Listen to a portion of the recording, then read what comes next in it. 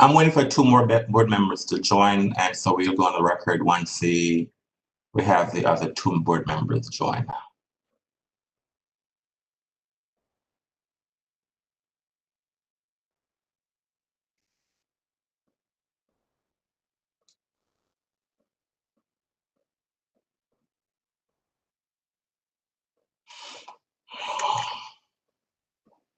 All right, we're on the record.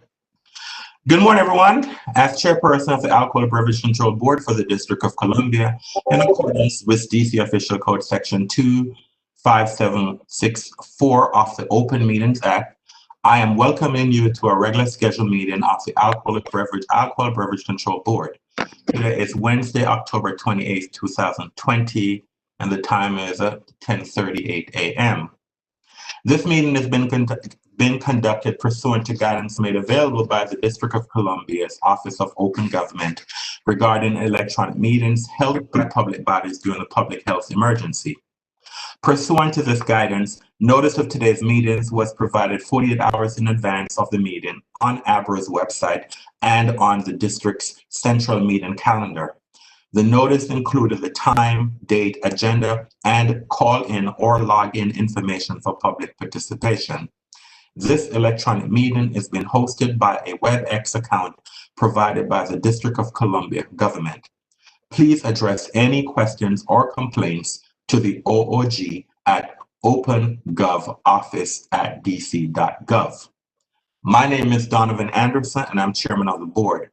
I would like to introduce the other members of the ABC board who are also participating electronically pursuant to Mayor's Order 2020-054. Please respond when I announce your name. Mr. James Short. Mr. James. Mr. Bobby Cato. Bobby Cato, present. Ms. Rima Wahabzada. Rima Wahabzada, present. Ms. Rafi Crockett. Rafi Crockett, present. And Ms. Jenny Hansen. Jenny Hansen, present. The board has 6 members in attendance for the conduct of business today, and that constitutes a quorum. Before we get underway with today's hearing calendar, I need to make a few instructions very clear so that the conduct of these hearings is understood by everyone. There are actually 2 cases scheduled for today. Once your case is called, I will take a moment for our IT specialist to elevate the rights for each party to enable their camera and microphone. Then and only then will you have the ability to enable your equipment. If your case is not being heard, you will remain mute and your camera will be disabled. At the conclusion of each case, the parties will have the option to leave. If the party chooses to stay, all cameras and microphones for this concluded case will be disabled. Should you have any questions or require technical assistance during the hearing, please submit them using the question and answer feature or send an email to simone.andrews2@dc.gov. Our first order of business today, it is a summary suspension hearing, case number 20 CMP 00094, 20 CMP 00108, and 20 CMP 00109, District Soul Food Restaurant and Lounge. I will now take a moment for our IT specialist to elevate the rights for each party of this case to enable their camera and microphone. And Ms. Andrews, can you elevate their rights, please? Sure, stand by. Ms. Prepke, your rights have been elevated. Mr. Roundtree, your rights have been elevated. That's all, Mr. Chair. All right, thank you very much. And can the parties activate their cameras, please? All right, good morning. All right, can I have the parties introduce themselves, starting with the government? Good morning, Jessica Krupke, Ms. Krupke, District of Columbia. can you spell your name for the record, please? Sure, it's Jessica Krupke. All right, can I have everyone mute their microphones, please? If you, only for people who are speaking, should you unmute your microphone? All right, go ahead, Mr. Roundtree. Yes, sir. Good morning. My name is David Roundtree, David. Roundtree is Rountree. Thank you, Mr. Roundtree. And what's your affiliation with this case, please? I couldn't hear you. Said it again. What's your affiliation with the case? Are you the licensee? Yes, sir. No, I just wanted for you to identify yourself that way. I know who you are, but the public record doesn't. I believe, Ms. Krupke,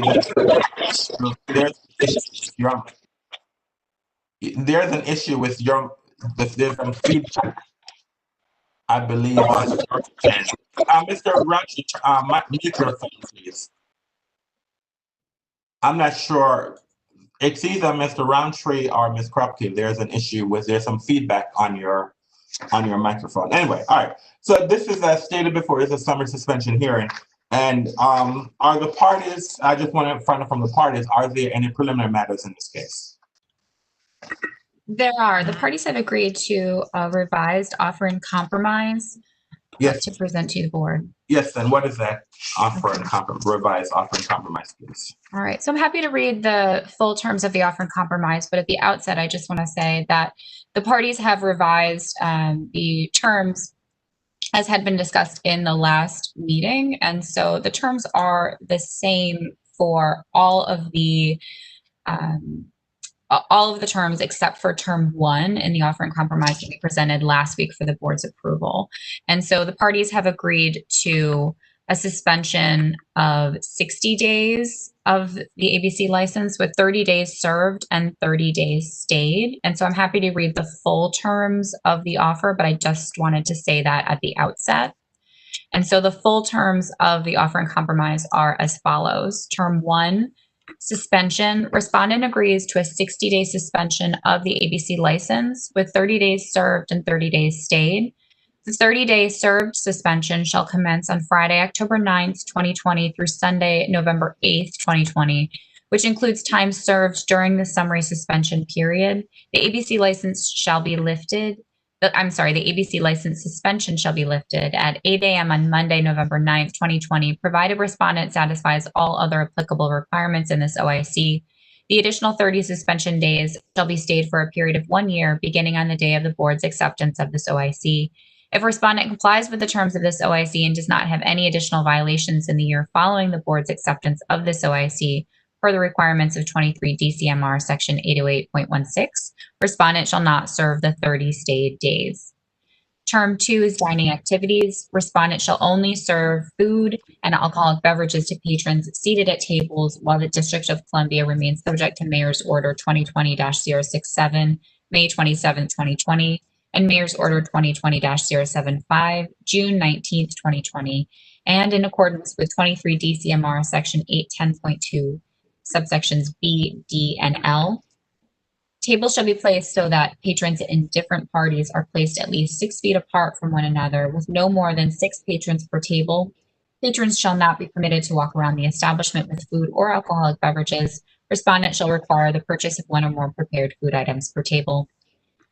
Section 3 is bar activities. While the District of Columbia remains subject to Mayor's Order 2020-067, May 27, 2020, and Mayor's Order 2020-075, June 19, 2020, respondent shall not seat patrons at indoor or outdoor bars that are being staffed or utilized by a bartender. Patrons shall not be permitted to stand at an indoor or outdoor bar to order food or alcoholic beverages as required by 23 DCMR Section 810.2Q. Item 4 is the social distancing walkthrough. Prior to lifting the suspension of the establishment's alcoholic beverage license, an ABRA investigator shall conduct a walkthrough of the licensed establishment with respondent to evaluate the establishment's compliance with the district's social distancing requirements. This evaluation shall include an assessment of respondent's compliance with Mayor's Order 2020-075, May 27, 2020, Mayor's Order 2020-080, June 19, 2020, and in accordance with 23 DCMR Section 810.2. Item 5 is queues. While the District of Columbia remains subject to Mayor's Order 2020-067, May 27, 2020, and Mayor's Order 2020-075, June 19, 2020, and in accordance with 23 DCMR Section 810.2M, respondent shall require patrons to wait outside at least 6 feet apart until they are ready to be seated. Queuing indoors shall not be permitted. Section 6 is egress. Respondent shall not prevent egress from the establishment. Respondent shall not lock doors during business hours or when patrons are inside of the establishment. Section 7 is masks. While the District of Columbia remains subject to Mayor's Order 2020-080, July 22nd, 2020, and in accordance with 23 DCMR 810.2 S and T, except when eating or drinking while seated during the public health emergency, respondent shall require that all owners and employees of the establishment wear a mask or face covering while present on the licensed premises, regardless of whether they are on duty. Respondent shall also require patrons during the public health emergency to wear masks or face coverings prior to entering or while waiting in line outside of the licensed premises and while traveling to use the restroom or until they are seated and eating or drinking. Item 8 is music. While the District of Columbia remains subject to Mayor's Order 2020-067, May 27, 2020, and Mayor's Order 2020-075, June 19, 2020, and in accordance with 23 DCMR 810.2N, respondent shall only offer recorded or background music that is played at a conversational level that is not heard in the homes of district residents. A DJ shall not be permitted. And number 9, operating hours. Respondent shall restrict its operations, excluding carryout and delivery, and the sale, service, or the consumption of alcoholic beverages, both indoor and outdoor, for on-premises consumption to the hours between 8 a.m. and midnight during every day of the week, while the District of Columbia remains subject to Mayor's Order 2020-067, May 27, 2020, and Mayor's Order 2020-075, June 19, 2020, and in accordance with 23 DCMR Section 810.2K. And that concludes the terms. Ms. Gruppy says, is it the government's view that if the board accepts this, the offer in compromise, that it will address sufficiently the issues that were raised in the summer suspension order? Yes, and that's true for several reasons. First, the parties were cognizant of the board's rejection of the prior OIC and the feeling that was represented in that rejection that this needed to be a sufficient enough penalty for the violations that were observed by the ABRA investigators. And so the terms of this suspension are, we feel, sufficiently punitive in that the 60-day suspension, it represents a significant chunk of the year. It's nearly 1/6 of the year that there's some sort of suspension being applied to this license.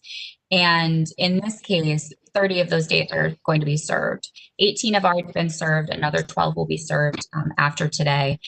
And so that amount of time represents a significant loss of revenue to the establishment. In addition, the additional 30 days that are stayed for a period of 1 year represent a very strong incentive for this establishment to be in compliance, not only with the mayor's orders, but also with all the other ABRA regulations. And the establishment understands or has represented to me that he understands that those days will be served should there be another violation found within that year. In addition, the individual terms other than the suspension that we've included in this OIC represent a means to address the violations that were found by the ABRA investigators, specifically things like the wearing of masks. Of course, that's always been required by the mayor's order, but the ABRA investigators, the district alleges, did find violations of the mask ordinance. And so including that in here as another means of reminder and also to ensure compliance with that specific provision, we feel will help protect the residents of the District of Columbia during this public health emergency.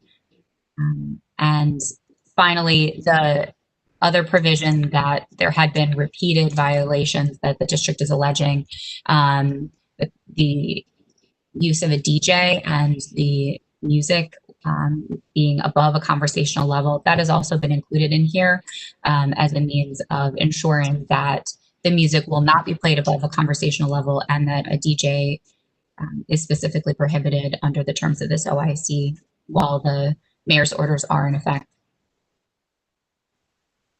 All right, thank you very much. Mr. Roundtree, I see that the government has proposed an OIC and the government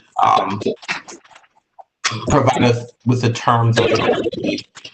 Is this the document? Do you agree with the terms of the OIC, sir? Yes, sir. Are you aware that by accepting the OIC that of your right to a hearing? Yes, sir. And also, are you also aware that by accepting the OIC that you get your right to appeal? Yes, sir. Okay, fine. I believe I'm going to make a motion that the board accept the terms of the OIC. Is there a second? Mr. Short, second. Or Mr. Short has seconded the motion. And before I have a roll call vote on the motion, and I'm also going to review the terms of the OIC. Do any of our board members have any questions for either the government or Mr. Roundtree on the terms of the OIC? Hearing none, then the terms of the OIC are as follows. Term 1 is a suspension. Respondent agrees to a 60-day suspension of his ABC license with 30 days served and 30 days stayed. The 30-day served suspension shall commence on Friday, October 9th, 2020 through Sunday, November 8th, 2020, which includes time served during the summer suspension period. The ABC license suspension shall be lifted at 8 a.m. on Monday, November 9th, 2020, provided respondent satisfies all other applicable requirements in this OIC. The additional 30 suspension days shall be stayed for a period of 1 year, beginning on the day of the board's acceptance of this OIC. If respondent complies with the terms of this OIC and does not have any additional violations in the year following the board's acceptance of this OIC, per the requirements of 23 DCMR section 808.16, respondent shall not serve the 30 stayed days. Number 2, dining activities. Respondent shall only serve food and alcoholic beverages to patrons seated at tables while the District of Columbia remains subject to Mayor's Order 2020-067 dated May 27, 2020, and Mayor's Order 2020-075 signed June 19, 2020. And in accordance with 23 DCMR section 810.2 B, D, and F. Tables shall be placed so that patrons in different parties are placed at least 6 feet apart from one another, with no more than 6 patrons per table. Patrons shall not be permitted to walk around the establishment with food or alcoholic beverages. Respondent shall require the purchase of 1 or more prepared food items per table. Number 3, bar activities. While the District of Columbia remains subject to Mayor's Order 2020-067, May 27, 2020, and Mayor's Order 2020-075, June 19, 2020, respondent shall not seat patrons at indoor or outdoor bars that are being staffed or utilized by a bartender. Patrons shall not be permitted to stand at an indoor or outdoor bar or order food or alcoholic beverages as required by 23 DCMR section 810.2Q. Number 4, social distancing walkthrough.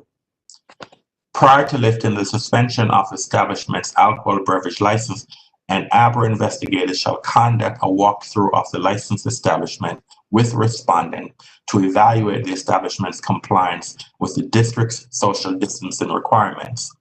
This evaluation shall include an assessment of respondents' compliance with Mayor's Order 2020-075 dated May 27, 2020, and Mayor's Order 2020-080 dated June 19, 2020, and in accordance with 23 DCMR Section 810.2. Number 5, Qs. While the District of Columbia remains subject to Mayor's Order 2020-067, dated May 27, 2020, and Mayor's Order 2020-075, dated June 19, 2020, in accordance with 23 DCMR Section 810.2M, respondent shall require patrons to wait outside at least 6 feet apart until they are ready to be seated. Queuing indoors shall not be permitted. Number 6, egress. Respondent shall not prevent egress from the establishment. Respondent shall not lock doors during business hours or when patrons are inside of the establishment. Number 7, mass. While the District of Columbia remains subject to Mayor's Order 2020-080, dated July 22, 2020, in accordance with 23 DCMR Section 820.2S and T, except when eating or drinking while seated during the public health emergency, respondent shall require that all owners and employees of the establishment wear a mask or face covering while present on the licensed premises, regardless of whether they are on duty. Respondent shall also require patrons during the public health emergency to wear masks or face covering prior to entering or while waiting in line outside of the licensed premises and while traveling to use the restrooms or until they are seated and eating or drinking. Number 8, music. While the District of Columbia remains subject to Mayor's Order 2020-067, dated May 27, 2020, and Mayor's Order 2020-075, June 19, 2020, in accordance with 23 DCMR Section 810.2N, respondents shall only offer recorded or background music that is played at a conversational level that is not heard in the homes of district residents. A DJ shall not be permitted. Number 9, operating hours. Respondent shall restrict its operations, including carry out and delivery, and the sale of service or consumption of alcoholic beverages, both indoors and outdoors, for on-premises consumption to the hours between 8 a.m. and midnight during every day of the week, while the District of Columbia remains subject to Mayor's Order 2020-067, dated May 27, 2020, and Mayor's Order 2020-075, dated June 19, 2020, in accordance with 23 DCMR Section 810.2K. Those are the terms of the OIC. The OIC has been properly seconded by Mr. Short. I will now have a roll call vote on the motion. Mr. Short. Mr. Short, aye. Mr. Cato. Bobby Cato, I agree. Ms. Wabzada. Rima Wabzada, I disagree. Ms. Crockett. Rafi Crockett, I agree. Ms. Henson. Penny Hansen, I agree. And Mr. Anderson, I agree. The vote is that 5-1 that the board with Ms. Wabzada disagreeing with the board accepting the OIC. I want to thank the parties for the presentation of the case today. And unless anyone has any other comments, this matter is concluded. Okay. All right. So thank you very much. Thank you. All right. Bye-bye. All right. All right. I know that our next case is scheduled to occur at 11:30. So since we have some time, what I will do, I'm going to do our.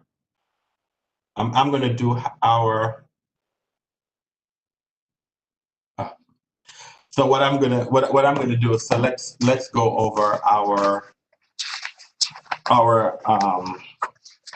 let me see what agenda is. I'm gonna do our licensing agenda. Okay. Give me a minute, please. No, I'm sorry. We're gonna do our legal agenda first. I apologize. So let's do our legal agenda.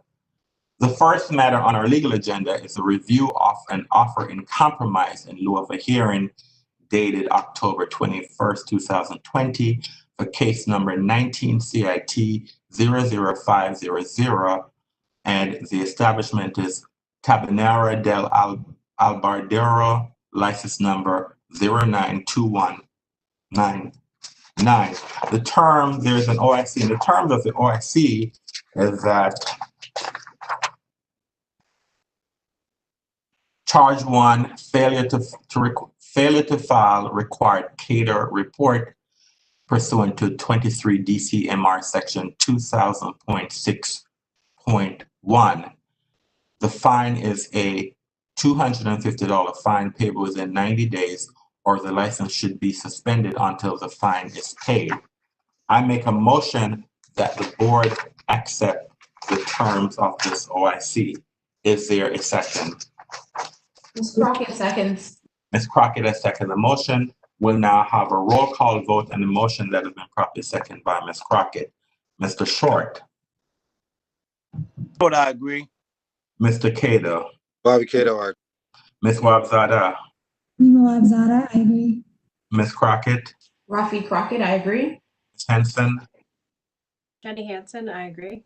and Mr. Anderson, I agree. The matter passes 6-0-0.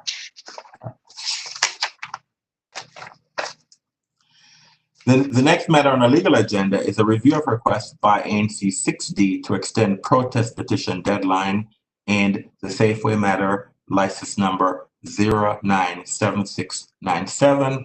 I make a motion that we approve this request. Is there a second? Ms. Crockett seconds. Ms. Crockett has seconded the motion. We'll now have a roll call vote on the motion that's been properly seconded by Ms. Crockett. Mr. Short. Mr. Short. Short, I agree. Mr. Cato. Bobby Cato, I agree. Ms. Wabzada. Rima Wabzada, I agree. Ms. Crockett. Rafi Crockett, I agree. Henson. Jenny Hansen, I agree. And Mr. Anderson, I agree. The matter passes 6-0-0.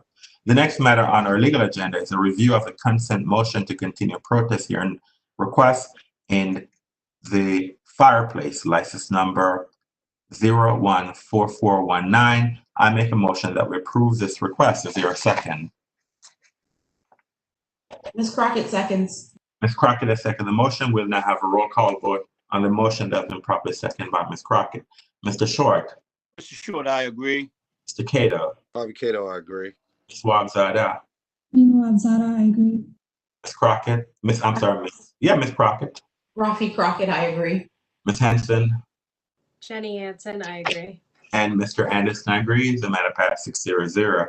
The next matter on our agenda is a review of request to be granted full standing as abutting property owners dated October 20th, 2020. The request was filed by Susan Farmer and Piper Hendricks in the MAHK meetings matter license number 116881. I make a motion that we approve this request. Is there a second? Mr. Short, I second. Mr. Short has seconded the motion. We'll have a roll call vote. Mr. Short. Mr. Short, I agree. Mr. Cato. Bobby Cato, I agree. Ms. Wabzada. Rima Wabzada, I agree. Ms. Crockett. Rafi Crockett, I agree. Ms. Henson. Hansen, I agree. Mr. Anderson, I agree. The matter passed 6-0-0.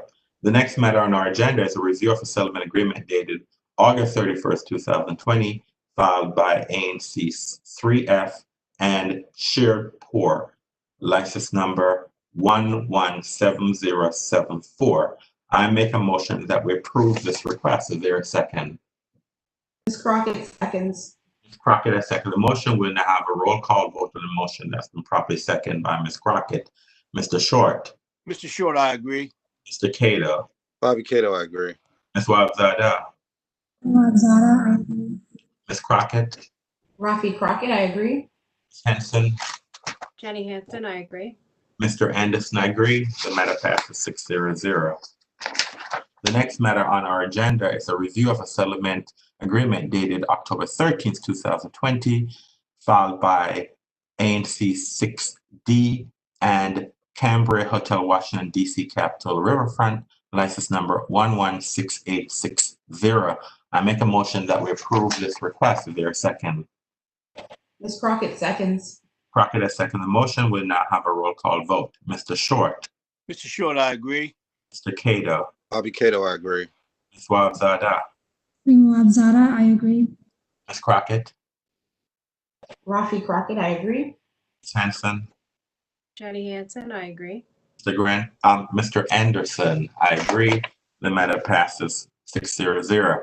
The next matter on our agenda is a review of a settlement agreement dated September 2nd, 2020, filed by the applicant, filed by ANC 2F and TG Cigars, license number 097774. I make a motion that we approve this request. Is there a second? Ms. Crockett seconds. Ms. Crockett has seconded the motion. We'll now have a roll call vote. Mr. Short, Mr. Short, I agree. Mr. Cato, Cato, I agree. Ms. Wahab Zada, Rima Wabzada, I agree. Ms. Crockett, Rafi Crockett, I agree. Ms. Hanson, Jenny Hansen, I agree. Mr. Anderson, I agree. The matter passed 6-0. The next matter is a review of a settlement agreement dated October 13th, 2020 between ANC 2E, the Citizens Association of Georgetown and Neighbors, and Fountain Inn, license number 116996.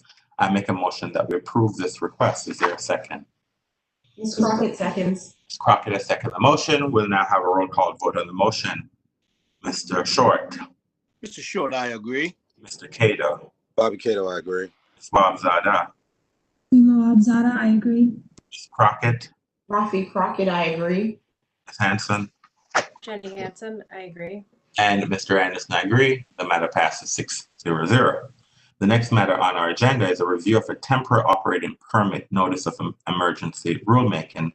I make a motion that we approve this request. Is there a second? Mr. Short, I second. Mr. Short has seconded the motion. We'll now have a roll call vote. Mr. Short, Mr. Short, I Mr. Cato, Bobby Cato, I agree. Ms. Wahab Zada, Rima Wabzada, I agree. Ms. Crockett, Rafi Crockett, I agree. Ms. Hanson, Jenny Hansen, I agree. Mr. Anderson, I agree. The matter passes 6-0. Excuse me. We now move to our licensing agenda. The first matter on our licensing agenda is a review of an application for stipulated license with letter of ANC support to operate with a new ABC license. The request has been made by Glassery, license number 117346. I make a motion that we approve this request. Is there a second? Ms. Crockett seconds. Ms. Crockett has seconded the motion. We'll now have a roll call vote on the motion. Mr. Short, Mr. Short, I Mr. Cato, Bobby Cato, I agree. Ms. Wahab Zada, Rima Wabzada, I agree. Ms. Crockett, Rafi Crockett, I agree. Ms. Hanson, Jenny Hansen, I agree. Mr. Anderson, I agree. The matter passed 6-0. The next matter on our agenda is a review application for Summer Garden endorsement with 50 seats. This is from the St. Regis Hotel, license number 099454. I make a motion that we placard this matter. Is there a second? Mr. Short, I second. Mr. Short has seconded the motion. We'll now have a roll call vote. Mr. Short, Mr. Short, I agree. Mr. Cato, Bobby Cato, I agree. Ms. Wahab Zada, Rima Wabzada, I agree. Ms. Crockett, Rafi Crockett, I agree. Ms. Hanson, Jenny Hansen, I agree. Mr. Anderson, I agree. The matter passes 6-0.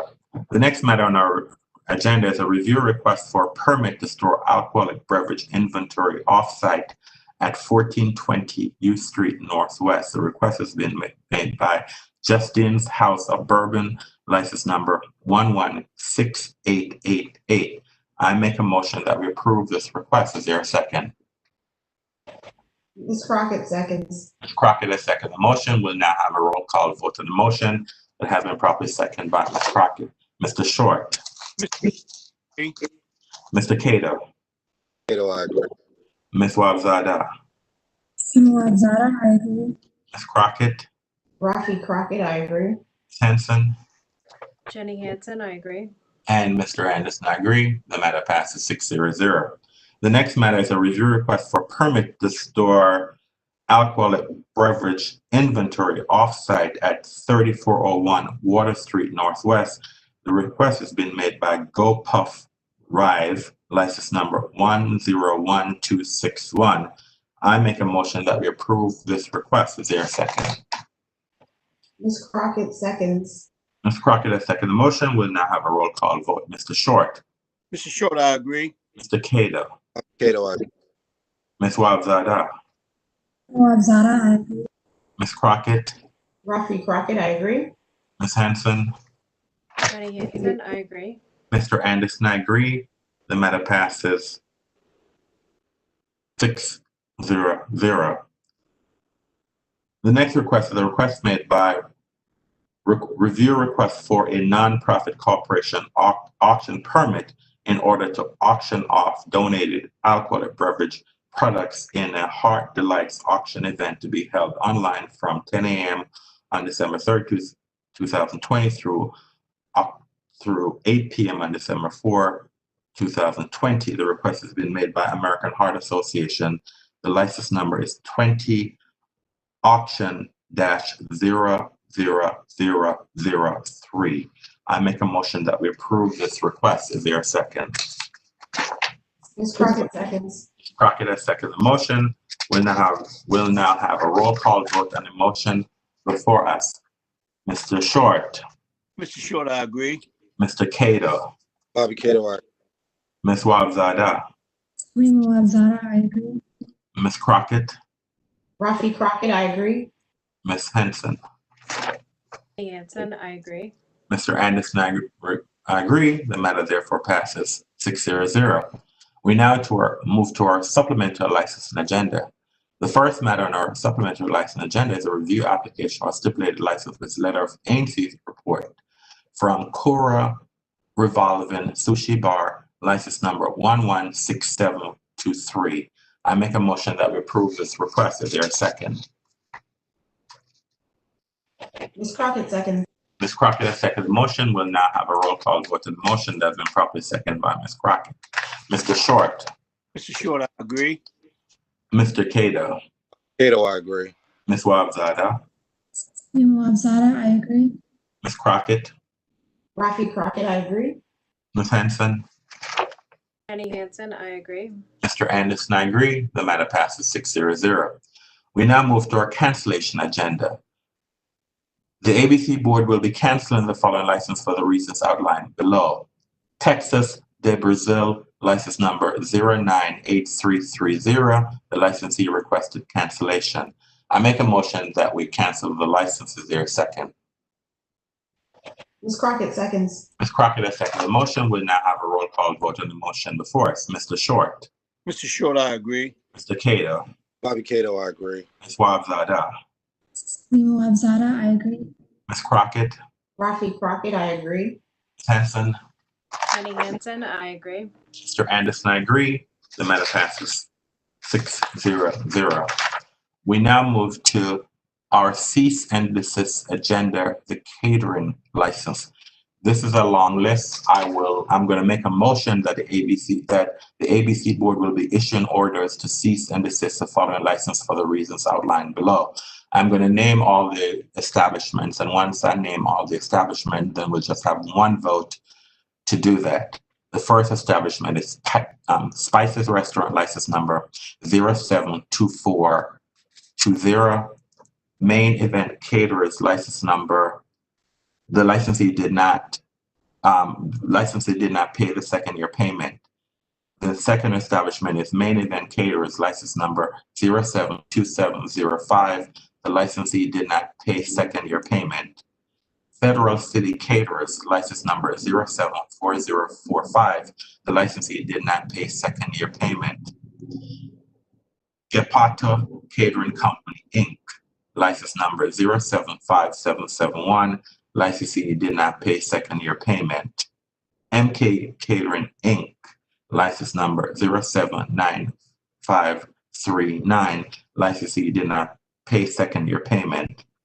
Catering by Avalon, Inc., license number 080091. Licensee did not pay second year payment. The Park at 14th, license number 081276. The licensee did not pay second year payment. Purple Onion Catering Company, license number 086362. The licensee did not pay second year payment. Jose Andres Catering, license number 088399. The licensee did not pay second year payment. Chef Expressions, license number 088438. The licensee did not pay second year payment. Equinox, license number 092155. The licensee did not pay second year payment. Green Plate Cake Catering, license number 092376. The licensee did not pay second year payment. Luke's Lobster, license number 093123. The licensee did not pay second year payment. Catherine's Catering, license number 093580. The licensee did not pay second year payment. Root and Stem Catering, license number 094227. Licensee did not pay second year payment. Barcelona, license number 100205. Licensee did not pay second year payment. Eats Place, license number 101680. Licensee did not pay second year payment. Rouge Fine Catering, license number 102443. Licensee did not pay second year payment.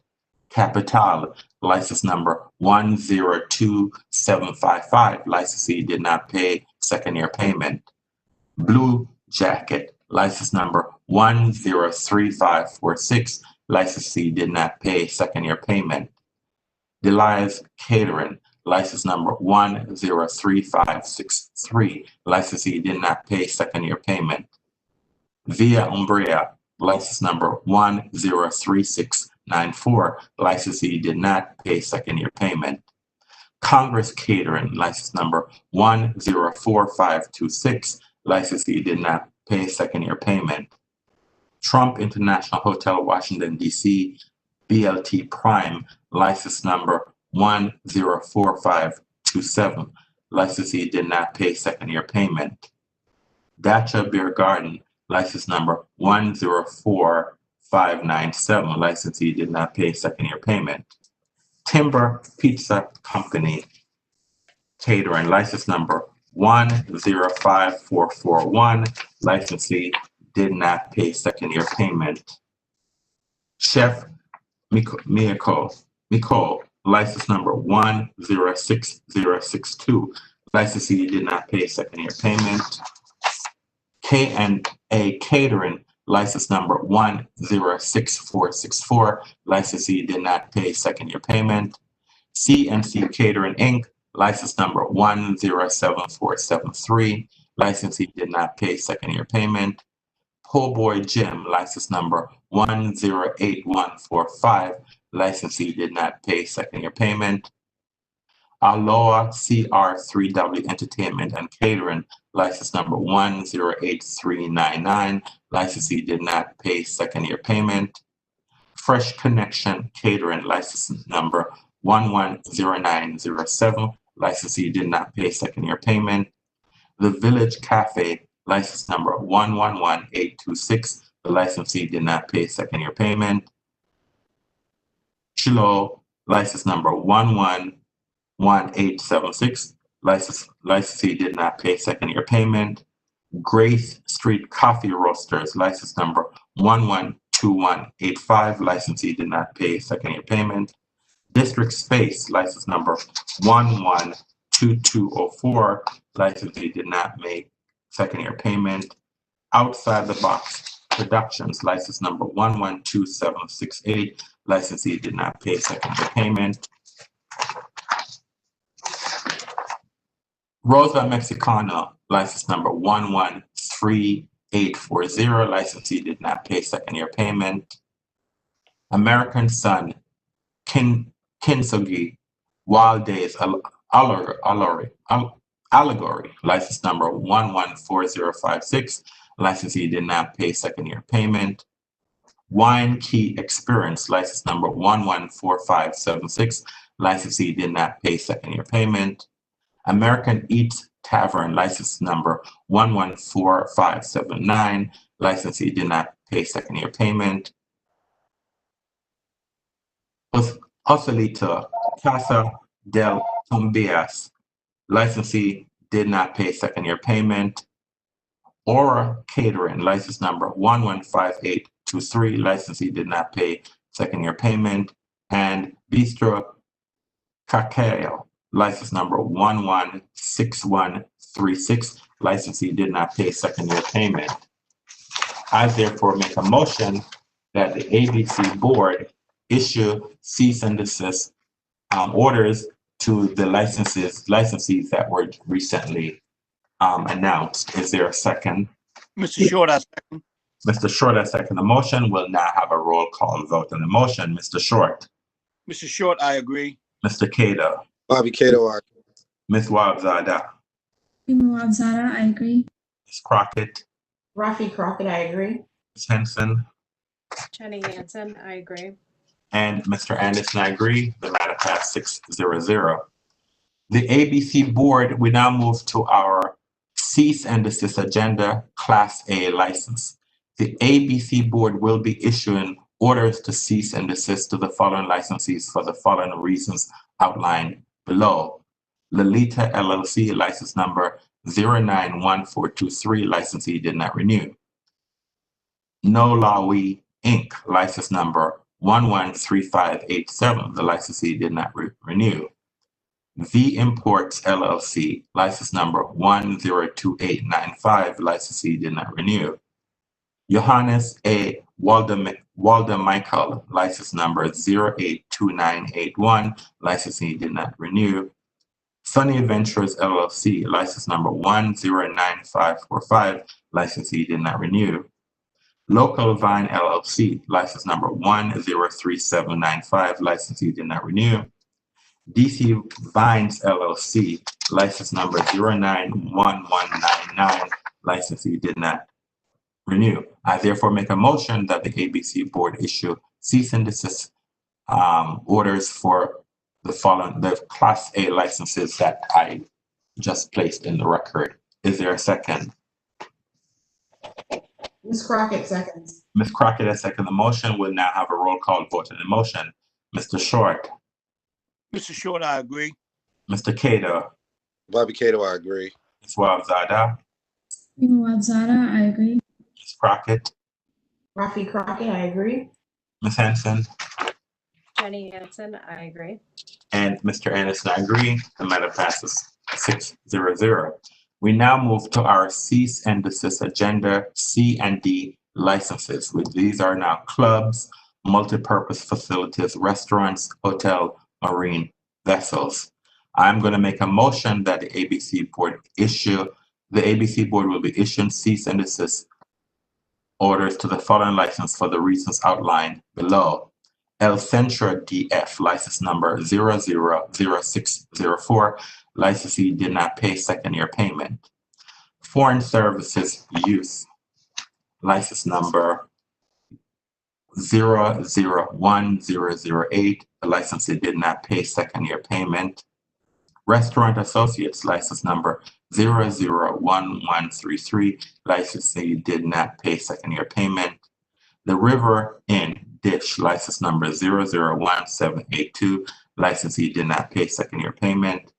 The Front Page Restaurant and Grill, license number 001910, licensee did not pay second year payment. A Slice of Italy Pizzeria, license number 007255, licensee did not pay second year payment. New Heights, license number 009480, the licensee did not pay second year payment. City Lights of China, license number 014818, licensee did not pay second year payment. The Grill from Ipanema, license number 017199, licensee did not pay second year payment. Otello, license number 020177, licensee did not pay second year payment. Serengeti, license number 022889, licensee did not pay second year payment. Cafe Soyel, license number 024748, licensee did not pay second year payment. Thunder Grill, license number 026658, licensee did not pay second year payment. Marcel's, license number 060004, licensee did not pay second year payment. Local 16, license number 060467, licensee did not pay second year payment. Ella's Wood Fried Pizza LLC, excuse me, license number 060635, licensee did not pay second year payment. Little Fellas, license number 060754, licensee did not pay second year payment. Truno, license number 071165, licensee did not pay second year payment. The Ugly Mug Dining Saloon / Valor Brew Pub, license number 071793, licensee did not pay second year payment. Gala Hispanic Theater, license number 072095, licensee did not pay second year payment. Sing Sing Karaoke Palace, license number 072783, licensee did not pay second year payment. Bobby's Vans Grill, license number 073165, licensee did not pay second year payment. Berthier Beck, license number 076383, licensee did not pay second year payment. Georgia Browns, license number 077127, licensee did not pay second year payment. Spirit of Mount Vernon, license number 077414, licensee did not pay second year payment. National Elite, license number 07744144, licensee did not pay second year payment. The Source by Wolfgang Puck, license number 077565, licensee did not pay second year payment. Museum, license number 077573, licensee did not pay second year payment.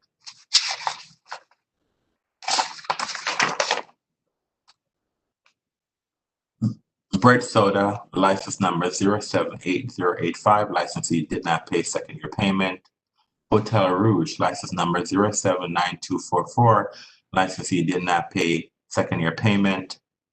Avalon Theater, license number 080085, licensee did not pay second year payment. La Pain Cuisine, license number 080772, license did not pay second year payment.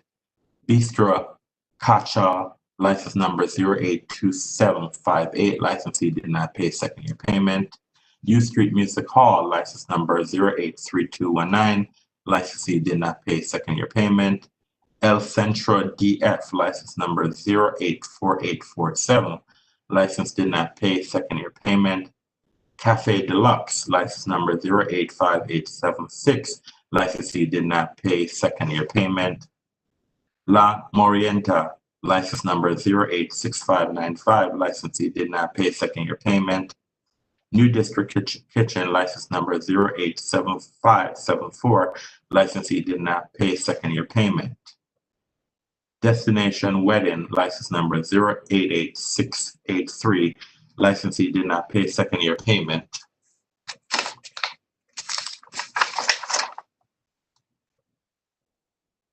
Kokeb Ethiopian Restaurant, license number 089933, licensee did not pay second year payment. MXDC, license number 090420, licensee did not pay second year payment. Maketo, license number 090445, licensee did not pay second year payment. Red Rocks, license number 090997, licensee did not pay second year payment. Tora, license number 091165, licensee did not pay second year payment. Art Jam, license number 091285, licensee did not pay second year payment. Taco Bamba and Paco Madre, license number 091610, licensee did not pay second year payment. Medium Rear Barracks Row LLC, license number 093523, licensee did not pay second year payment. Lapian Quidien, license number 093865, licensee did not pay second year payment. Campono, license number 094362, licensee did not pay second year payment. Larigoras, Indian and Napoleon Bistro, license number 095042, licensee did not pay second year payment. Pensy Commons, license number 095147, licensee did not pay second year payment. Plan B Burger Bar, license number 095796, licensee did not pay second year payment. Claude Steakhouse, license number 095922, licensee did not pay second year payment. Copies Organic Restaurant, license number 096458, licensee did not make second year payment. Bull, license number 097380, licensee did not pay second year payment. Bar Deco, license number 097418, licensee did not pay second year payment. Char Bar Restaurant and Eli's Market, license number 097661, licensee did not pay second year payment. Potomac Taxi One, license number 098753-4, licensee did not pay second year payment. Potomac Taxi 2, license number 098753-5, licensee did not pay second year payment. Potomac Taxi 3, license number 098753-6, licensee did not pay second year payment. Potomac Taxi 4, license number 098753-7, licensee did not pay second year payment. Lady Josephine, license number 098753-8, licensee did not pay second year payment. Espita Methacalaria, license number 099558, licensee did not pay second year payment. Alta Strada, license number 100140, licensee did not pay second year payment. Bullfrog Bagels Pesky, license number 100249, licensee did not pay second year payment. Half Smoke, license number 100855, licensee did not pay second year payment. Bistro Bohem, license number 101583, licensee did not pay second year payment. Tony's Palace Place, license number 102914, licensee did not pay second year payment. Champion's Kitchen, license number 103055, licensee did not pay second year payment. Retail Local El Techo, license number 104119, licensee did not pay second year payment. Tuara Ethiopian Fusion Restaurant, license number 105042, licensee did not pay second year payment. Poi Boy Gym 2, license number 105468, licensee did not pay second year payment. Ladori, license number 106089, licensee did not pay second year payment. Capital Crab and Seafood, license number 106151, licensee did not pay second year payment. City Tab House, license number 106537, licensee did not pay second year payment. Kalawai, license number 106681, licensee did not pay second year payment. Pure Plum, license number 107307, licensee did not pay second year payment. Fa Thai Cuisine, license number 107345, licensee did not pay second year payment.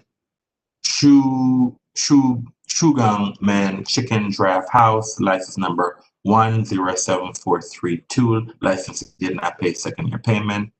Shop Made in DC, license number 107768, licensee did not pay second year payment.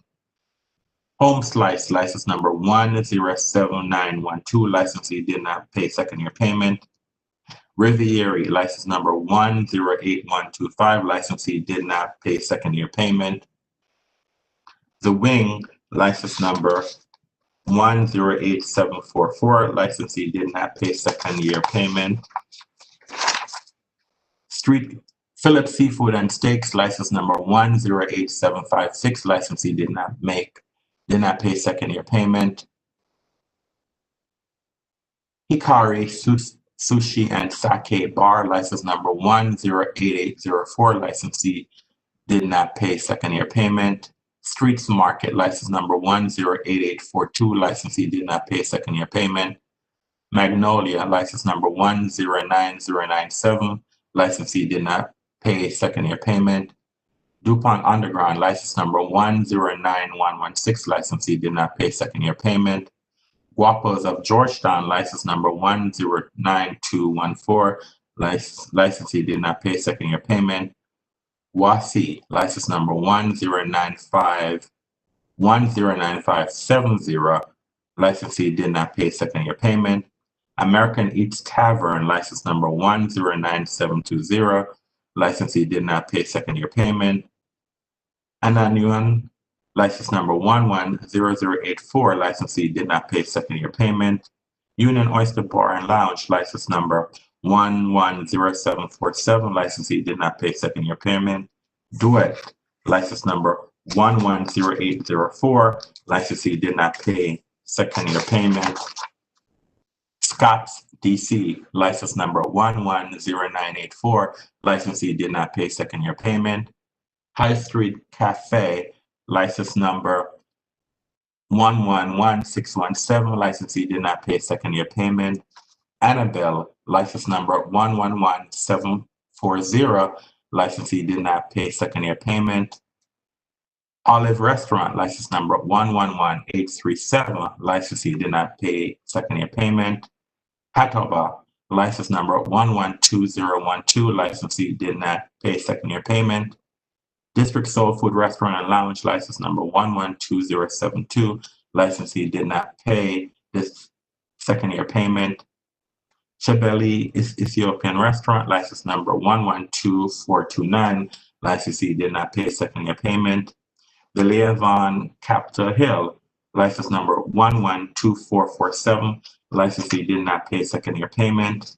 Officina Cafe, license number 112472, licensee did not pay second year payment. Felicity Lounge, license number 112502, licensee did not pay second year payment. Surfside, license number 113253, licensee did not pay second year payment. Leon, license number 114270, licensee did not pay second year payment.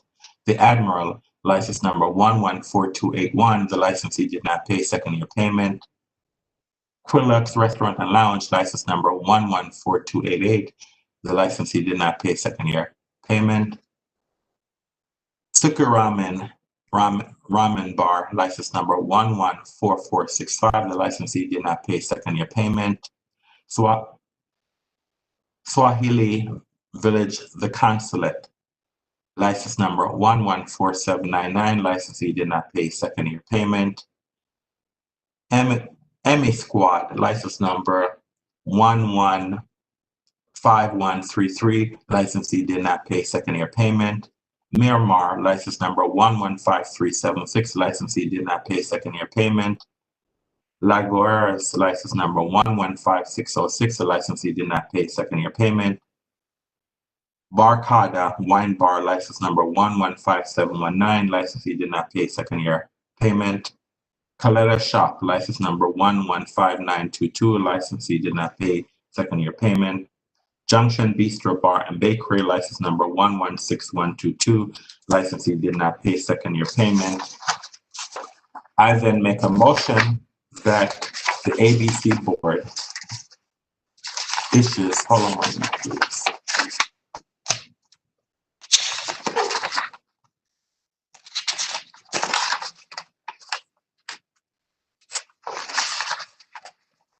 That the ABC board issues cease and desist orders for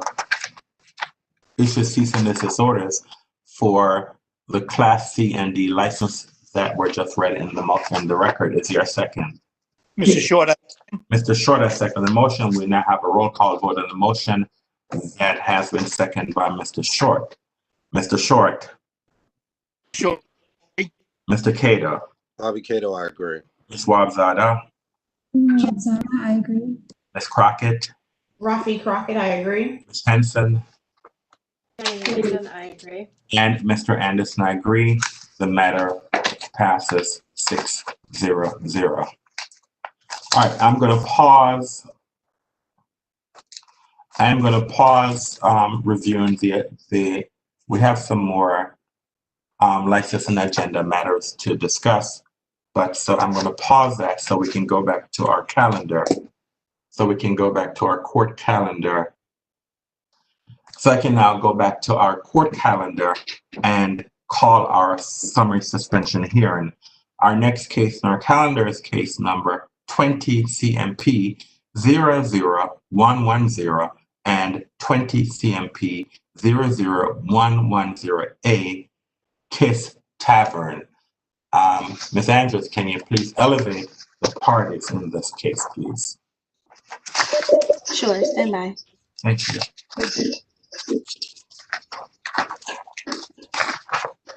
Mr. Augustine, you are now a panelist.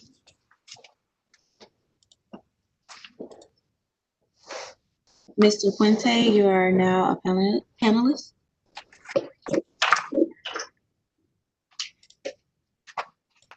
Mr. Bianco, you are now a panelist.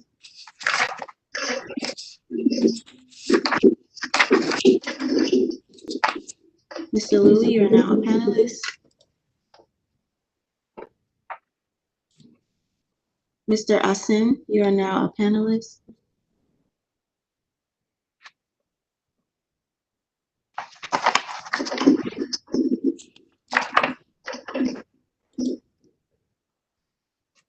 Ms. Johnson, you are now a panelist.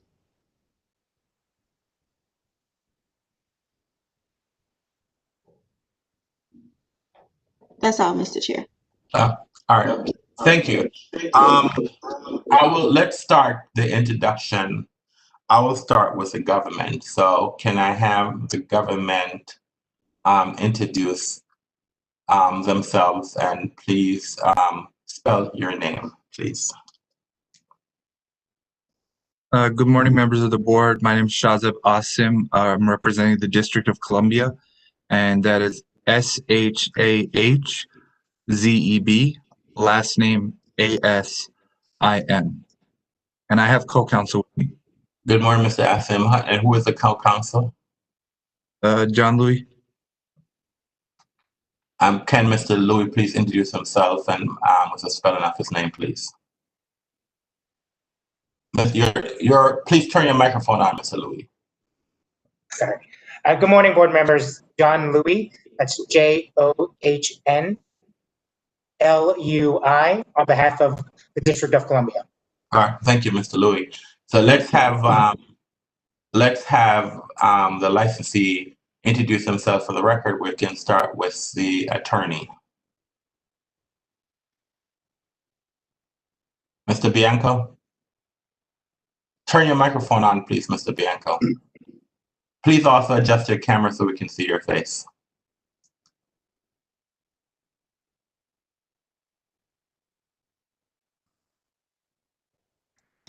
This is Richard Bianco. I am representing the licensee in this matter. Can you please spell your name for the record, Mr. Bianco? Yes, sir. Last name is spelled B-I-A-N-C-O, and I am here with my client, Eob Asbeha, A-S-B-E. I'm hearing. I'm sorry, who's speaking? Sorry. I'm sorry. So you're there with your client, and who's your client, Mr. Bianco? Eob Asbeha. He's right here, and he can introduce himself and spell his name. Yes, my name is Eob Asbeha, and A-S-B-E-H-A is my last name. Thank you. All right. This is a summary suspension hearing that we have this morning. Are there any preliminary matters in this case? Mr. Asim, this is your case right there. Are there any preliminary matters in this case? Yes, Mr. Chairman, the parties have conferred before the hearing and agreed to a certain stipulations. But there's no offer in compromise. You're saying that. So what is it that's been presented to the board today? We have a summary suspension hearing. There is no offer in compromise. All right. So, but are you saying that there are stipulations that the parties have agreed to stipulate to? Is that what you're saying? I'm trying to find out. Yes, there are stipulation parties have agreed to. All right. So, hold on one minute, please. So, what are the stipulations that the parties have agreed to, and what is it that? What are the stipulations the parties have agreed to, and what is it that? All right. So, what are the stipulations that the parties have agreed to? Parties have agreed that Detective Philip Tritico and Officer Michael Selgis will not testify to the ongoing criminal investigation of the incident in question. Two, parties have agreed to the authenticity and admissibility of the district's exhibits, which consist of 2 ABRA investigative reports, but respondent has reserved the right to object to the content which it finds to be. Okay. And number 3, parties have agreed to the authenticity and admissibility of the respondent's exhibits, which consists of photographs of the establishment. Okay. That concludes the stipulations. Stipulations. Okay. All right. Mr. Bianco, is that Mr. Asim had stated what the stipulations were? Are you in agreement with these stipulations, sir? Yes, that's correct. All right.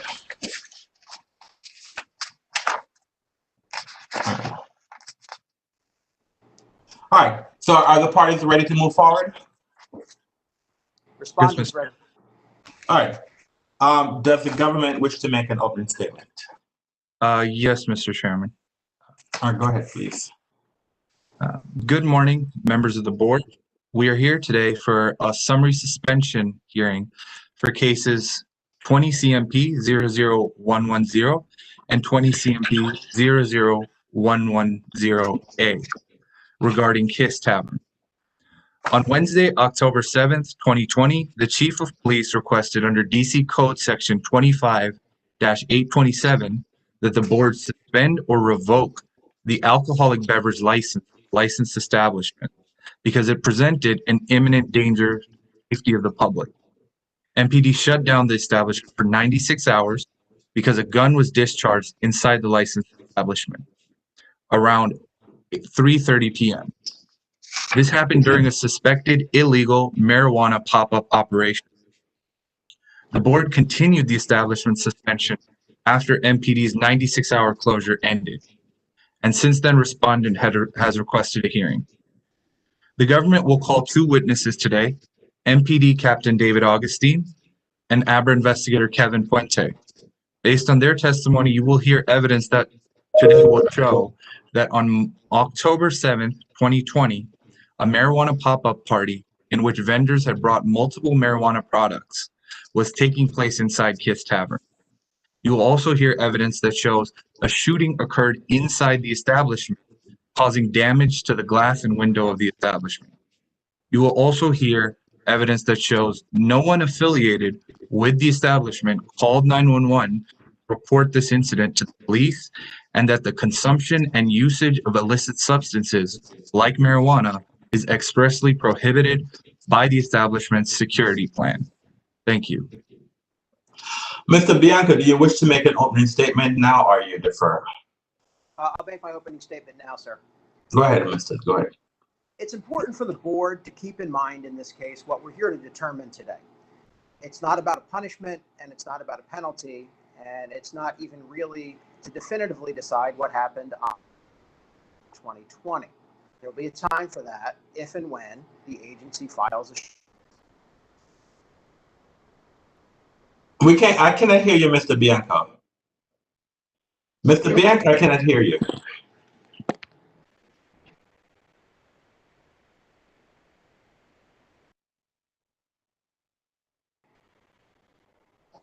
I can hear you now, sir. Okay.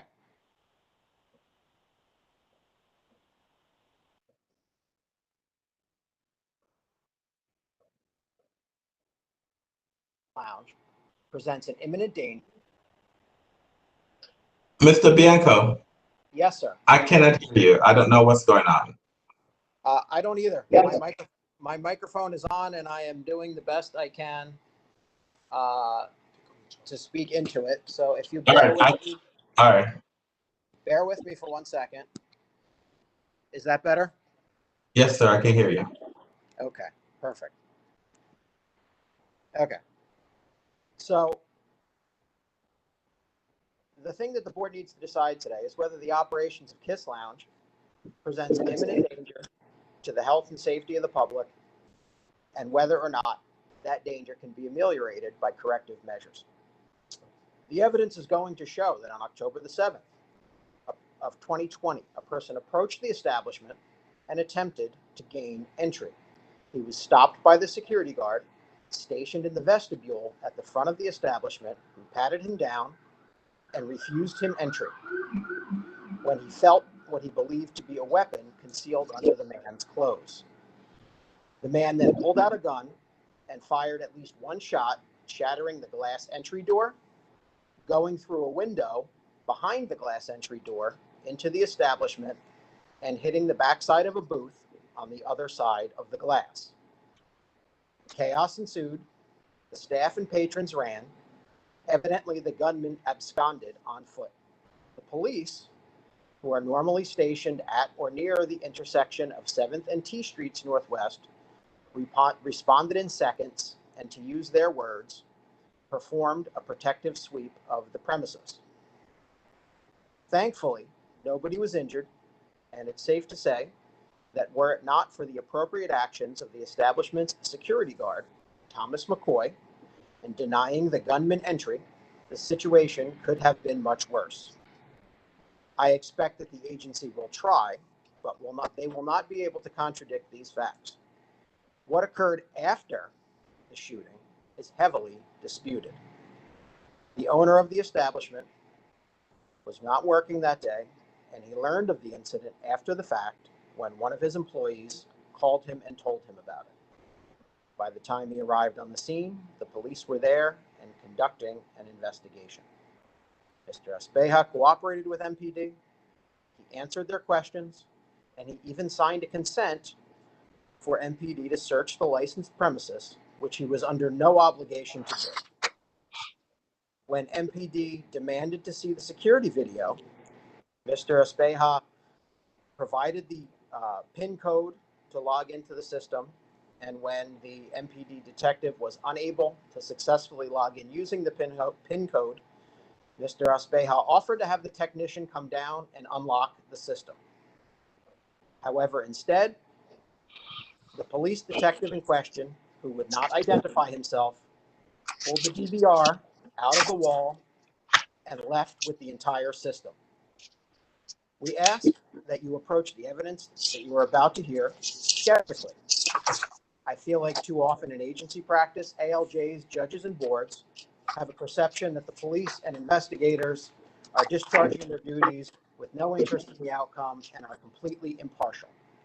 If we've learned anything in these strange times, it's that that is not always the case.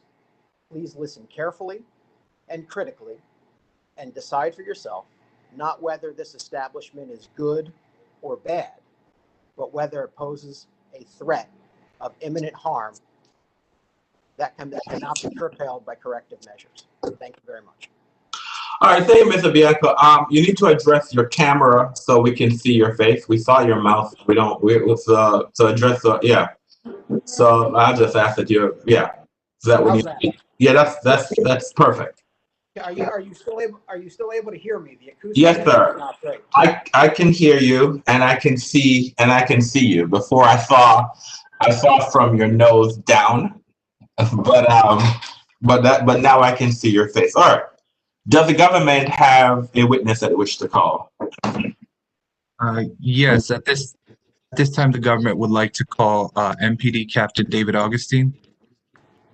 Mr. Augustine, Detective Augustine, can you raise your right hand, please? Do you swear or affirm to tell the truth and nothing but the truth? Yes, sir. All right. Mr. Athiem, your witness, please. Thank you, Mr. Chairman. Could you please, Captain Augustine, could you please state and spell your first and last name? Yes. Good morning, everyone. My first name is David, D-A-V-I-D. My last name is Augustine, A-U-G-U-S-T-I-N-E. And where are you currently employed? I'm employed with the Metropolitan Police Department. What is your position or role at MPD? I'm a patrol captain at the 3rd District. And how long have you been in that position? I've been a captain for a little over 3 years now. Currently, I was originally when I got promoted captain, I was a captain at the 3rd District. I was then went and played a role as administrative captain over the recruiting division. And as of July 5th, I've been reassigned back to the 3rd District. And what are your duties and responsibilities in this position? I oversee patrol functions of the sector that I'm in charge with at the 3rd District. I'm also assistant to the district commander. And does this include supervising investigations? I oversee, yes. I more oversee the actual initial part of the investigation, yes. And were you previously employed with MPD before this position? Yes. In what capacities were you employed with MPD? I started out as a patrol officer up near Capitol Hill area. I was promoted to sergeant and was a sergeant back in 2010. I was promoted to sergeant within the 6th District. I then became a detective sergeant at our Youth Investigations Division. I was promoted to a patrol lieutenant and was actually assigned to the 4th District. I was then an administrative lieutenant for the Executive Office of the Chief of Police. And as I stated previously, I was then promoted to captain, became patrol captain at the 3rd District. I also did some time as an administrative captain at the recruiting division, and I am happy to be back at the 3rd District again. And as part of your role at MPD, have you received any trainings? I have. And what kind of trainings? I went through the Metropolitan Police Academy. I go through our professional development training that we have every year. I've been in firearms training. I've also attended investigation classes, basic investigation classes. I've also attended training on infant deaths, and I've also attended the Federal Bureau of Investigation's National Academy. You said you attended firearms trainings. What do those trainings consist of? We have obviously a basic course we take in the academy to learn about the firearm and how to use it and the policies of using it. And then we go for recertification twice a year. Okay. And do you have experience with pop-up party investigations? I do. What is a pop-up party? Those are generally illegal activities that happen within either residential homes, commercial areas, and or ABRA establishments. And it's generally where they'll close off a portion of their property and they'll invite people in to illegally buy marijuana products and also THC type products. And what are the dangers of these pop-up parties? Well, I'm sad to report, we talk about violence within the city and these pop-up parties, which we'll probably discuss later through my testimony. But even as recently as last night, I had to respond to a homicide scene on Georgia Avenue, all right, where we believe that was a pop-up party. Talking with some of our homicide detectives, probably at the low estimate over the last year, there's been 5 homicides. And like I said, that's a conservative number related to pop-up events. And that just doesn't even go into, the historical factor over the last few years of the violence that we've seen throughout the city and district, and even here at the 3rd District, where we've recovered firearms from some of these pop-up parties. Approximately how many pop-up party investigations have you been involved in? Right off the top of my head, of really involved with, I would say probably 3 or 4 when I oversaw my first tenure at the 3rd District. That I actually had I was actually on scene of within the Adams Morgan area. And that doesn't count the other ones that we may have known about that other folks have been helping us out with. Now, Kevin Augustine, are you familiar with Kiss Tavern? I am. How are you familiar with them? I responded there on October 7th, 2020, in reference to an incident that we had there. And did you receive a call to respond? I heard a call I heard a call go over for a call for service, and yes, through what we found out, I did end up responding to that location. And when did you get this call? It was on October 7th, 2020.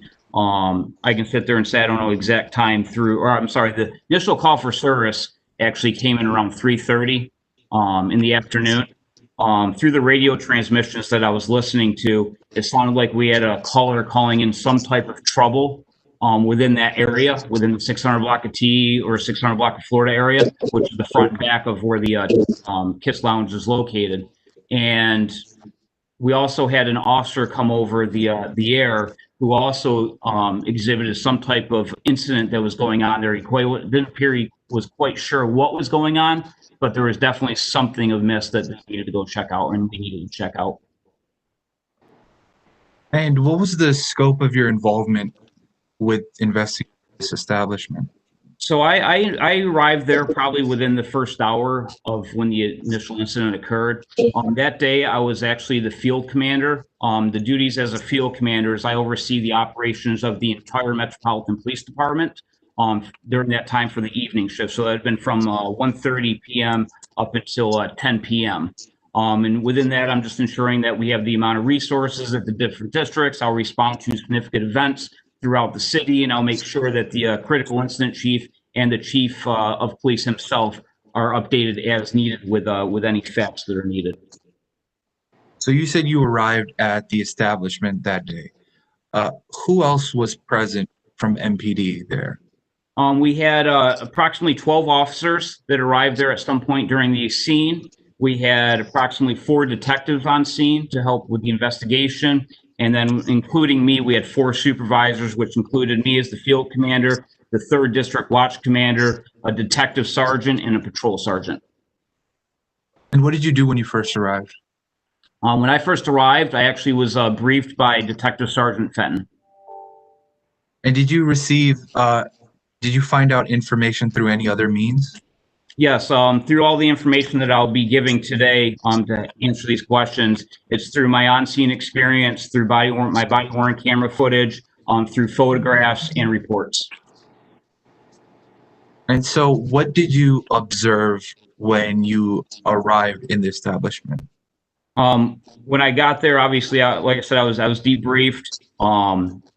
We notified ABRA, or I helped get the notification of ABRA to respond.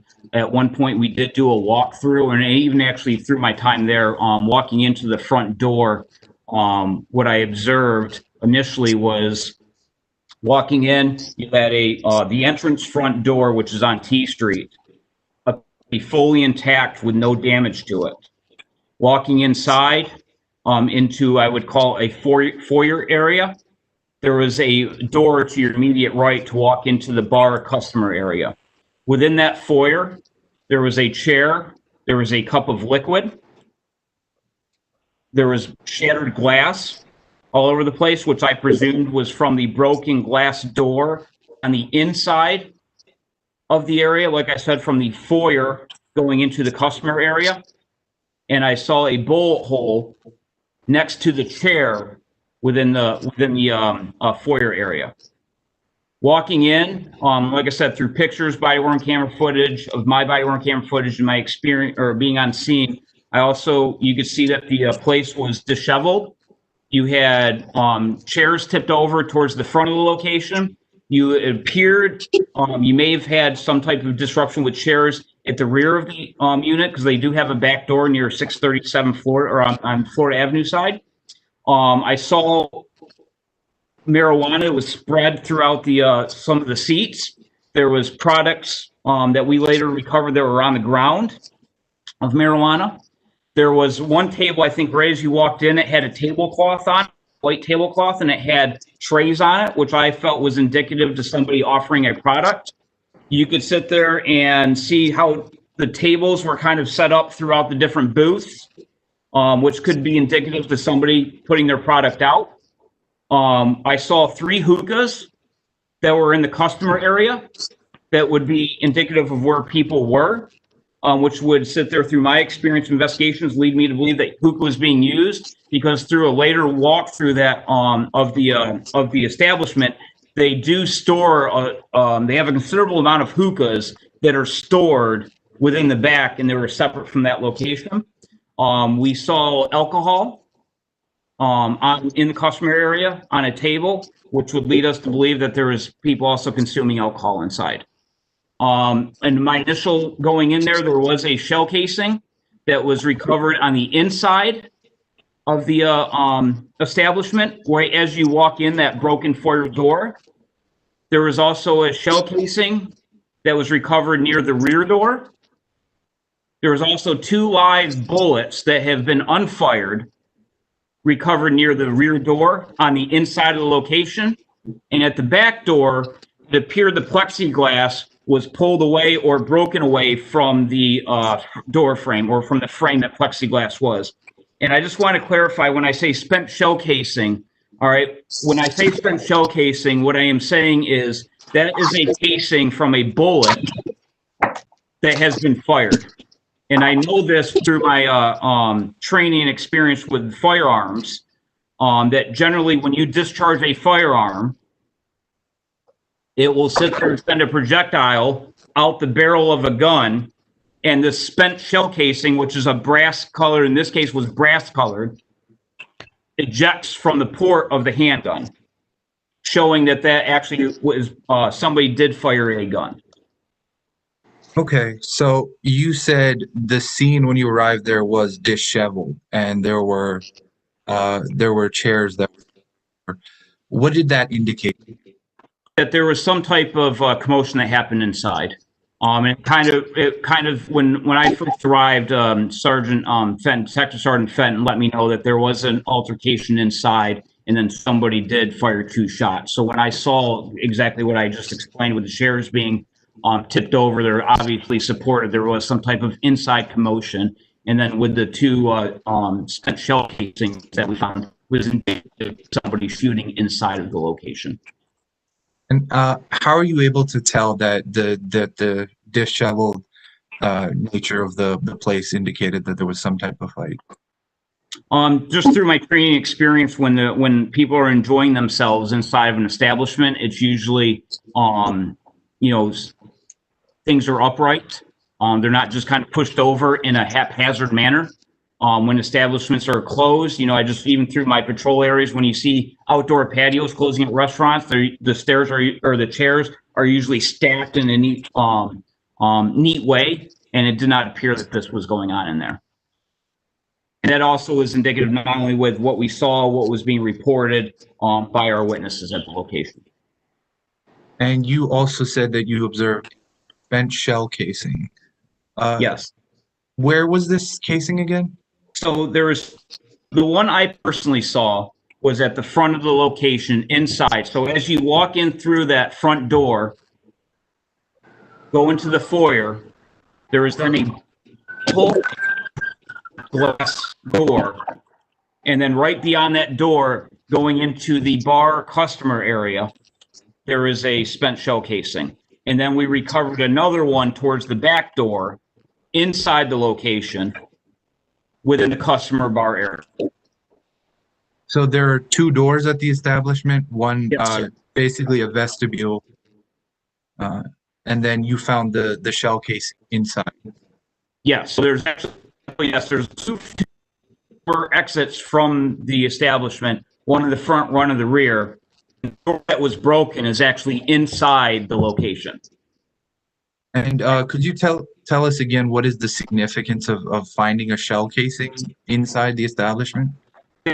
Of where the shooting occurred. All right. Obviously, with the commotion going on, that may have even been kicked around.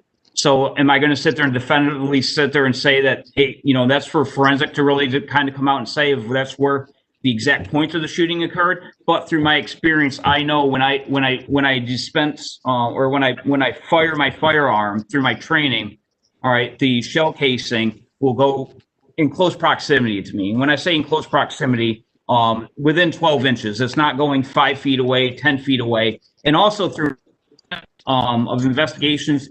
Generally, people are not going to bring shell casings that they fired at a different location or on the outside. If this occurred on the outside, they would not be picking up their shell, all right, and bringing it inside the location.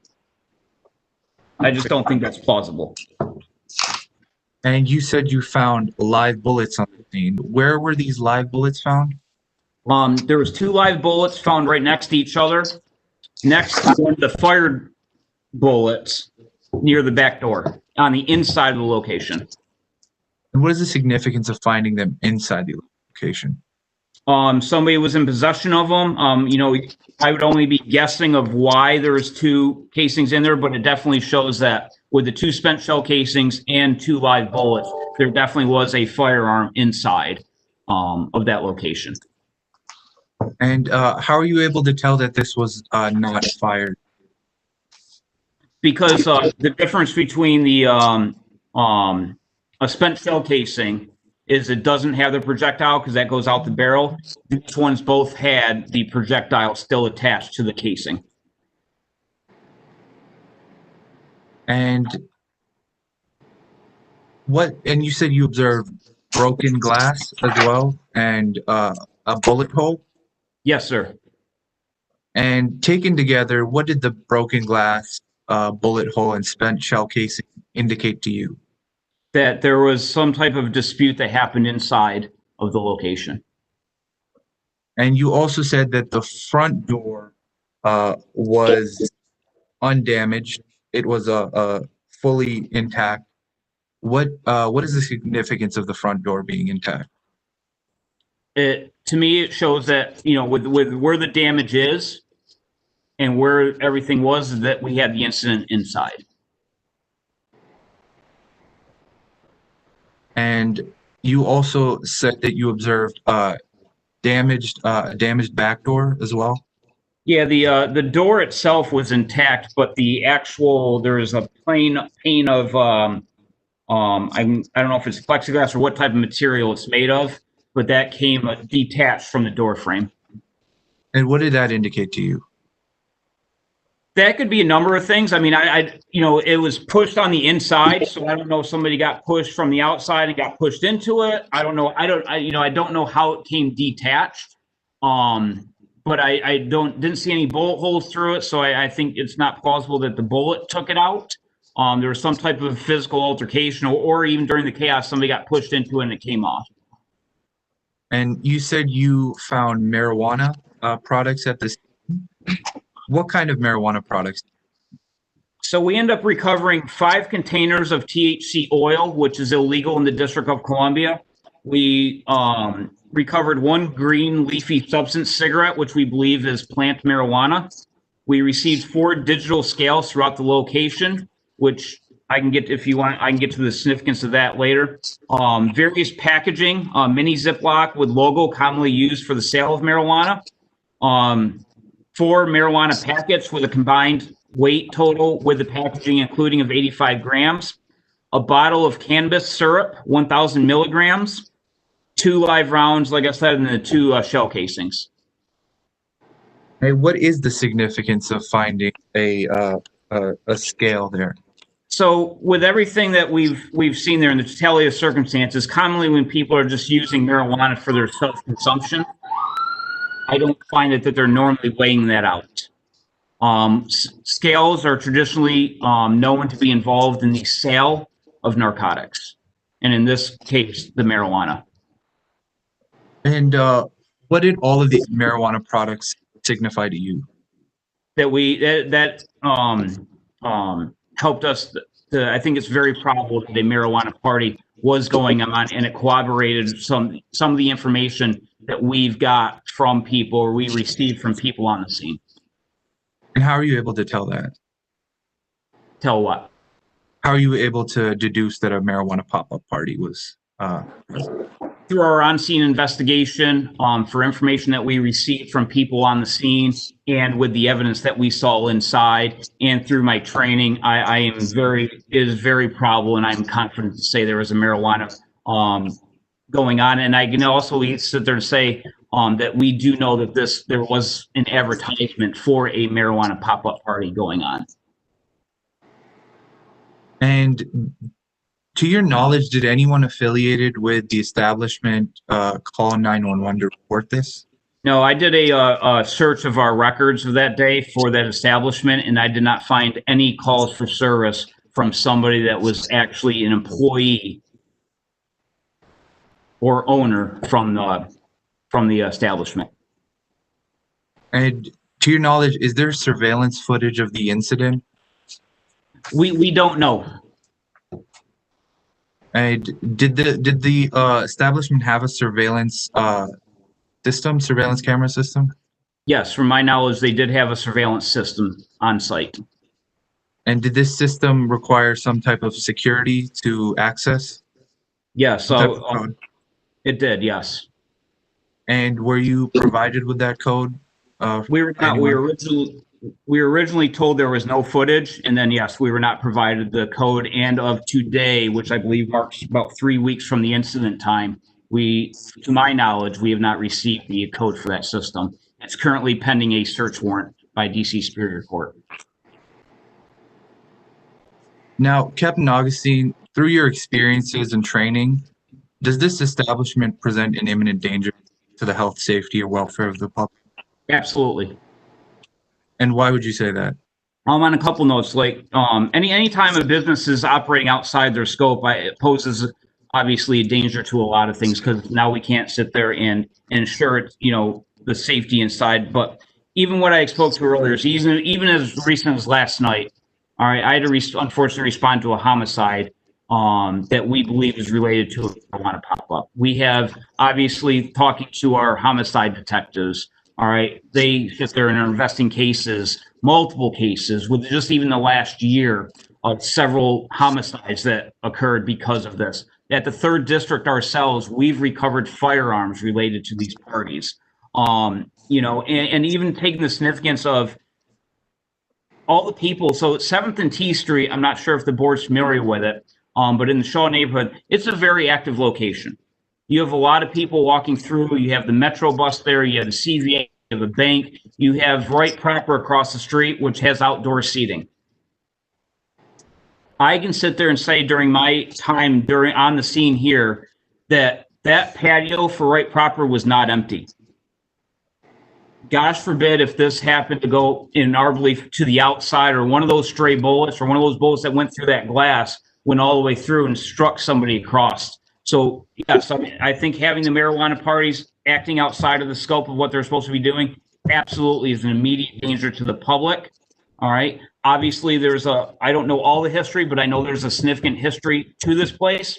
And that was all even presented to our chief of police, who found this incident combined with the history, all right, enough to sit there and do an immediate closure. I think that's very significant to show that this is absolutely a danger. Thank you, Captain Augustine. No further questions. Thank you. Mr. Bianco, do you have any questions for? Yes, I do. Okay, go ahead, sir. Captain Augustine, I'm looking at the police report in this matter, which is the public incident report, and in the narrative portion, I don't see any mention of a marijuana pop-up. Why isn't that in the police report? I can't sit there and say why that's not in the public narrative, because all if I can sit there and say is you're reading a public narrative, and it's common knowledge that our public narrative is not going to give our investigation out just for the fact of the matter that it's open to the public. So I wouldn't have a answer of why we didn't put that in there. But I do have information to believe that, yes, absolutely, unequivocally, there was a marijuana party going on inside. Okay. Is there some other non-public police report that we don't have where it provides detail about this supposed pop-up party? Yes. And what document is? And I'm going to defer to the OAG because, like I said, we do have an active criminal investigation going on. So I wanted to defer to OAG of what we can offer and what we should not, what we should keep intact for our criminal investigation. We believe this private. Hold on, Mr. Bianco. I thought that there was a stipulation that we're not going to talk about the criminal investigation. So I thought that was what the stipulation is. So with that caveat, then evidence should be presented that doesn't talk about the criminal investigation. Mr. Chair, due respect, that stipulation was with respect to the actual individuals that are charged Okay. with the investigation. I apologize. Okay. Captain Augustine. Okay, fine. Okay. All right. If you have an objection, what is there an objection? I don't know what's the issue. We believe this is privileged by law enforcement, the law enforcement privilege, and Captain Augustine would not have knowledge of an investigation ongoing, which is being. He wouldn't have knowledge of Detective Critical's ongoing investigation. So what was the question that was asked? I mean, I think a question was being asked, and I think the witness was saying he's not sure if he can answer the question. I think that's where the objection came from, the witness, not necessarily that Mr. Bianco had asked a question and you had objected to the question. So a question was asked, the witness was saying, well, I'm not sure if I can answer based on your laying. So let's start. All right. What was the question that you asked, Mr. Bianco? So the question that I asked is whether there is some other document that talks about this supposed marijuana pop-up, since it does not appear in the public incident report.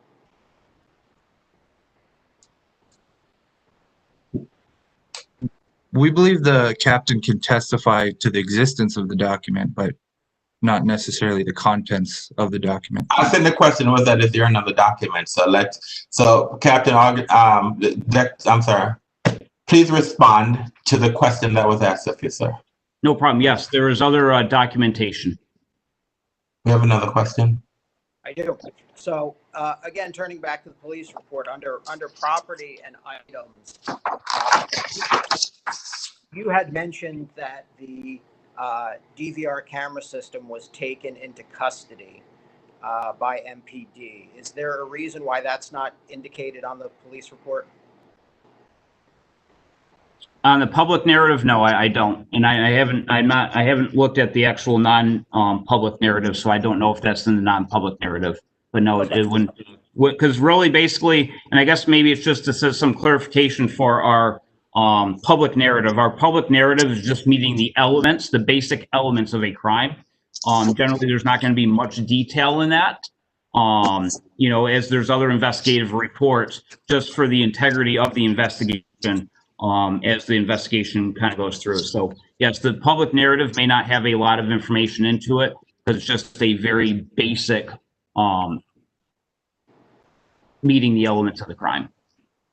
And really the surveillance camera and taking it and the relevance of that and what happened, all that, that's not going to be relevant to the elements of the crime. Captain Augustine, you had indicated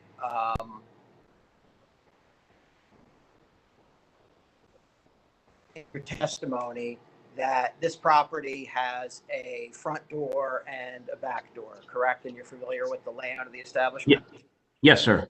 And it's true, isn't it, that the front door is on T Street Northwest and the back door lets out to Florida Avenue Northwest. Is that correct? Yes, sir. Okay. So in reading the public narrative, it indicates that a suspect was seen running from the establishment. And what it doesn't indicate is whether he was seen running from the establishment on the T Street side or the Florida Avenue side. Can you tell us which door he was seen running from? I do not know offhand. Any of the people you spoke with at the scene provide you with that information? Say that again. I didn't hear you. I'm sorry. Any of the folks that you indicated you spoke with at the scene provide you with that information? Not that I recall.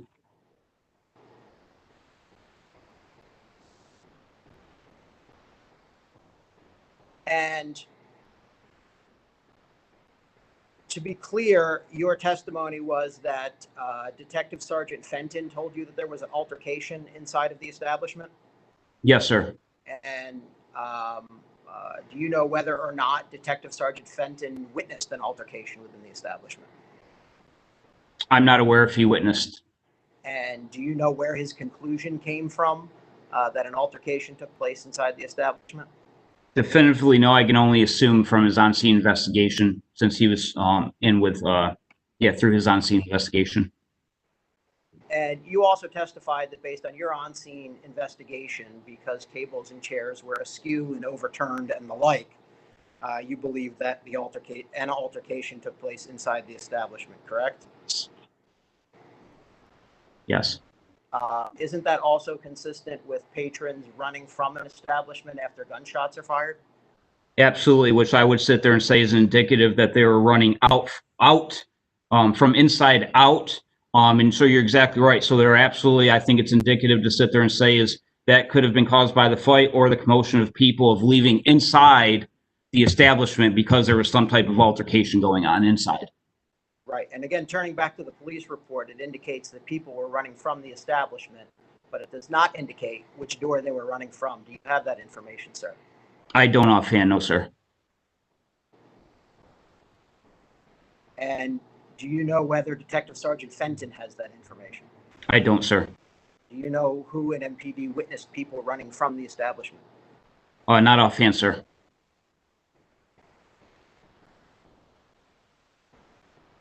You gave some fairly detailed testimony about the damage to the front window of the establishment and the door in the vestibule, correct? Yes, sir. And you concluded that damage was done by a bullet or bullets? At least to the inside window, yes. Okay. Do you find any other damage to the interior of the establishment consistent with a gunshot? I mean, that'd be hard to conclude because I'm not a forensic person, but yes, I will sit there and say the damage I did see inside was in the foyer area on the inside of the part. There was no front windows, and when I say front windows, the exterior windows, I did not see any damage to any of those windows in the front on the T Street side.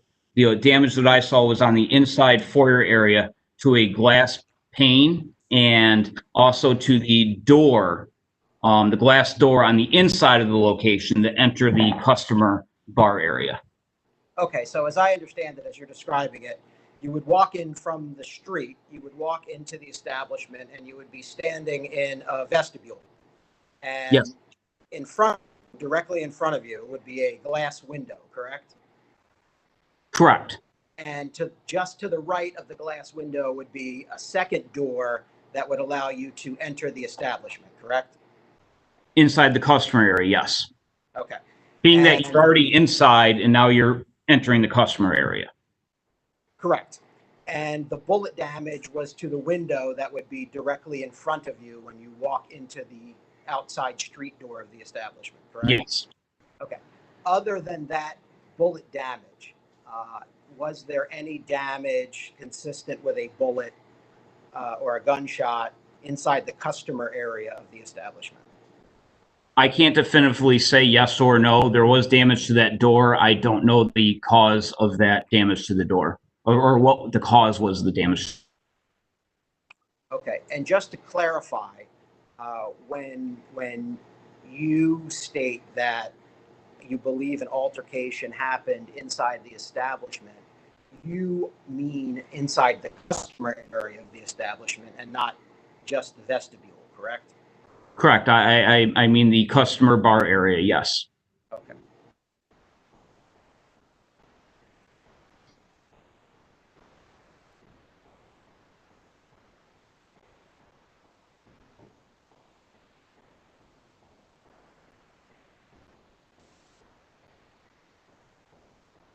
And you also indicated, or please correct me if I'm wrong, you indicated that the owner of the establishment was uncooperative.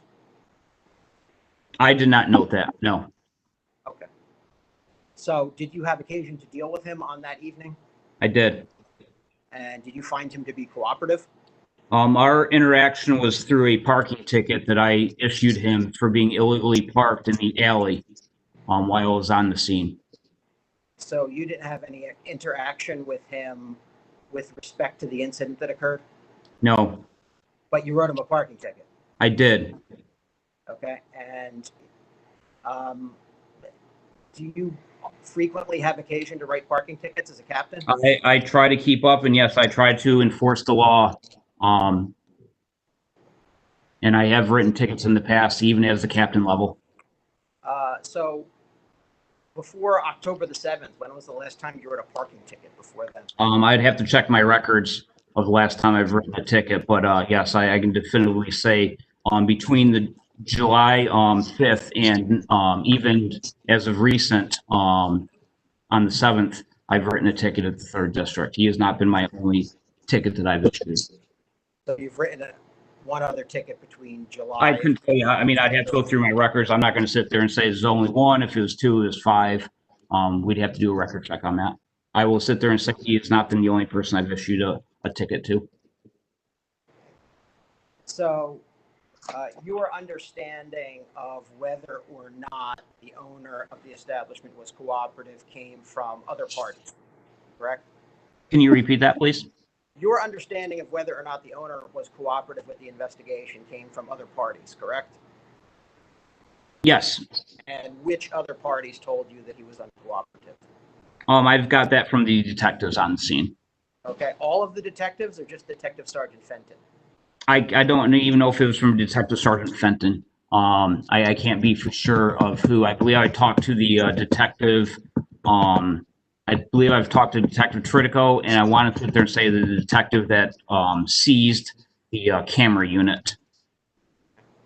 So Detective Tritico did not seize the camera unit. It was another detective? That I believe so. Like I said, I can't sit there and say definitive for either of them. They'll have to testify to that. But it my understanding, I believe it was not seized by Detective Tritico. Okay. So you didn't witness the interaction between the owner and the detective who seized the camera unit with respect to providing the code to view the video, correct? That is correct. And that information came from one of the other detectives, but you're not sure which. That is correct. Well, like I said, I think I don't know the detective's name who I believe seized it. And like I said, I believe even interaction with Detective Tritico of discussing the uncooperative. So yes, it'd be between those two, yes.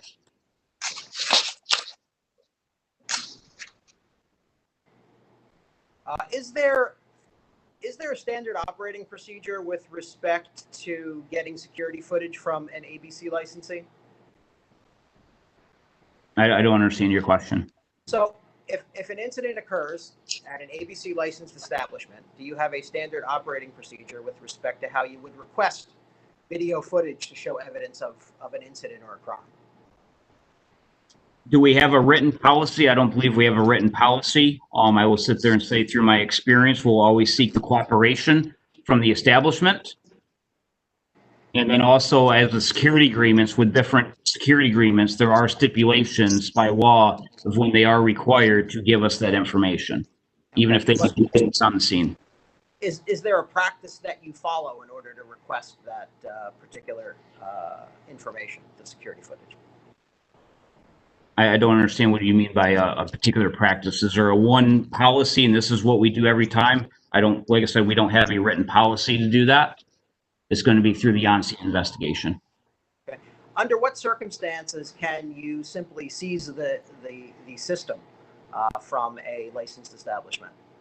Well, it could be numerous things. If we believe that it contains evidence, if we believe that it's not, if we don't seize it right there and then it could be destroyed, we could sit there and seize it through a search warrant. Those are just a few times. And in this case, can you say what reason, what was the reason that you seized the DVR system? It was my understanding that he was not cooperative. Okay.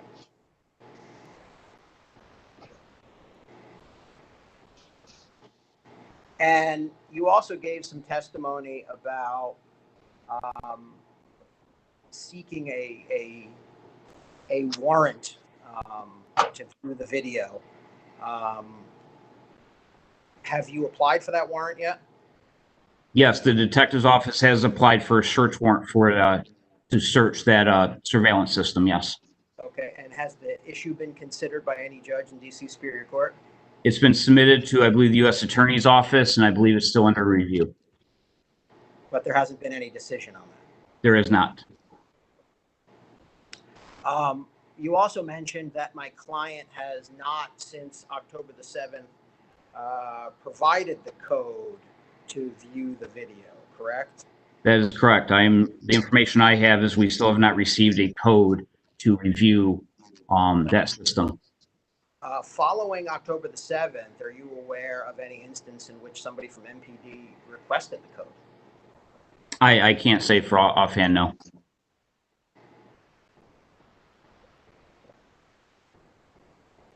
But I'd also dispute that it's the obligation on him under his security agreement that he needs to provide that. So if he does have that, I'm not aware of any communication he's also given to us saying, hey, here's the code for when you have the search warrant.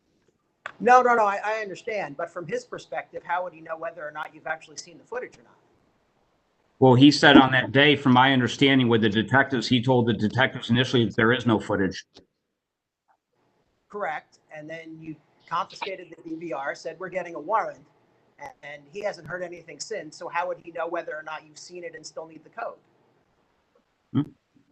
I would sit there. I mean, we go back and forth. I think we're going to have different positions on there. He does have a security agreement, in my opinion, requires him to be cooperative with that. So I don't think that's, and like I said, I guess we're going to sit there and agree to disagree, or at least have two different perspectives of that agreement. Well, and until you testified today, I certainly didn't know that you haven't seen the video yet.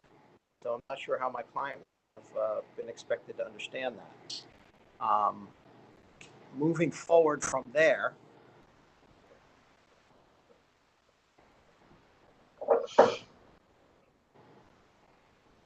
sorry, brief indulgence. I'm just going through my questions here to make sure covering what I plan to cover.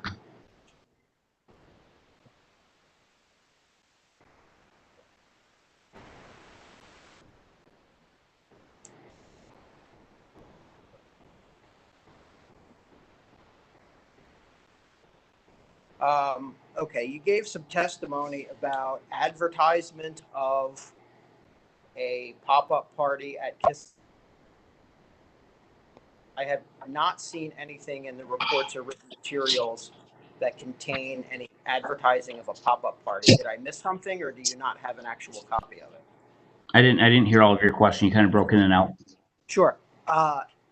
You indicated in your testimony that you had located advertisements for a pop-up party at Kiss Lounge on October the 7th.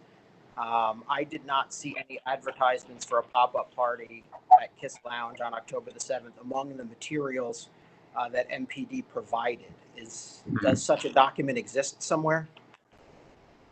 We do have an active criminal investigation going on, so I'm going to defer to the OAG's office on whether we're going to sit there and get information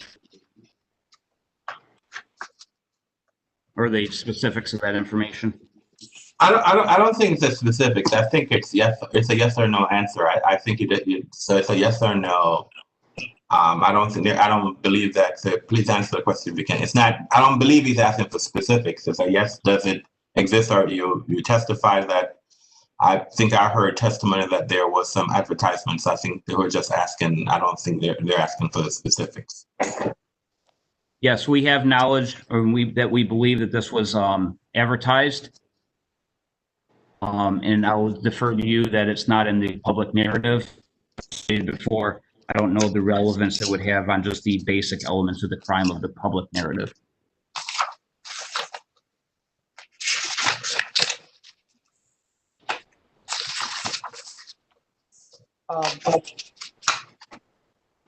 So I heard your testimony about the setup and the layout of the establishment on the day that you walked through it. Did you have any evidence, or does MPD have any evidence that there was any transaction that took place inside the establishment of marijuana for some type of consideration? You broke up a little at the end, but if I just repeat your question, what you're asking is, do I have any or know of any evidence of any transactions for the sale of marijuana or products inside? I do not. Correct. I do not.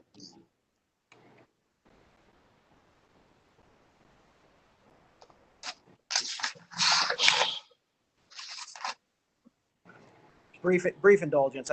My client needs to tell me something.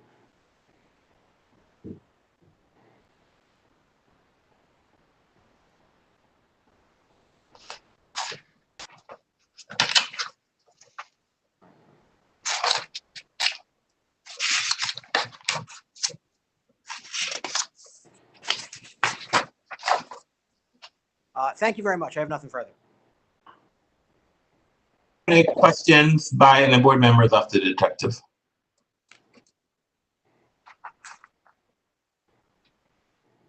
All right. Any follow-up questions, Mr. Sim? Just a few, Mr. Chairman. Captain Augustine, are you aware of whether MPD was present near the establishment during the incident? I believe we were, just with like I said, the radio transmissions I heard of that day of an officer that was in the area that saw some type of commotion going on in that area. So I think I can, it's probable that yes, we were in that area, yes. And do you know if these officers would have observed patrons running from the establishment? I believe that was the type of call that they were getting out. I don't want to speak for the officers that saw that, but it kind of, that would be my only assumption for that. There was definitely that they saw some type of commotion, or he saw some type of commotion that he had to act on. And to your knowledge, did the owner provide a PIN code to access the surveillance footage on the day of the incident?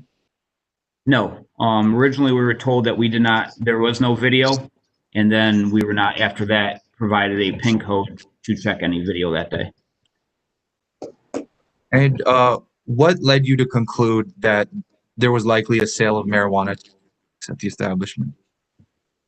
Just through my training experience with pop-up parties, just the term pop-up party indicates the sale of marijuana.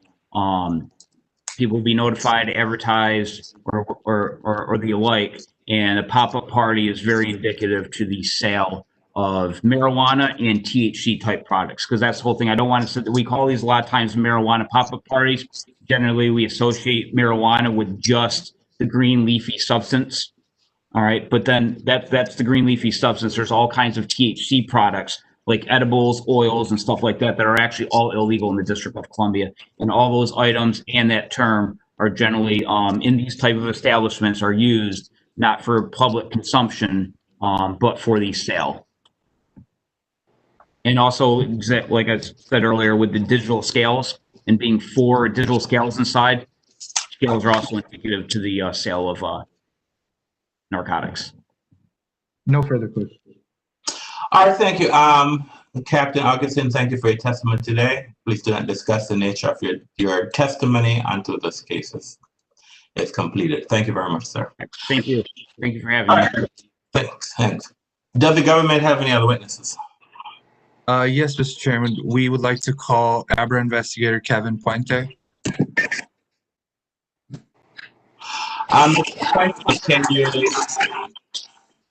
Can you raise your right hand, please? Do you swear or affirm to tell the truth and nothing but the truth? Yes, sir. All right, thank you. Your witness, Mr. Sim. Good morning, Investigator Puente, or good afternoon. All right, could I have Mr. Bianco please mute your phone, your microphone, please, if you have not done so. All right, go ahead. Go ahead, Mr. Sim. Investigator Puente, could you state and spell your first and last name? Kevin Puente, KEVIN-PUENTE. And where are you currently employed? Beverage Regulation Administration. And what is your position or role at ABRA? Investigator. How long have you been an investigator? Approximately 5.5 years. And what are your duties and responsibilities as an investigator? I conduct inspections and investigations of licensed ABC establishments in the District of Columbia. What types of investigations? We do regulatory compliance checks, regulatory investigations. We also assist MPD with investigations from crimes, anywhere from shootings up to homicides. Are there any other kind of investigations you conduct? We've also conducted illegal gambling investigations as well as marijuana investigations. And are you familiar with pop-up parties? Yes. What is a pop-up party? It's commonly a event where marijuana will be distributed or sold. Various vendors will come into an establishment and sell it. And what experience do you have with these investigations? Over the course of the last 3 or 4 years, I worked closely with MPD, specifically on 12 cases involving ABC establishments where there were these marijuana events inside the establishment. And are you familiar with Kiss Tavern? Yes. How are you familiar? I responded on the day of October 7th to the establishment, as well as I wrote several investigative reports in the past. How many times have you investigated this establishment in the past? I have 3 investigation reports on file with the establishment, and I assisted an investigator with another one. And you said you responded to an investigation October 7th, 2020? Yes. And how did you first get this get started in?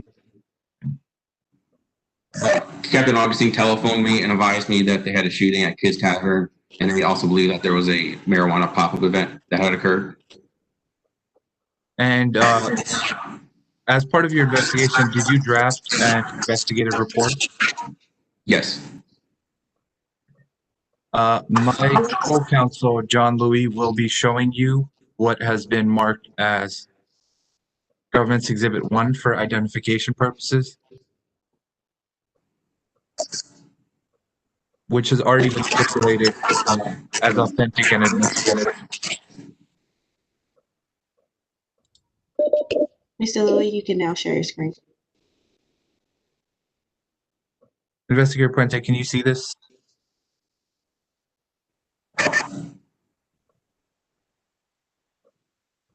Is this the investigative report you drafted? Yes. At this time, government would like to move Government's Exhibit 1 into evidence. So moved. Sorry. Hold on, whose microphone? Mr. Anderson, I'm not able to hear any of the proceedings at this point. I'm getting interference. I'm not sure if everybody else. I'm trying to find your so, Mr. Puente,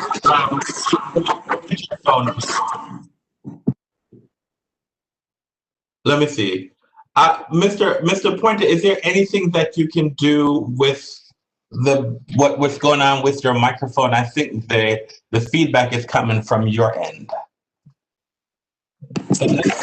I could try switching to my cell phone if that worked better. Yeah, the feedback is coming from your end.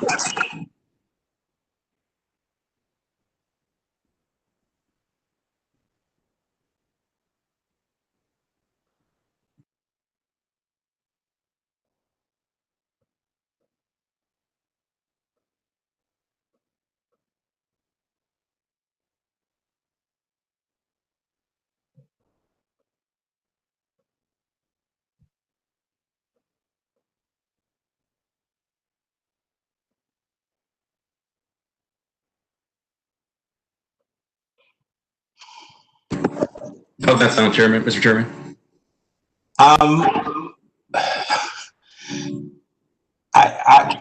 We're still having some significant feedback from your end, and I'm not sure I'm not sure what are the equipment that you have in with you. What equipment do you have with you? My laptop and my Abra cell phone.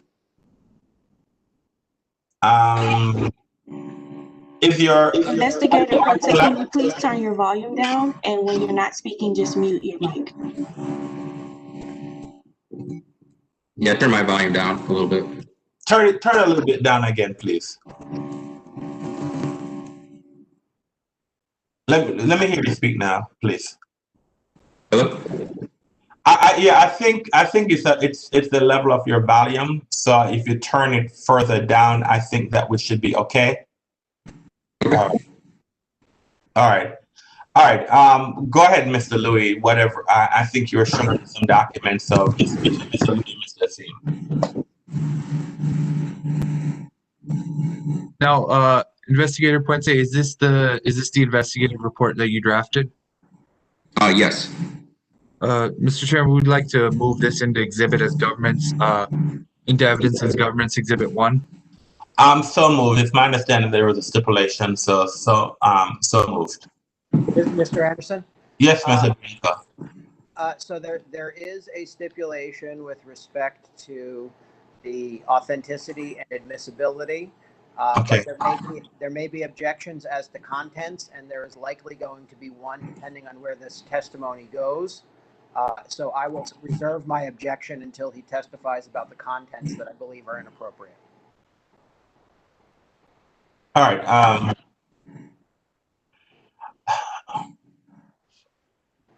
So you are objecting at this moment to moving the document into evidence. I am not objecting to moving the document into evidence. The document as a whole, we have agreed is admissible, but there's one portion of the document that talks about a video that's not going to be a exhibit in this case that I am going to object to, but I'm going to reserve my objection on that testimony until such time as he gets to that.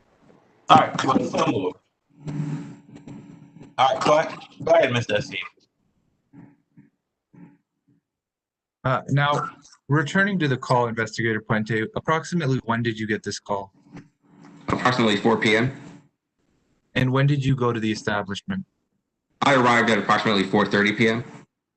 And who else was with you at the establishment? MPD, then ABRA Investigator Jeremy Zolokoffer and ABRA Supervisory Investigator John Fiorentine. And what did you first observe when you arrived on scene? That there was a lot of police officers and detectives. There was MPD had crime scene tape up around the establishment. And what did you do after making this observation? I approached Captain Augustine. And what did you discuss with him about? He briefed me on what had occurred at the establishment. And what happened next? We waited a few minutes, then we went inside with Captain Augustine and Detective Tradico. And when you went inside, what did you observe when you entered the establishment? The front entrance is on T Street. There's a vestibule. The front door was closed. We opened it, went inside. Then there's a second door and a little foyer area. I observed that the glass was shattered and there was a bolt hole in the back glass window as well. Okay. And you said there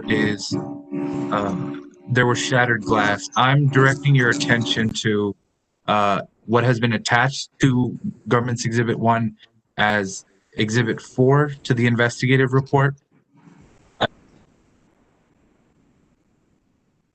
With you shortly. Investigator Puente, can you see this image? Yes. And what is this, the broken glass that you saw? Yes.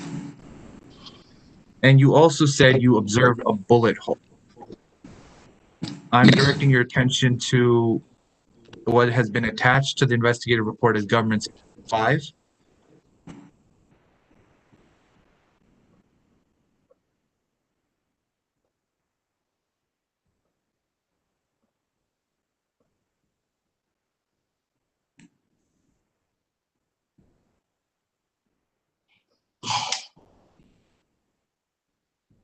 I believe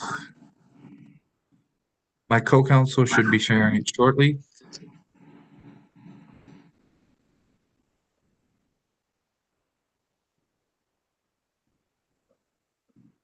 Now, can you see this image, Investigator Puente?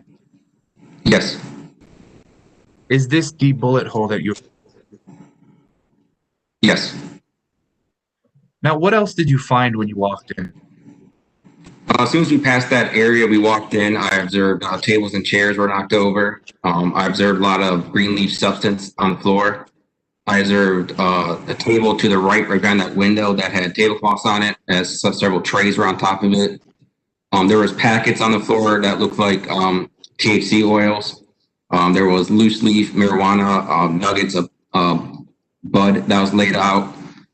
We observed sandwich bags, digital scales, brown paper bags, as well as hookah and alcohol. Now, John Louis should be directing your attention to what has been attached as Exhibit 30 to the investigative report. Excuse me a minute, just I want to, Mr.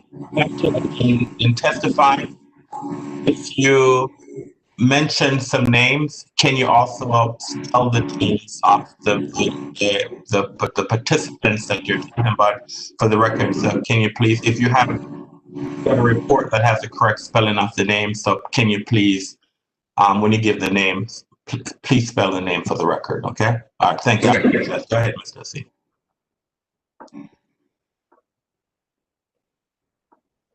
Now, Investigator Puente, can you see this image? Yes.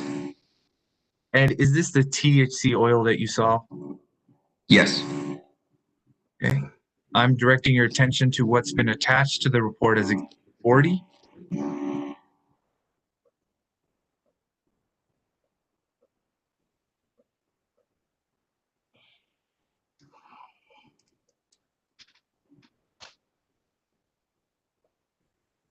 Now, is this the loose leaf marijuana that you observed, the loose marijuana scattered throughout the establishment?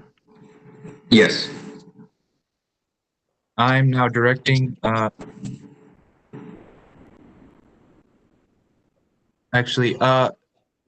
else did you observe there, Investigator Puente? As we were walking through the establishment, we observed near the back there was a table with a hookah that looked like it was freshly burnt, as well as a bottle of Stella Artois beer that was open, as well as 2 glasses that were filled with some kind of liquid. We observed vendor little business cards on several of the tables and on the floor. And then MPD showed us where they found the shell casings on the floor. Now, Investigator Puente, I'm directing your attention to what's been attached as Exhibit 14 to the investigative report.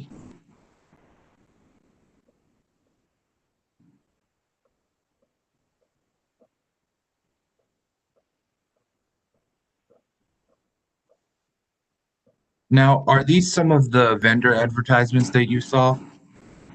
Yes. Okay.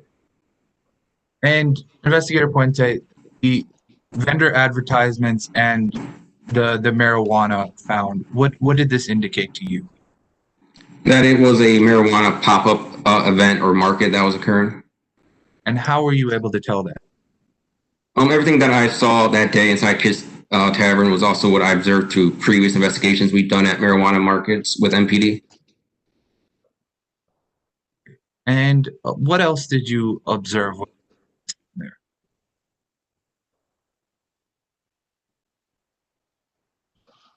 Do that again, Mr. Azim? I lost you. What else did you observe when you were on site there? Kiss Tavern, they had the brown tables as you saw in the photo. Then there was brown plexiglass enclosed in wood 2x4s next to the tables, kind of blocking the tables from each other. Now, what happened after you made all of these observations? I went back outside with Captain Augustine. And what happened after that? I went across the street to Right Proper. I observed it was open. Its sidewalk cafe was fairly crowded and people were eating. So we went and checked and see if the establishment had any surveillance video. And what happened after you checked for that? We went across the street, met with the managers. They didn't have anything that showed Kiss Tavern. So we left. Shortly after, I met up with Detective Tradico.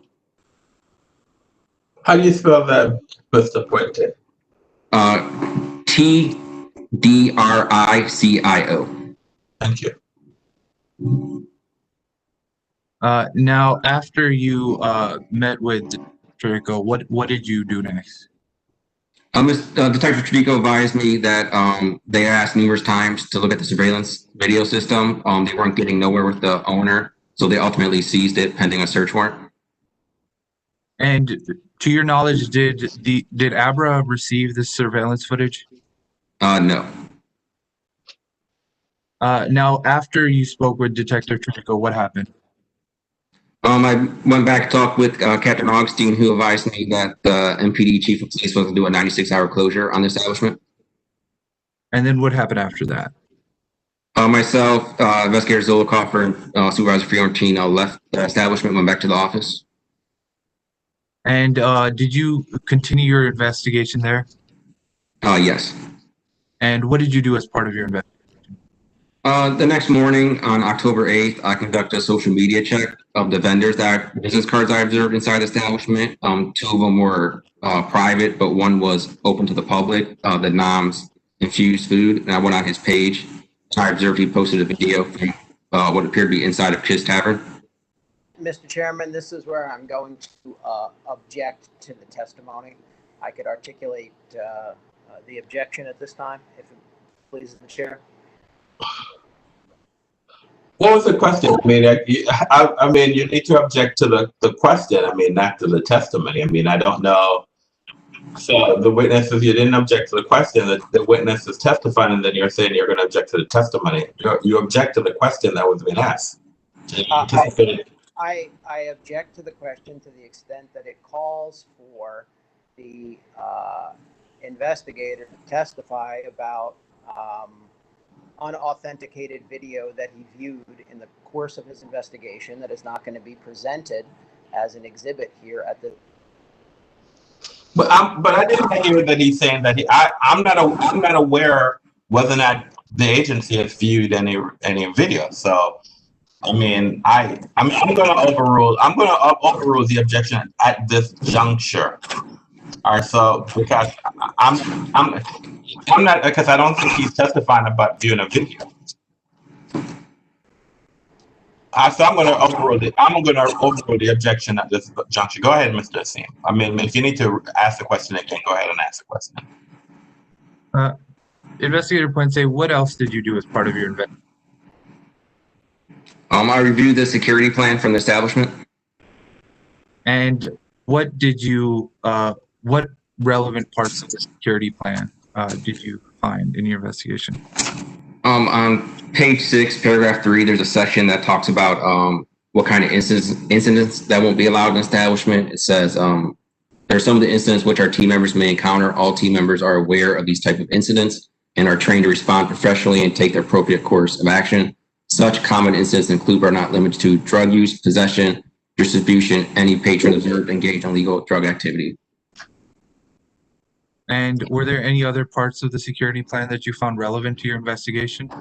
Yes, on page 12, paragraph 7, it talks about the surveillance video system. In the security plan, it says, in case of such incident, management is to burn the footage onto a disk or flash drive and keep it at least 30 days. All videos will be made available for viewing immediately to any law enforcement entity or to ABRA. Copies of such video shall be available to any law enforcement entity or to ABRA within 48 hours upon request. And did ABRA request this surveillance footage? I believe Investigator Zolokoffer asked the owner for the footage. And as far as you know, did they provide it within 48 hours? No. Have they provided you with access to the surveillance footage? No. Now, Investigator Puente, is this place still operational? It's currently suspended by the ABC board. No further questions. Mr. Bianco.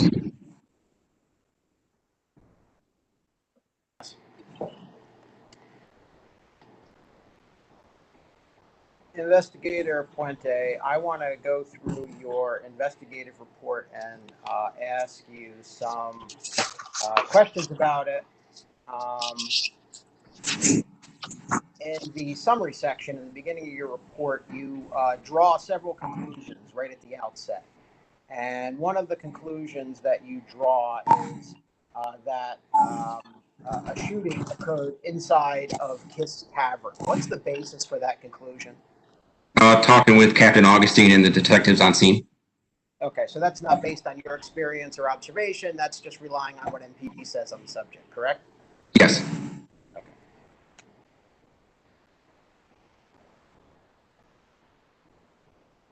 And I want to then skip down to your conclusion that the licensee was uncooperative, that he refused to show video of the event to MPD.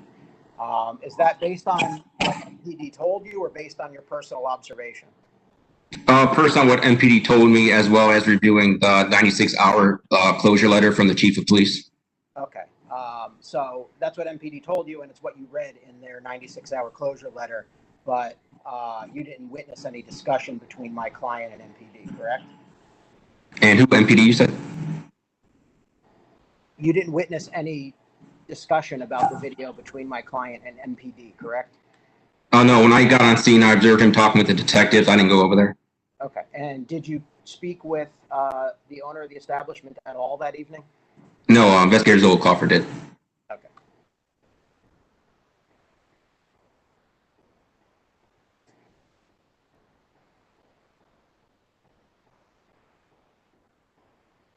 And it looks like in your summary of the investigation, the way you wrote this, I think I need a little bit of clarification on it.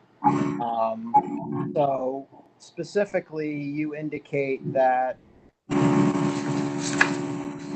the owner was uncooperative and refused to show MPD officers surveillance footage. Is that two separate instances, or are you saying that he was uncooperative because he refused to show them surveillance footage?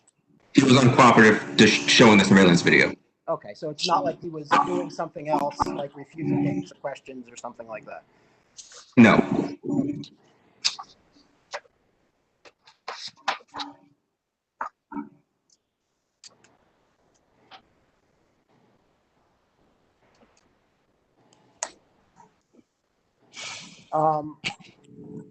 Attached as the first attachment number 2, exhibit number 2 to the report is the 96-hour closure letter you referenced in your testimony, correct? Yes. And included, and you reviewed that for the purpose of preparing your report, correct? Yes. Okay. And within that letter, there are 6 enumerated instances where MPD 3rd District had to respond to this location in the last 18 months, correct? Yes. Okay. And of those 6 instances cited by MPD, do you know how many ended in an ABC violation? I have to check the Abbott records. I don't know offhand. Okay. But a complete investigative history is attached to the report, correct? Yes. Okay, so we could cross-check those if need be. Yes.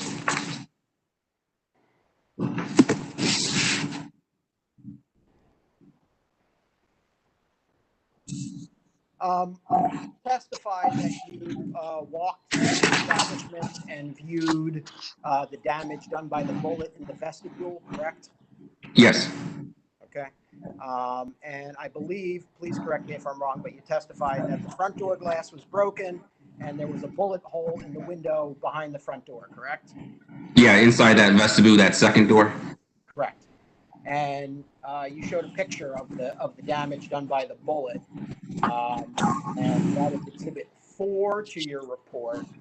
And looking in the lower right-hand corner of the window, I see the bullet hole that you testified about. Yes. Right. And do you recall what is on the other side of that window, on the inside of the establishment? On the, like in the window area or on the bottom of that area? No, in the customer seating area, in the interior of the establishment, on the other side of the window. So the bullet went through, and what would it have hit on the other side? I believe to the left of that, behind that, there's like a booth seating right there against the wall. Okay.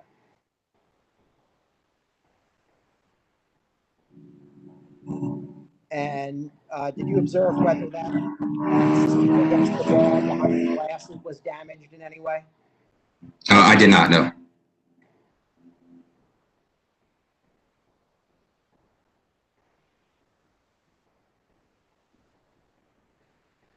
If you were standing on the inside of the establishment looking out that front window, were you able to see the bullet hole? I can't recall if I did or not.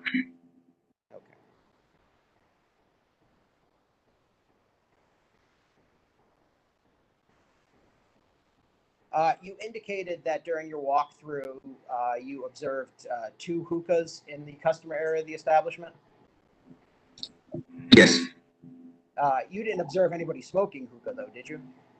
No, there was no one inside the establishment other than MPD.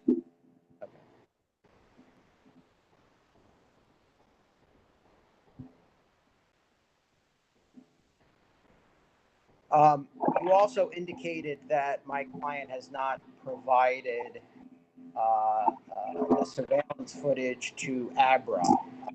Did ABRA make that request of my client? I believe Investigator Zolkoffer asked him to review the footage. He said his system was taken by MPD. Investigator Zolkoffer asked him if he had an iCloud or storage device, and he stated he was not able to, he didn't have one, I believe. Okay. But did Investigator Zolkoffer, to your knowledge, request the security code or the PIN code for the system?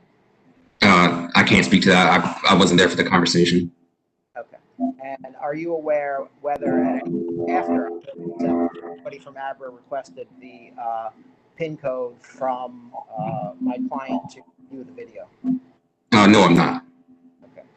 And I believe it indicates in your report that you had requested the footage from MPD and it would take 1 or 2 days for you to get that. Is it fair to say that you have not received it from MPD?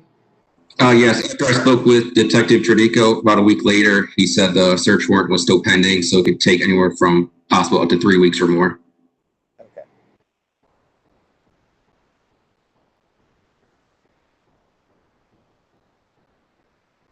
And so to your knowledge, the DVR system is still in the possession of MPD and not my client, correct?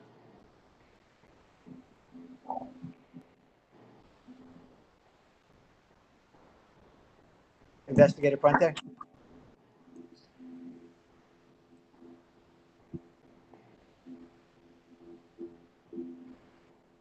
Can you hear me?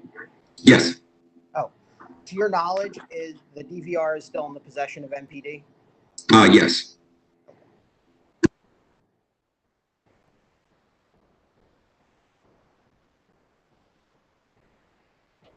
Did you personally speak with any member of my client's staff or employee in the establishment on October the 7th?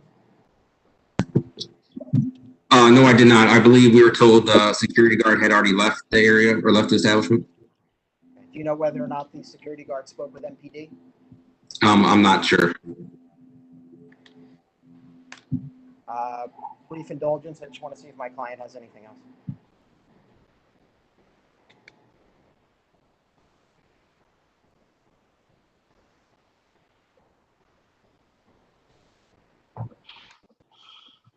Thank you, Investigator Puente. I don't have any further questions. Thank you. All right. Are there any questions by any board members? Mr. Chair, I just have one question. Go ahead, Mr. Short. Investigator Puente, what are the legal license hours for sales and service of alcohol for this establishment? I believe, I don't have the license in front of me, sir. I believe it's from 7 a.m. to 2 a.m. Sunday through Thursday, then Friday and Saturday from 7 a.m. to 3 a.m.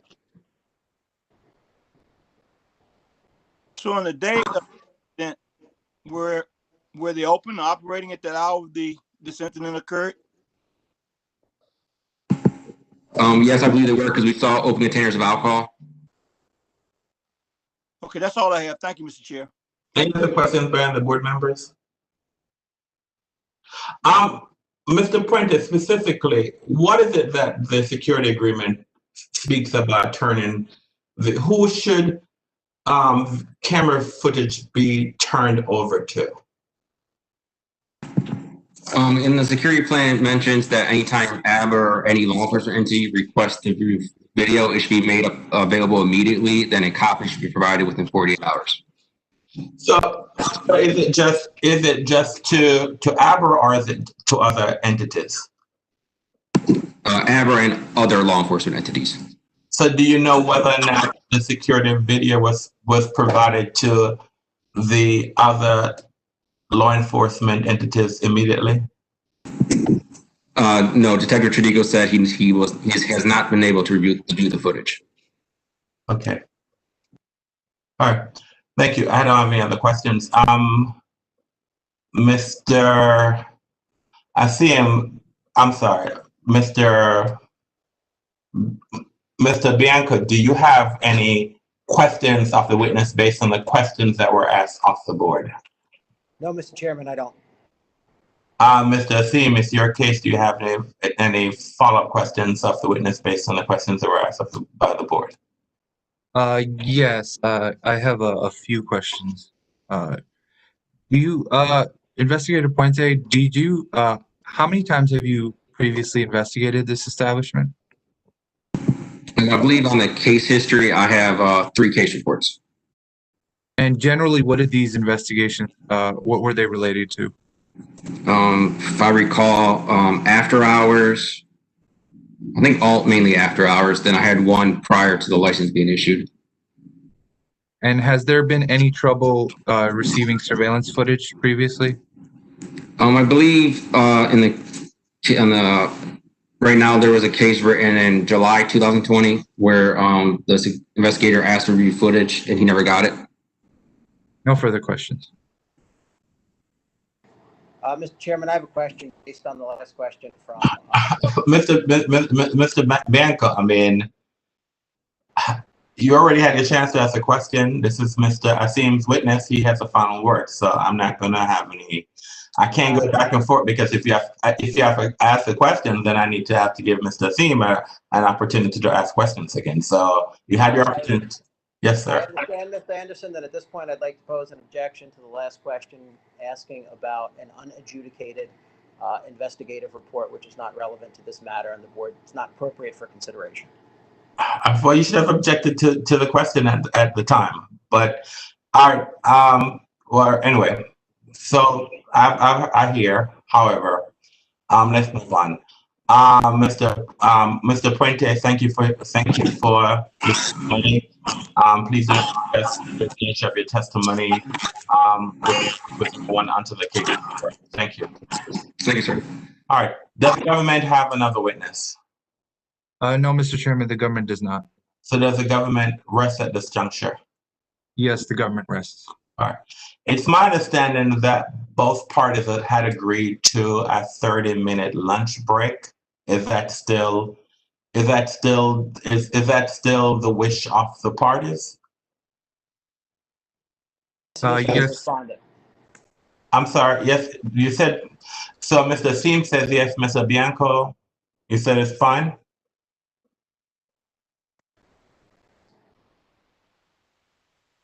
Mr. Bianco, yes, a 30-minute lunch break. All right, fine, thank you.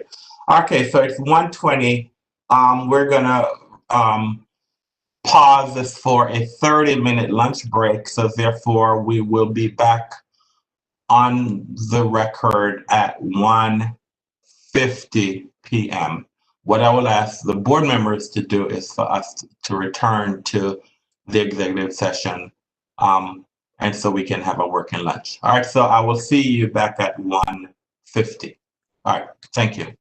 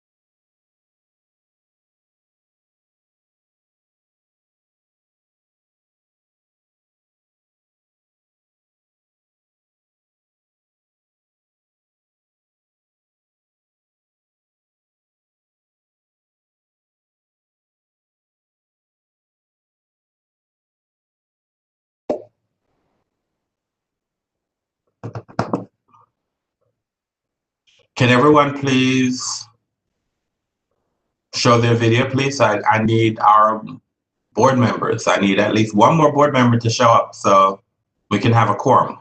I see that everyone is there, but I'm not seeing them. And so we need 3 board members, active board members to have a quorum. Okay, we have a quorum. All right, where is everyone else? All right. Where is Mr. Bianco and his client?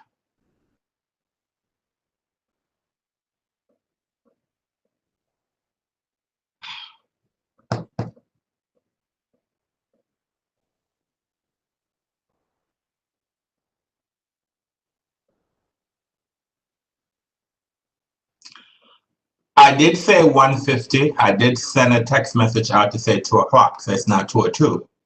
So we are 12 minutes past our agreed upon lunch hour.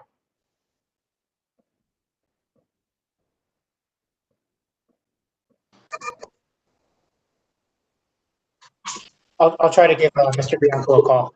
Thank you. He was on. I don't know what happened to him.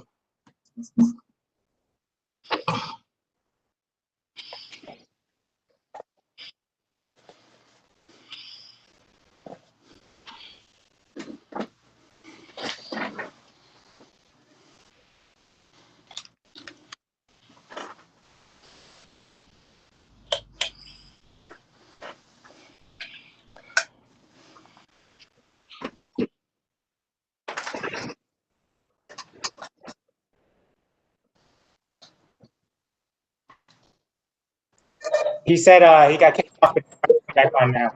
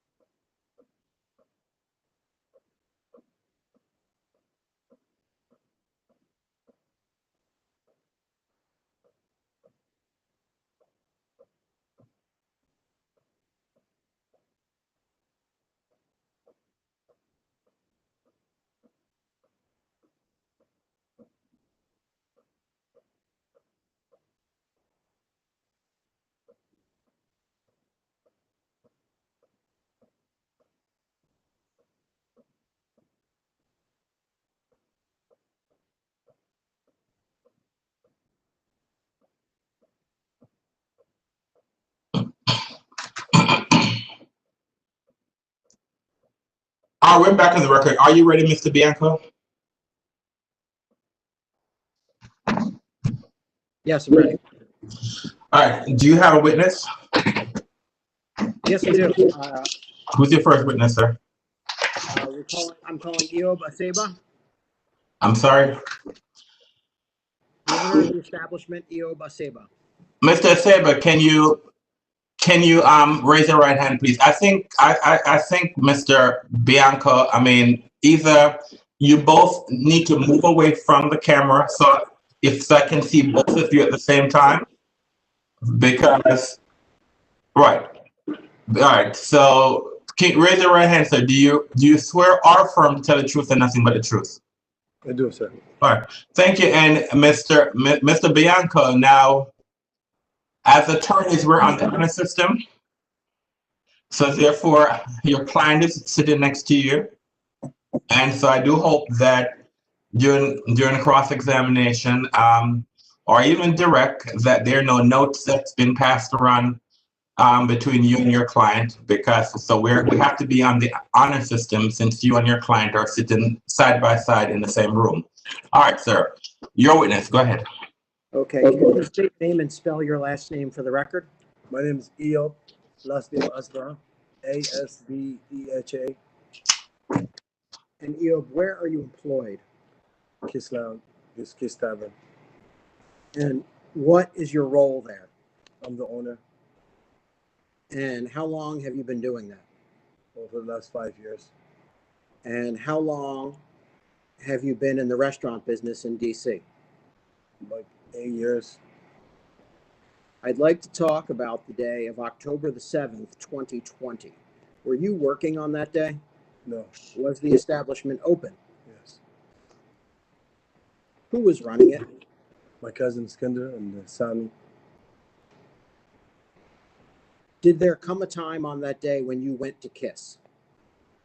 Like, what is it? Like, can you say it again? Yes. Did you go to Kiss on that day? Yes, I went there after I found out I was with my kids playing, and I found out there was incident happened when my cousin called me, and I came there from Virginia straight to the establishment. Okay. Which cousin called you? Eskinder. Eskinder. Yes. And that's the cousin who was working at Kiss? Yes. And what happened when you arrived at Kiss that day? Well, I parked my car outside, and then the police told me to park outside, and there was a lot of police outside, and they told me, most of them, I know the police, they told me there was a shooting outside Kiss, and I went inside. The detective told me to come inside, and he started talking to me. Okay. And who was the detective that started talking to you? I don't know the detective. He didn't introduce himself.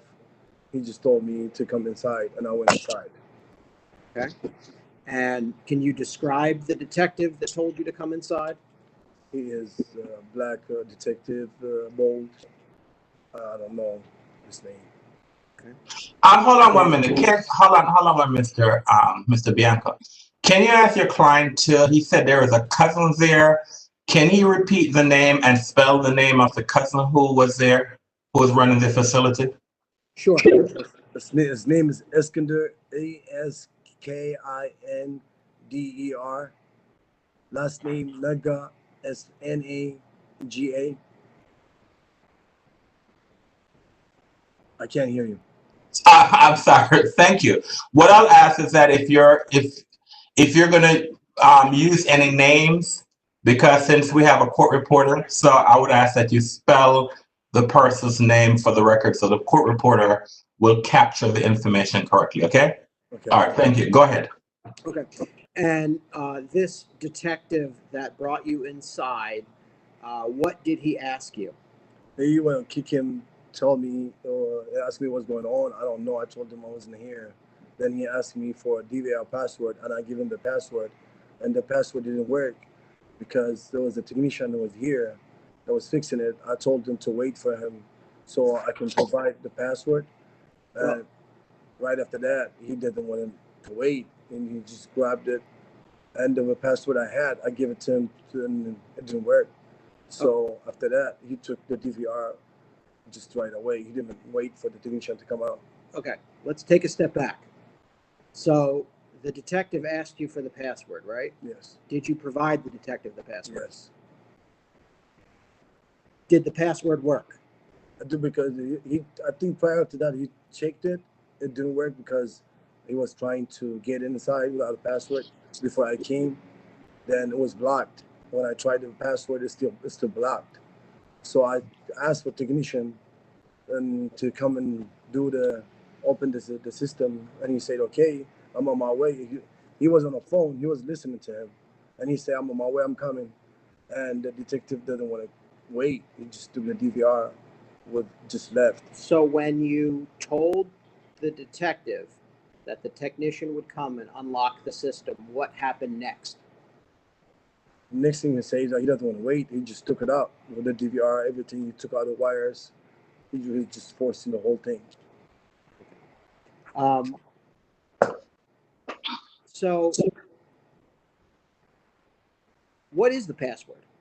That's KISS 637. And is that the password you gave him that day? Yes.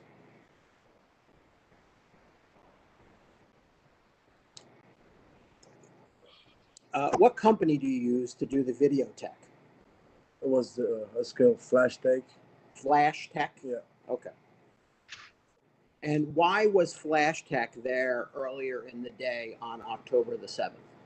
So there was an incident happened outside KISS. There was people broke in a car, and I happened to have the video footage of that.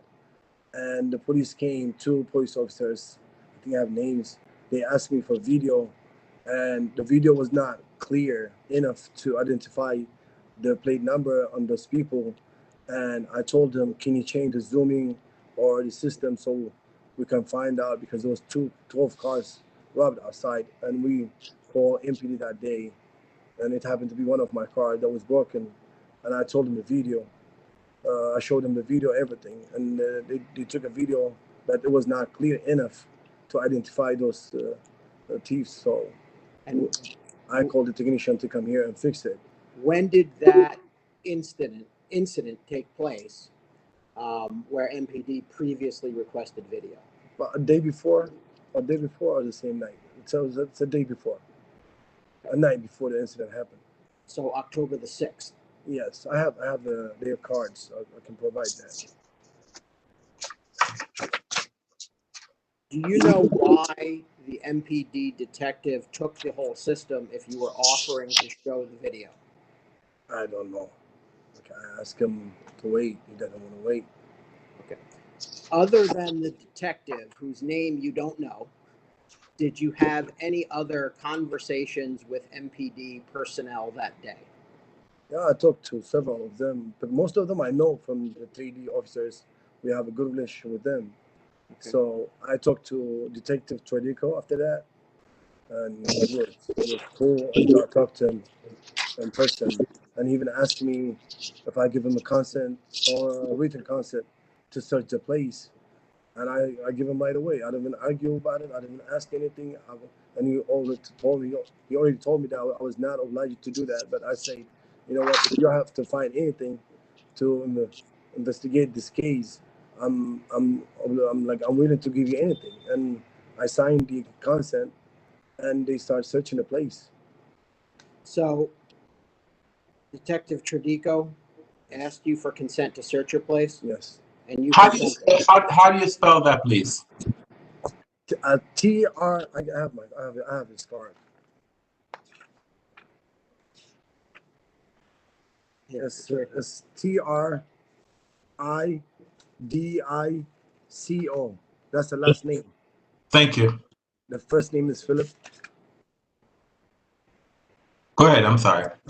Okay. So Detective Tradico asked your permission to search the establishment, correct? And I said yes, and I signed it. And that permission was in writing? I was in writing, yeah. Okay.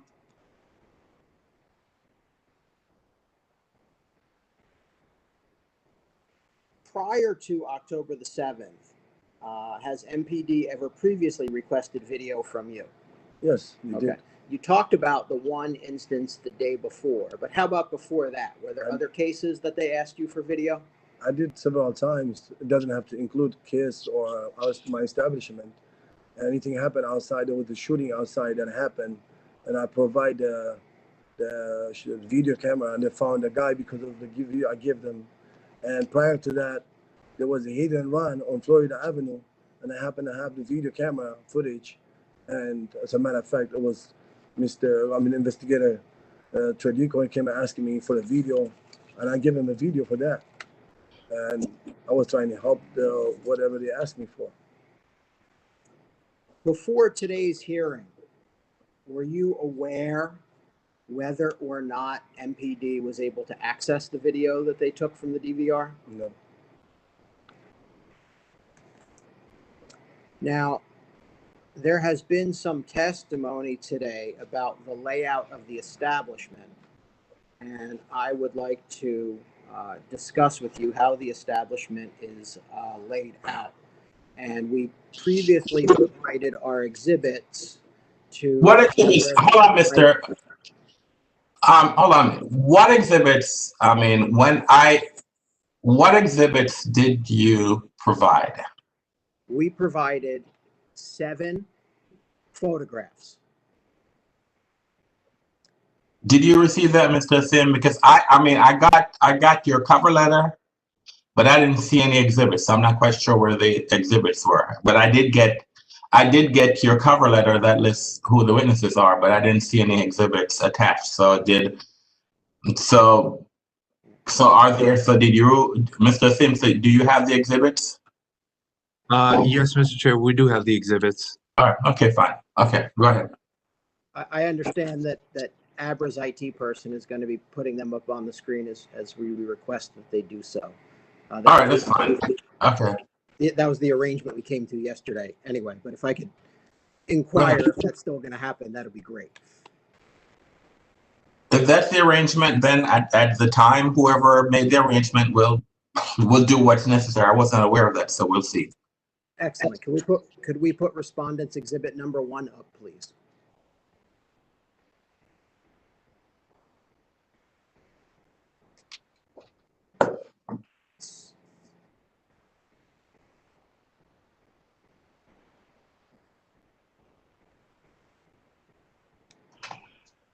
Simone?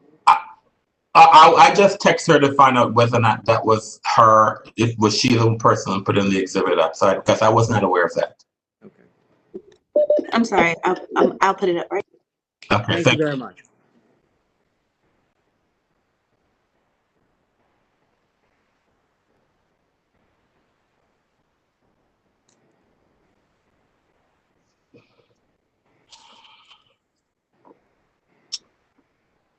All right, Eo, you see that photograph there? Yes, sir. And what does that show? That's the main entrance, right on T Street. Okay. That's the T Street entrance? Yes, sir.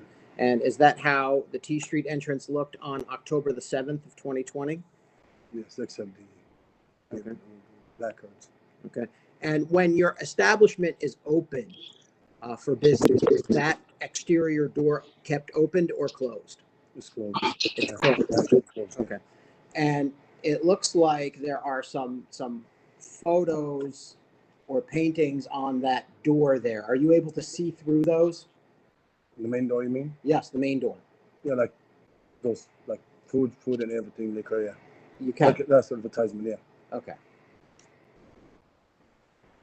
At this time, I would move admission of RX number 1. Mr. Asim, do you have any objection? No objections. So moved. If we could put up RX 2, please. And do you see that photo? Yes. And what does that show? That's like, what do you call it? Like a corridor to come in. Like, Okay. to come to KISS. Okay. So that's what the security chair is sitting there. Correct. That was my next question. So I see a chair there. What is that chair there for? That's what the security stays and stands all the time. And was that there on October the 7th? Yes. Is it usually there? Yes. And you have a security person stationed there. What does that person do? He's the security. He does check ID. He does pat everybody, search the bags, everything. He does what any security has to do. Okay. He's a good guy. And did you have a security guard working on October the 7th of 2020? Yes. What's that person's name? So we call him T, but so his name is Thomas McCoy. It's T. McCoy is MacCoy, and the first name is Thomas. And I'd move admission of RX number 2. Mr. Asim, any objections?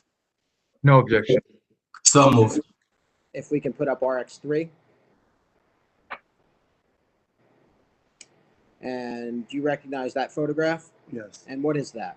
That's the entrance to the restaurant, to the tavern. Okay, so on the right-hand side, that doorway is the way you enter into the customer area? You open it and sit there. Okay. And is that how it looked on October the 7th? After I came, the glass was like shattered and everything on the floor. And there was a hole like I can see from here. Okay, so let's take the first part of that statement first. You said when you came on the 7th, the glass was shattered on the floor. What glass are you referring to? I don't know how to show you. It's the one is like the chair leaning on. The glass in the door or the glass in the window? The glass on the door. Okay. And the door in that picture appears to be intact. Have you fixed it? Yes, I just fixed it the next day. When did you fix it? October 9th. Okay. Now, I want to focus on the window that is behind the glass door. I see a hole in that window. Was that hole there on October the 7th? After I came, yes, it was there. It was there? Yes. Okay. And is that hole still there today? Yes.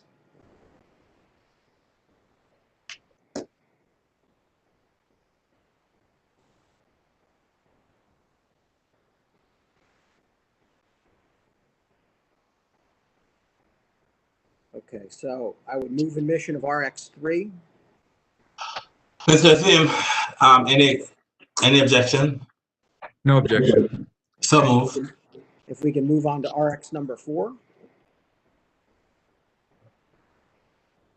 Okay, now this is respondent exhibit number 4. What does that show? That's the restaurant booth. Okay, restaurant booth. And Yeah. where is that located? That's right behind the window of the main entrance. Behind the window of the main entrance. Yeah. Okay. On the other side.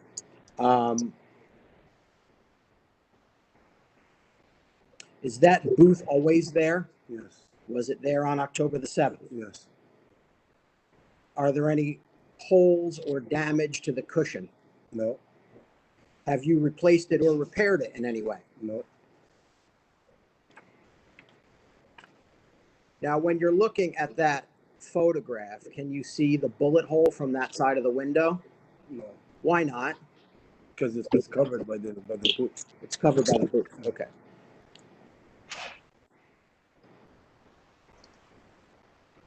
Move admission of RX4. Mr. Asim, No objection. so moved. And moving on to RX5. All right. Now, what does that picture show? That's a window behind the booth. Okay, the window. From inside, yeah. Okay. And where's that picture taken from? From inside. The inside going out? Yes. Okay. And I can see the bullet hole in that picture. Did you have to do something to make that bullet hole visible? Like you have to light it up or something. Okay. Did you have to move the booth? Yes, you have to.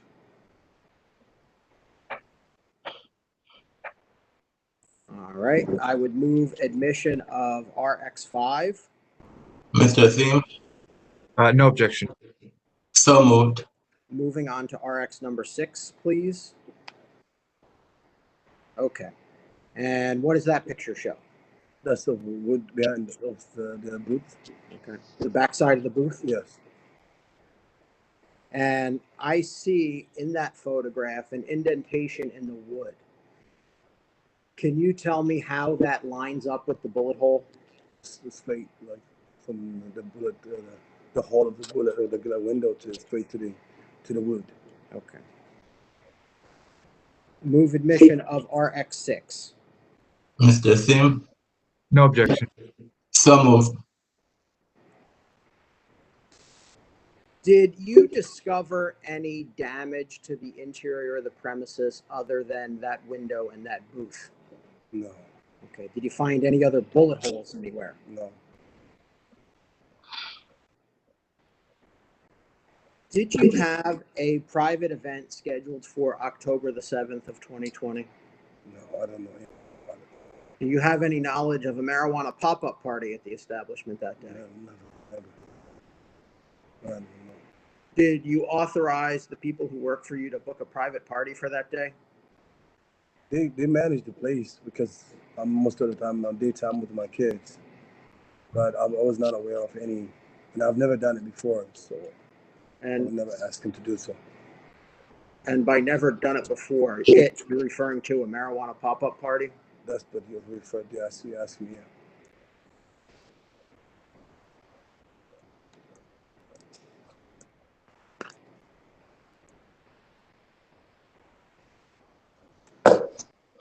And how many people work for you? Like servers in general, security, everything. Yeah, everything all together. More than 12. More than 12. How many of those individuals are security? That day there was 2 security here.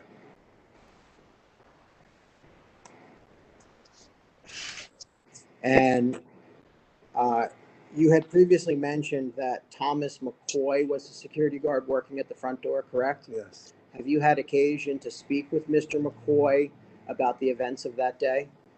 After I talked to the investigators, and the investigators were asking him. So I took my time. When everybody finished the investigation, I talked to him what happened, and he explained what happened. And what did you learn in that discussion? He's saying like there was a guy who was trying to come in with a weapon, and Thomas had told him you cannot bring a weapon inside, and he told him to go put the AT1 if you want to come back, but you cannot come in. So they have like they told him no, and the next thing he knows was this guy was shooting at him. Okay.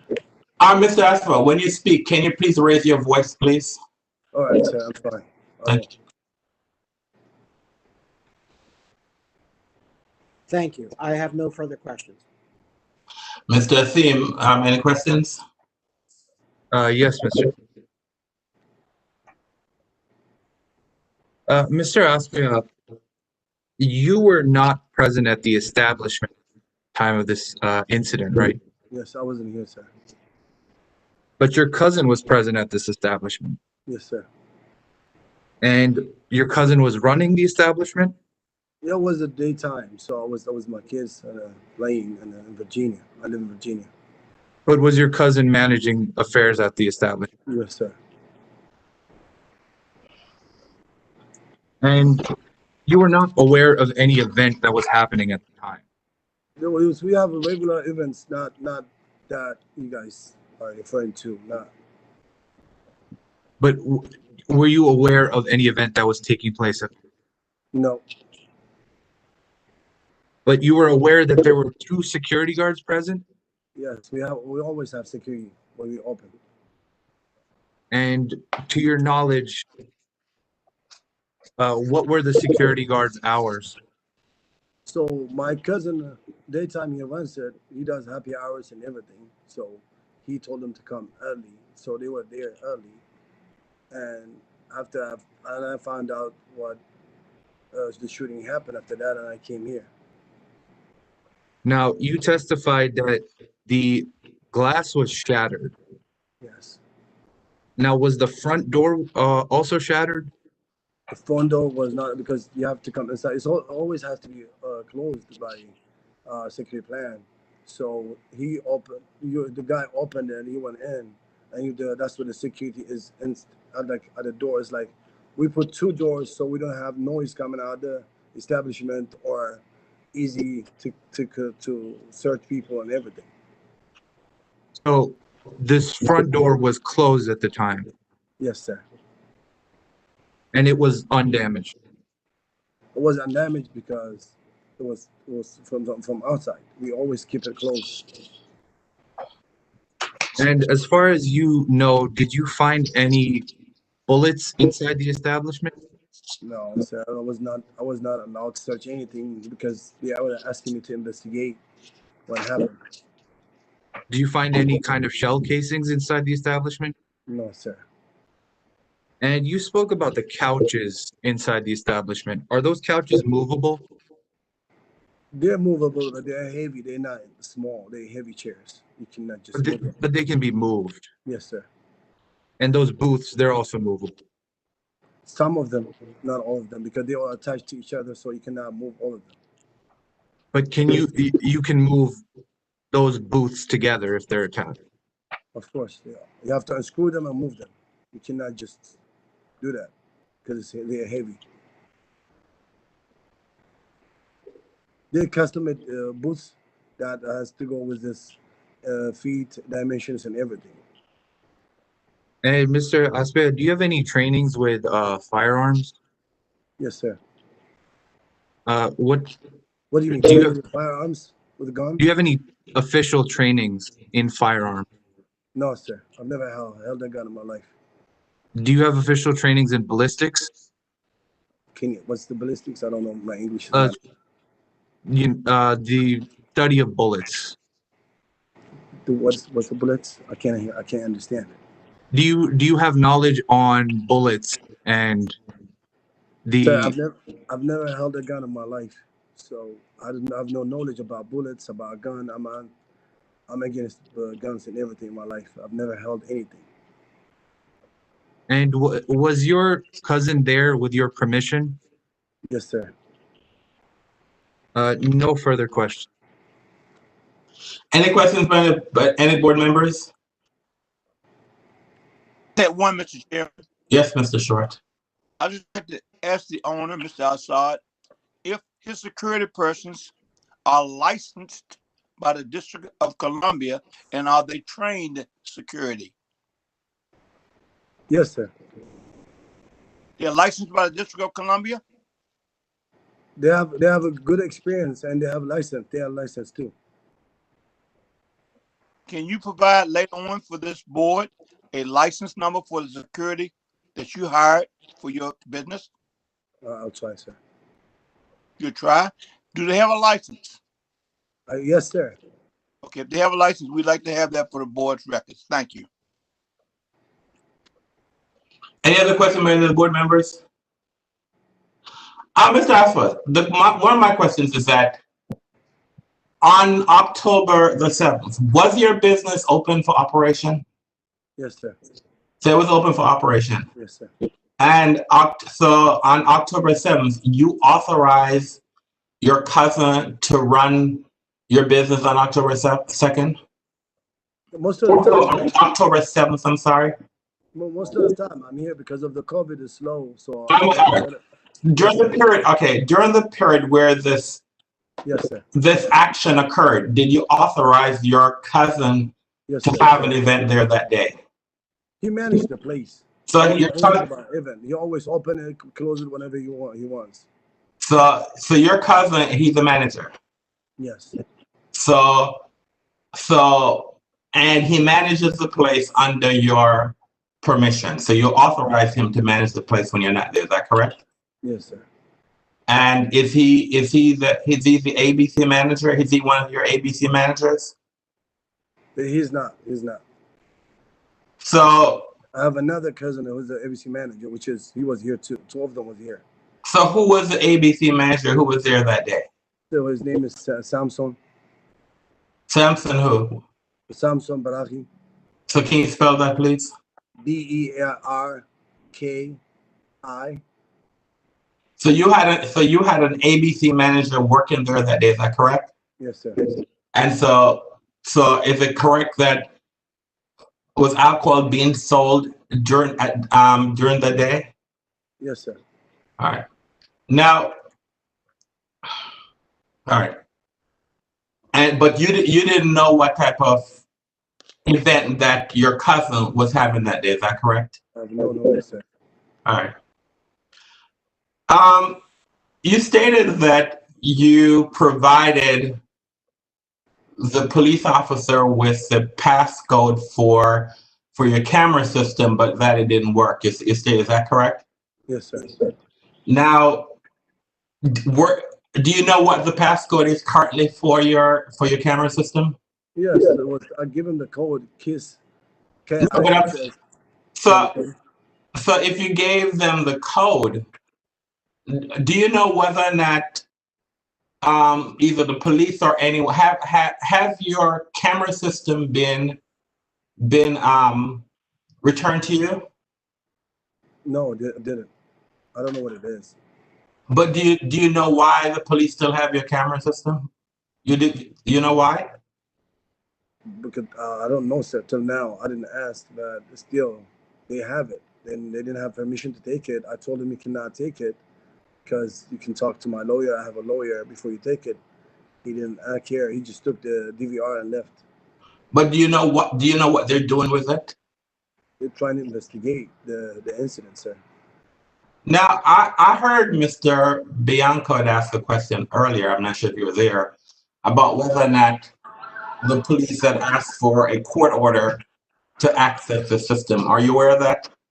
No, sir. No? I mean, I'm not aware that if the MPD or the court order has happened. But you have not, since they have taken the system, you have not freely stated that here's the code, so if you want to view the video, you can. Have you done that? I did give them the code, but the code was changed by the technician, and I told the investigator to come and wait till it comes. Anyway, I was on the speakerphone while I was talking to the camera technician, and he was listening to me. He's like, "I'm here. Give me 20 minutes. I'll be there." And he doesn't want to wait. He took the DVR and left. I always give the video, and I have an example and an experience of giving the video to the MPD before several times, and I have evidence on my hand too that I've been cooperating with them for the last 4 or 5 years. All right. I don't have any other questions. Any other questions by any other board members? All right. Mr. Azim, any questions of the witness based on the questions that were asked by the board? Yes, Mr. Chairman, I have a few. Mr. Lasbia, were you required under your security plan to have to provide a footage within 48 hours? Yes, sir. And under your security plan, were you prohibited from having illicit substances being used at the establishment? Yes, sir. No further question. Mr. Bianca, any follow-up questions based on the questions that were asked? No further questions. All right, thank you, Mr. Azim. Thank you for your testimony.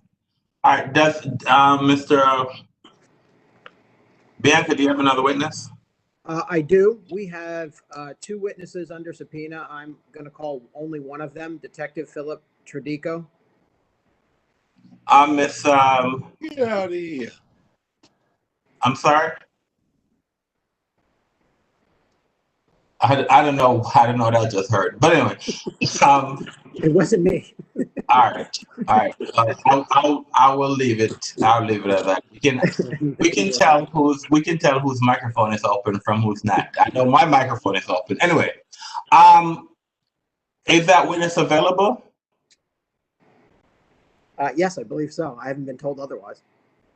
All right. So, Miss Andrews, if the detective was detective whom? Philip Tradico, Tridico.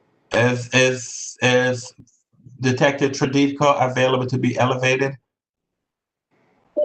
Mr. Chair, he has not joined the meeting.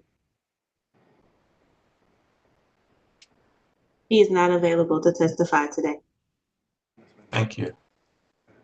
I know, Mr.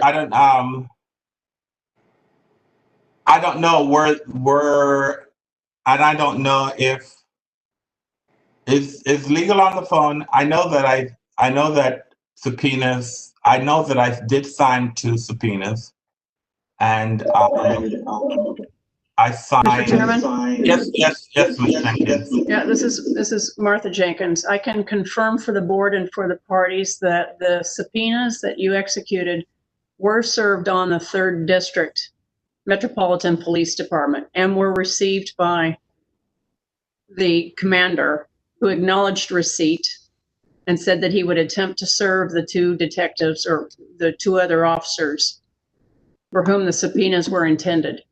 And I have no further communication than that. All right, thank you. Thank you. Mr. Louis, do you have something to add? Yes, you unmute David Augustine. He's actually in the same station as Captain Detective Tridico is next to Captain Augustine. So if Simone could unmute and elevate David Augustine.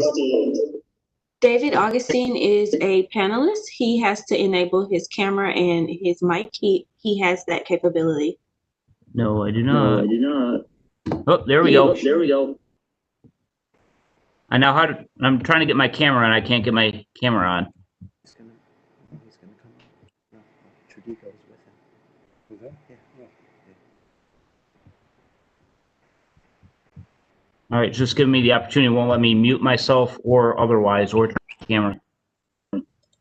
Okay, I'm going to make you an attendee and try to bring you back as a panelist. Stand by.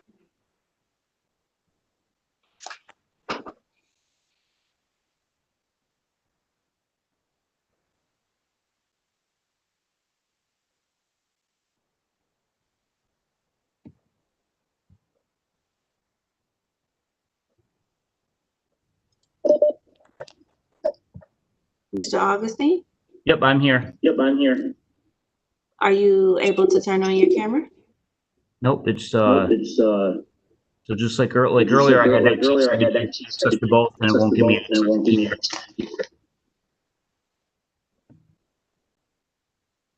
Oh, let me see here.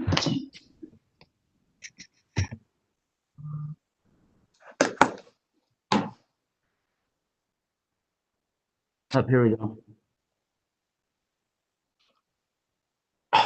No, I think part of the problem, I'm not quite sure I'm not sure who it is that we're talking to. So Mr. Chairman, it's Captain Augustine. We had trouble with our link, so Detective Tridico and Selgis aren't able to sign in, so we're trying to use my link so they can sit there and testify. They are here. They're sitting right outside my office. I'm just trying to connect my video. It doesn't appear I have the same connections I had earlier, buttons I had earlier where I could just turn myself on and unmute myself. I'm trying to sit there and work through that right now. I do apologize. All right. Okay. So, all right. But you can hear me, correct? Yes, I can hear you. We just need to get the camera on? Because I don't know who is testifying. Nope, that's good. So would it be, let me ask a question, Mr. Bianco, do you need to see the detective, or if the detective? Yes, sir.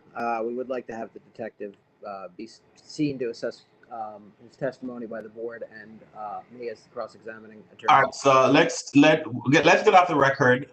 So we're off the record until we can figure out how the detective's camera can be. I see Mr. Augustine. So maybe we once again for Mr. Augustine needs to sign off, because I can see his name on my screen. So maybe he needs to sign off and then try to sign back, and the detective should be able to join us. Okay, I'll exit out of this and leave the meeting, and then I'll go back into the link I received earlier, and hopefully we can resolve that. Is that fair? Yes, that's fine. Thanks.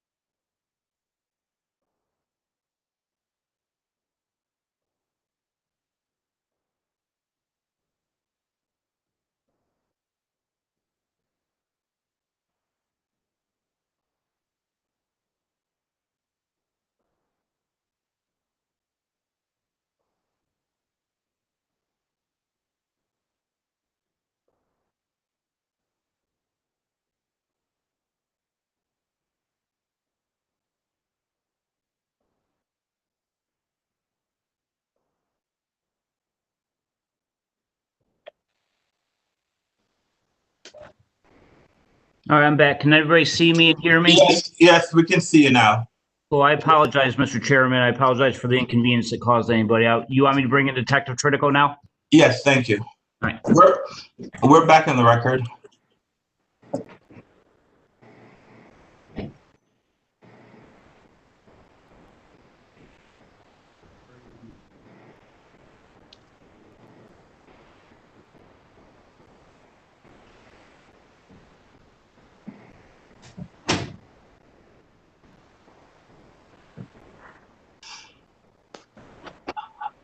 Detective, can you raise your right hand, please? Yes. Do you swear or affirm to tell the truth and nothing but the truth? I do. Or have a seat. Your witness, Mr. Bianco. Okay, Detective Tritico. My name is Richard Bianco. I represent Kiss Lounge in this case, and I have a few questions and hope you could help us with your testimony here. Where do you work? Can we start with him spelling his, can you please, sir, state your name and spell your name for the record, please? I'm Detective Philip Tritico, Philip Trid as in David, ICO.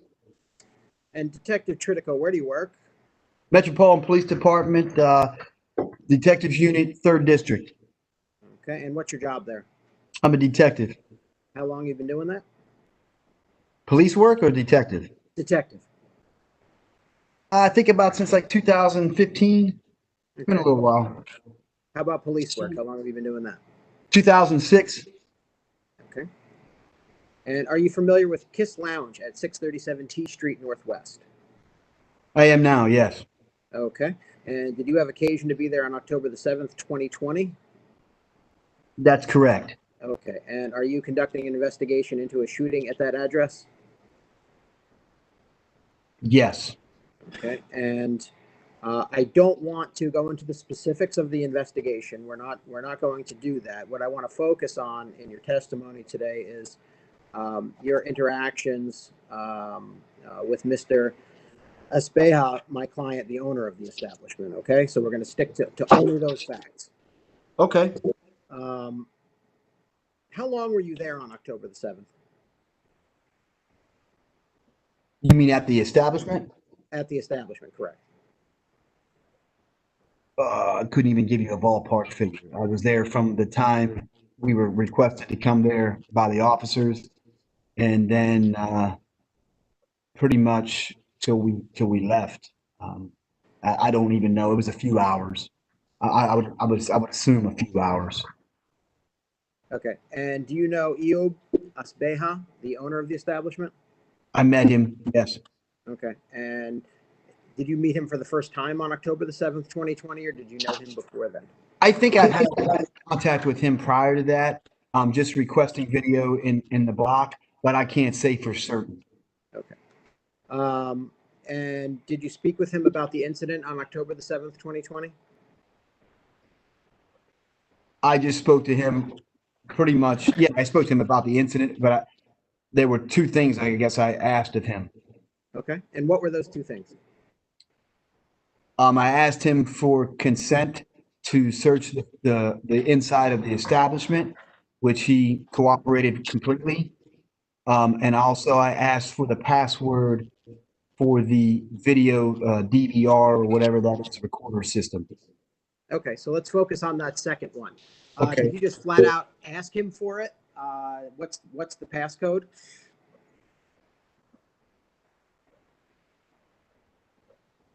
I think we had a conversation. I don't think I at one point in time I said, what can you give us the cat passcode? But there was a conversation in there. I don't know exactly what our entire conversation entailed. Okay, and but I wasn't the first one that asked him for the passcode. Okay. When you asked him for the passcode, how did he respond? He said that he at that time was choosing not to give it to us based on an interaction that he had with another detective. He was cooperative, but he just didn't want to give. He had spoken to, I believe, an attorney or someone, and he said that he just didn't feel comfortable giving it at that time. because they had taken the system out of the building. Okay, so you asked him for the passcode after the DVR had been removed from the property. I believe so. Okay. Did somebody else ask him for the passcode earlier? I believe it was Detective Gatling. He was the other detective that was on the scene with me that day. And they had an interaction prior to me talking to, I probably may have been talking to him, but I didn't realize that that had transpired. Okay. So you didn't witness the discussion between the owner of the establishment and this Detective Gatling? No. Okay. Do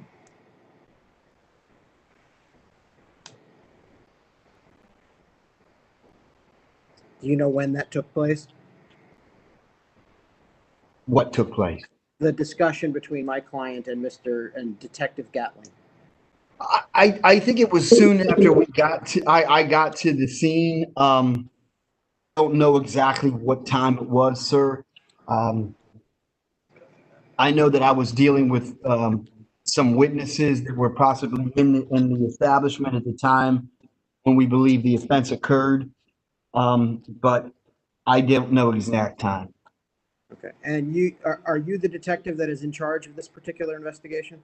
Currently, I'm the lead investigation, sir.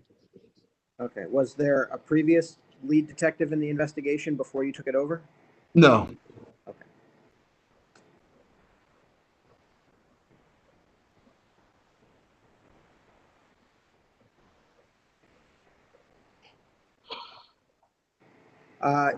Did you make the decision to seize the DVR in this case? I didn't seize the DVR. That was done by Detective Gatling, but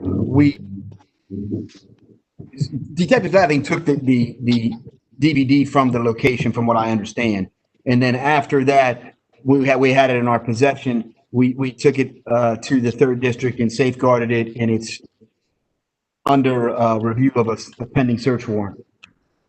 Have you ever had occasion in the past to request video footage from my client?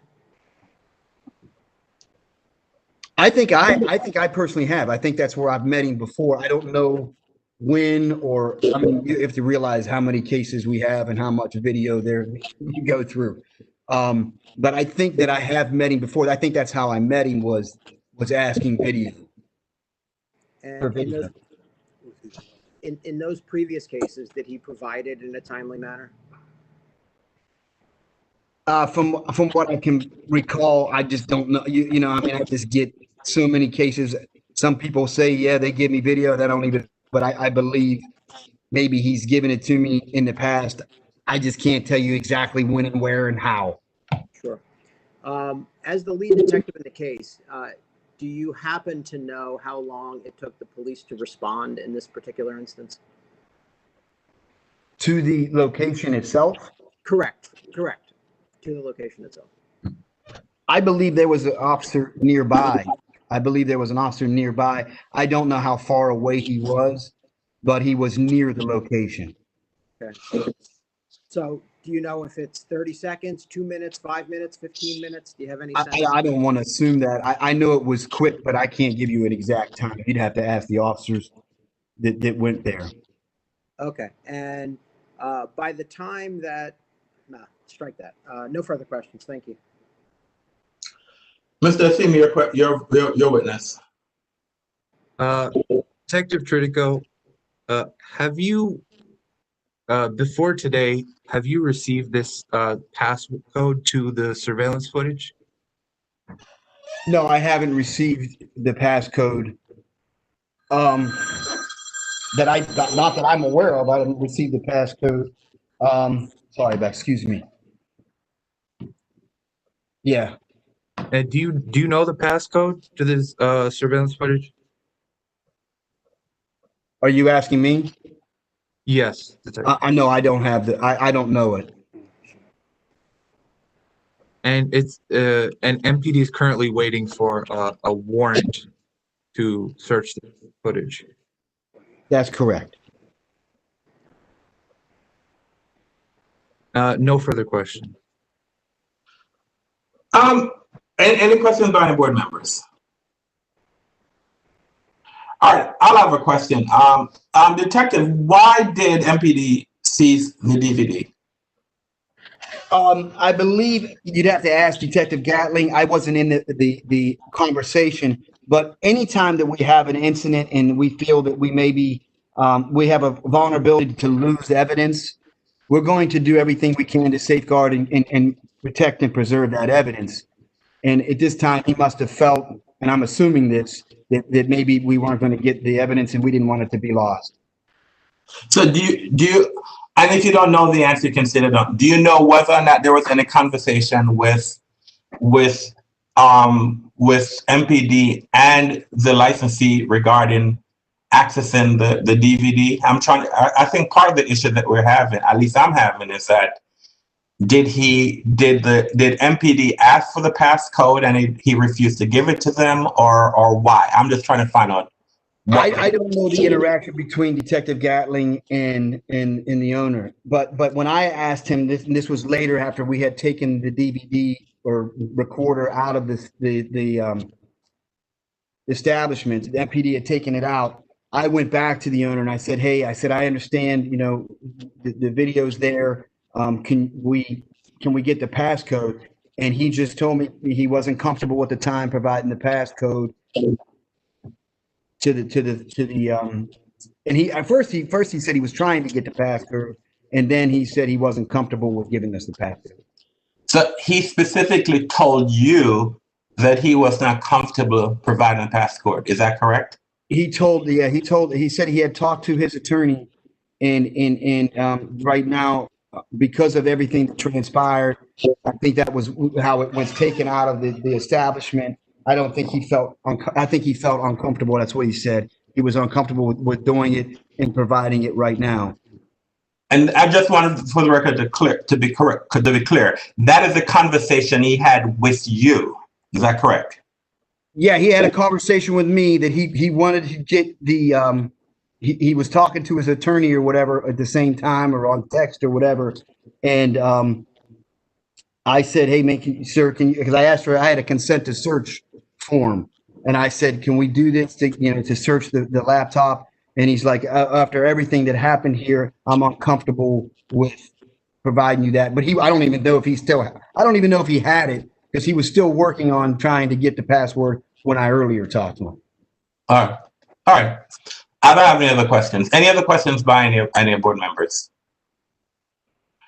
All right, Mr. Asim, do you have any questions of the witness based on the questions that were asked by the board? I do not. Mr. Bianco? Sir. All right. Detective, thank you very much for your testimony. Please do not discuss the nature of the case with, at least this aspect of the case, with anyone until this case is over. So thank you very much, sir, for your testimony. Thank you, gentlemen. I appreciate it. All right, then, thank you. Send the other officer in? I don't believe that Mr. Bianco is not calling him as a witness. It's my understanding. Is that correct? That's correct. Thank you. So you can log off. Thank you very much. Okay, thank you. Appreciate it. Have a good day. You too. Thank you. Bye-bye. Mr. Bianco, do you have another witness? I do not. The respondent rests. All right.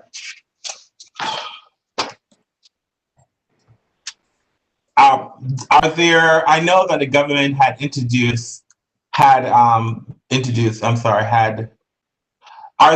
did both parties introduce all the documents that they want, move all the documents that they want to be moved into evidence?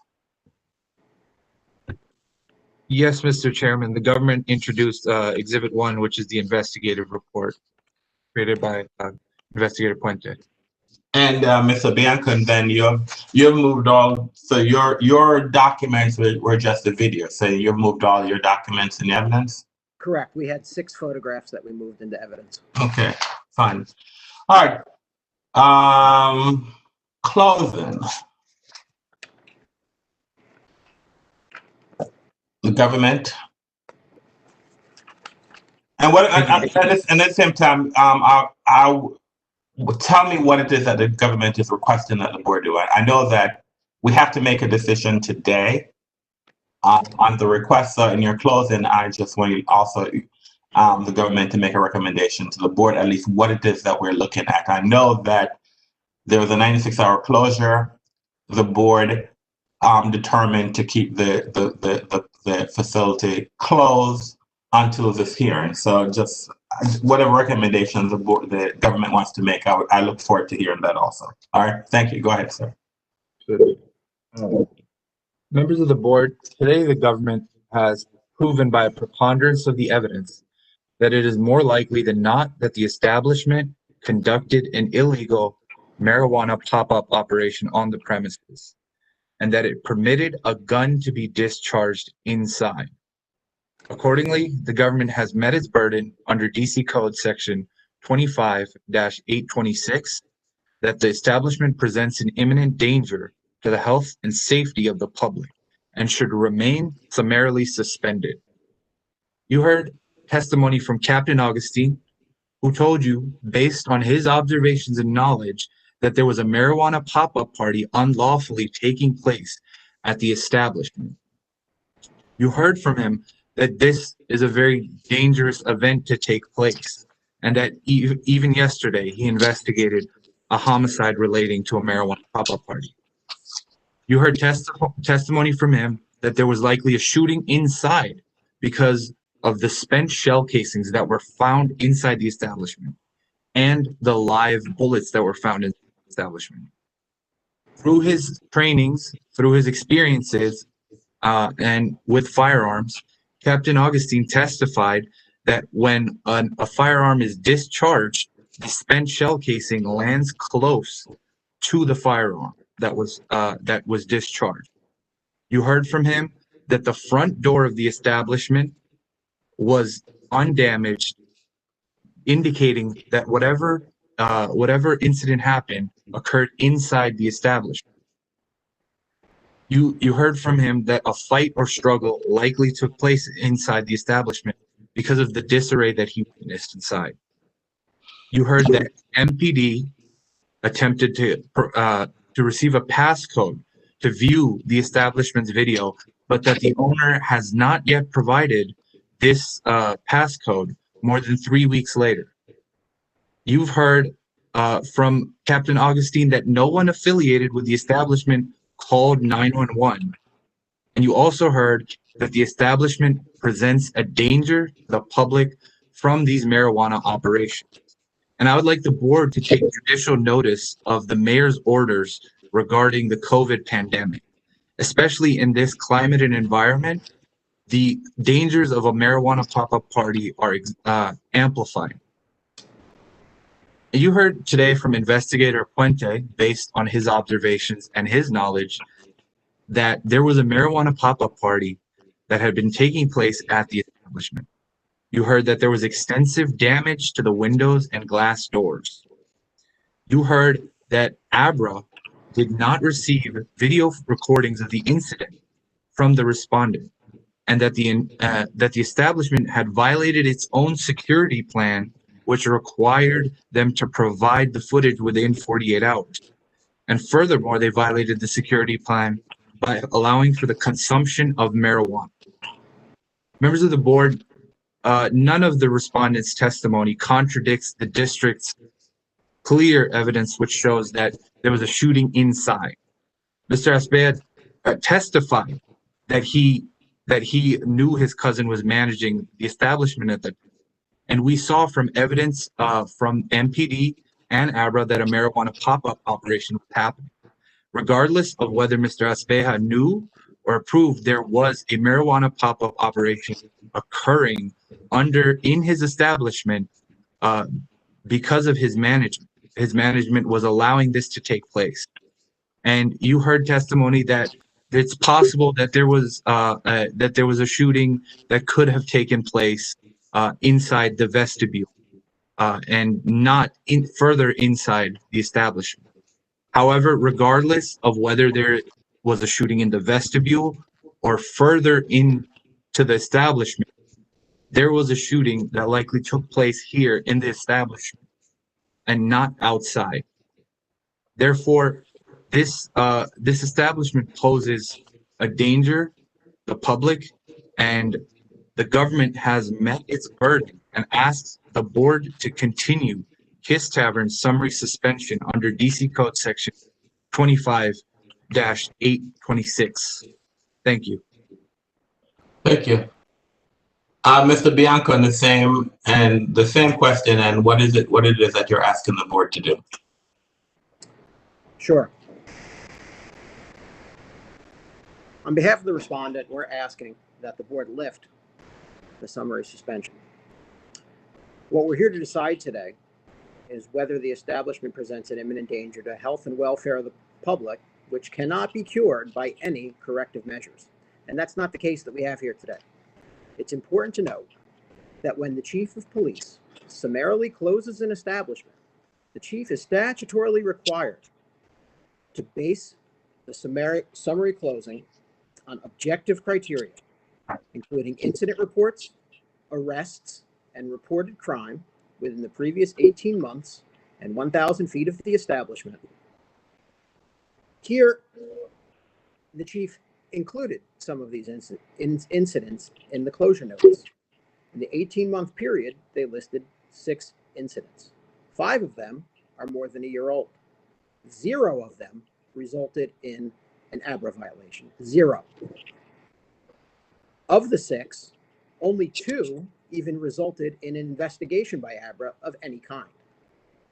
This is not the type of record which merits a finding of imminent danger, which cannot be ameliorated by presently available measures. In the years that I've been doing this, it is in very rare cases that the board actually makes that finding and indefinitely keeps an establishment closed without allowing a reopening, even where corrective measures are necessary. And there's two that come to mind in particular.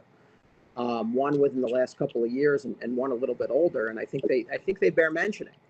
And the first one that comes to mind is in the case of Cedar Hill or Uniontown, in which there was a series of events such as concealing evidence of a stabbing, cleaning up a crime scene, and all of the misdeeds that went on culminated in the attempt to bribe an ABC official.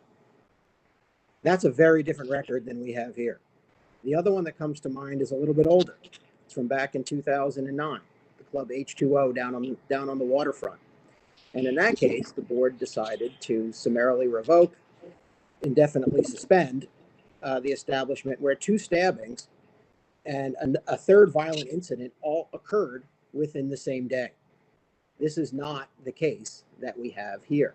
This is not a case where whatever it is the government tried to prove today would merit a summary closing to be continued indefinitely. Although it's not the respondent's burden to prove, we have shown that Thomas McCoy, the security guard, acted appropriately in stopping the entry of an armed gunman who, upon being rejected, took out a firearm and fired into the establishment.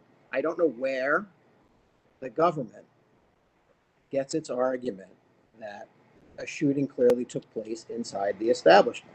There's no evidence of that. The only evidence is a bullet hole through the front window into the back of a couch, which was not damaged on the front side of the couch. There's no way. There's just no way. And it does not take a ballistics expert. It's just a simple matter of common sense that a bullet could not have been fired from inside of the establishment and broken the window in the manner that the photographs show. There's no additional bullet damage inside. And according to MPD, there were some shell casings and rounds found, which their witness testified absolutely could have been kicked, moved, or otherwise pushed further inside the establishment in the ensuing scuffle. The agency attempts to pin additional violations on my client,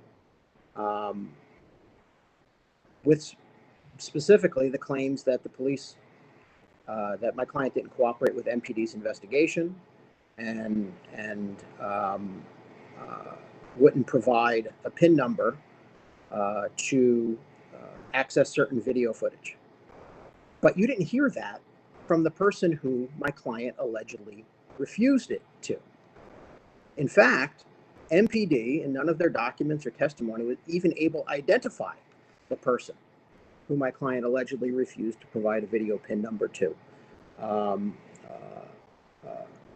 in this process. What you did hear directly from my client is that he did provide it. And when it didn't work, he offered to have the technician come down, access the video immediately.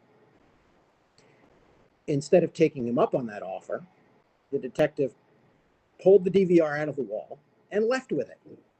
Didn't get my client's permission, and in fact, did not even tender a written request until after he had absconded with the system. This is not how this is supposed to work.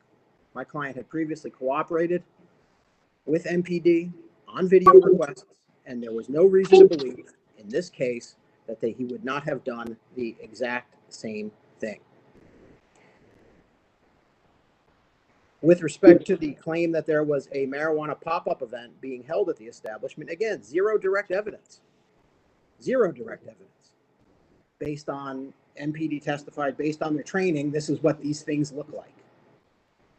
No transactions, no individuals in the establishment at all at the time of the walkthrough, and merely some remnants of marijuana or marijuana products, both of which are legal for individuals to carry, whether they're in ABC establishments or not. At the end of the day, the board has a very difficult calendar today. There are a number of dozens, in fact, cases where establishments are closing, and the industry as a whole is dying right in front of our eyes.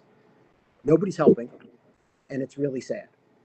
And even though you can't do anything about the establishments that can't pay their bills and renew their licenses or pay their rent or make it work anymore,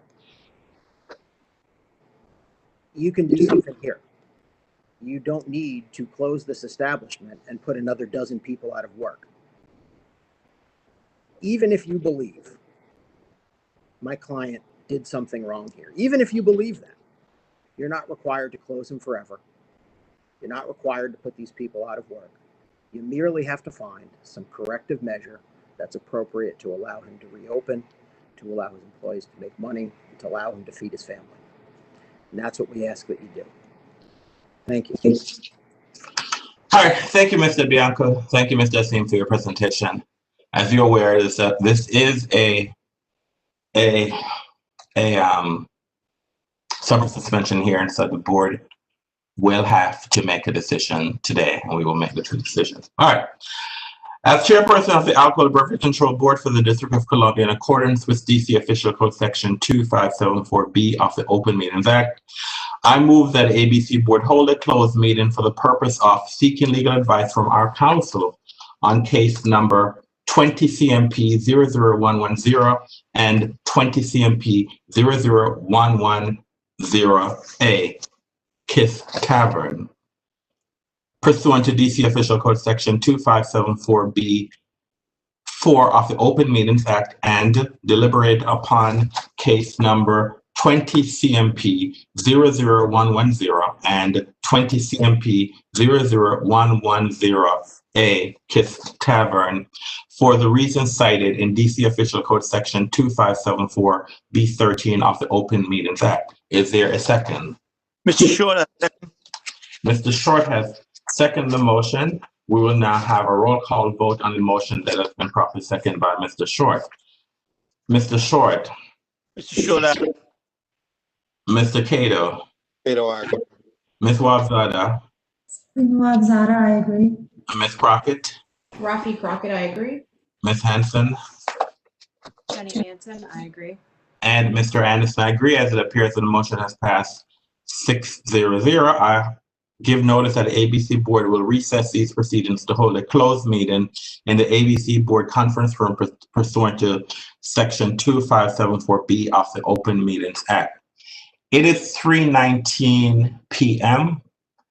I would say give us about half an hour. So I would say 3:50.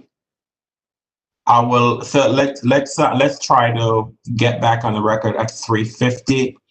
If we need more time than 3:50, I will notify you that we need more time. But we will. You know what? Let's reconvene at 4 o'clock. 4 o'clock. I believe that should give the board enough time to make a decision. I don't want to make a rush decision. And I still want to give you some idea of how long you should wait. So I will try my best that we can make a decision by 4 o'clock. If we need more time than that, I will send notice to let you know how much more time. But say 4 o'clock. So we will recess to adjourn at 4 o'clock. And so the board now will go in executive session, and I would say that I would say do not log off, but you can go get yourself some coffee, knowing that at least by 4 o'clock we'll come back. Okay. All right. Thank you.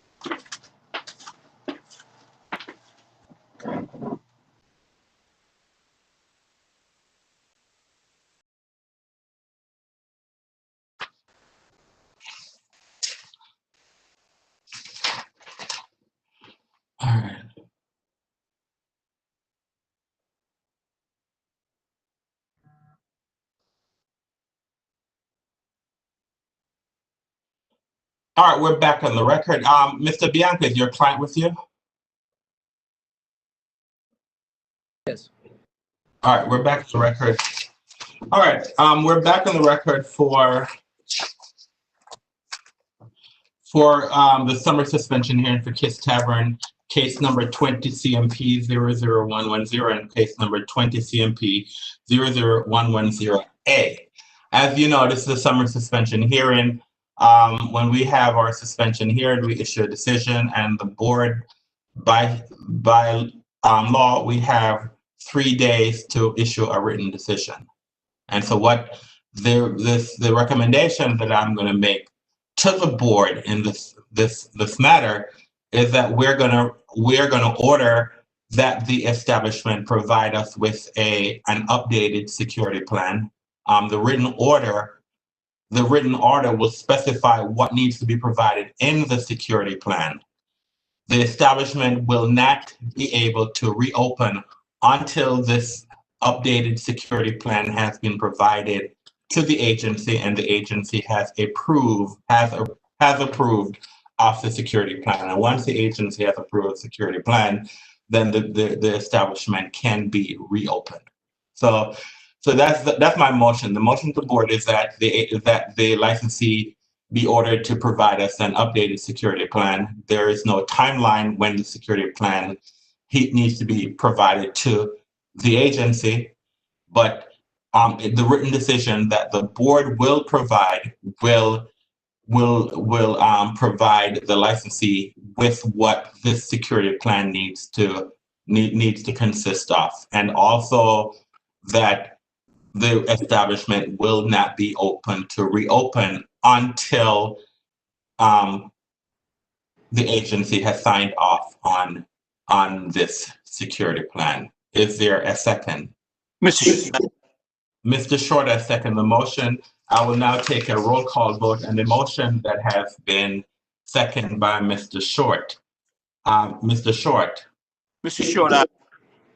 Mr. Cato. Bobby Cato. Ms. Wabzada. Wabzada, I agree. Ms. Crockett. Rafi Crockett, I agree. Ms. Hanson. Jenny Hansen, I agree. And Mr. Anderson, I agree. The matter passes 6-0-0. I would like to thank both parties for their presentation today. And this is the first hearing. Well, I'm saying this is the first full hearing. No, or is it? I believe this is the first full hearing that we've had since COVID. And it has worked out well with just some minor technical issues. So I want to thank the parties for cooperating, and that the technology allows us to do this. So you'll get a written decision within 3 days that will have the specific guidance that's required to be in the security plan. All right. Thank you very much. Thank you. Thank you very much. All right then. All right. Take care. Thank you. All right. All right. So we're going to go back to our agendas. And so we will be doing our licensing agenda, and we will be doing our cease and desist Class B license.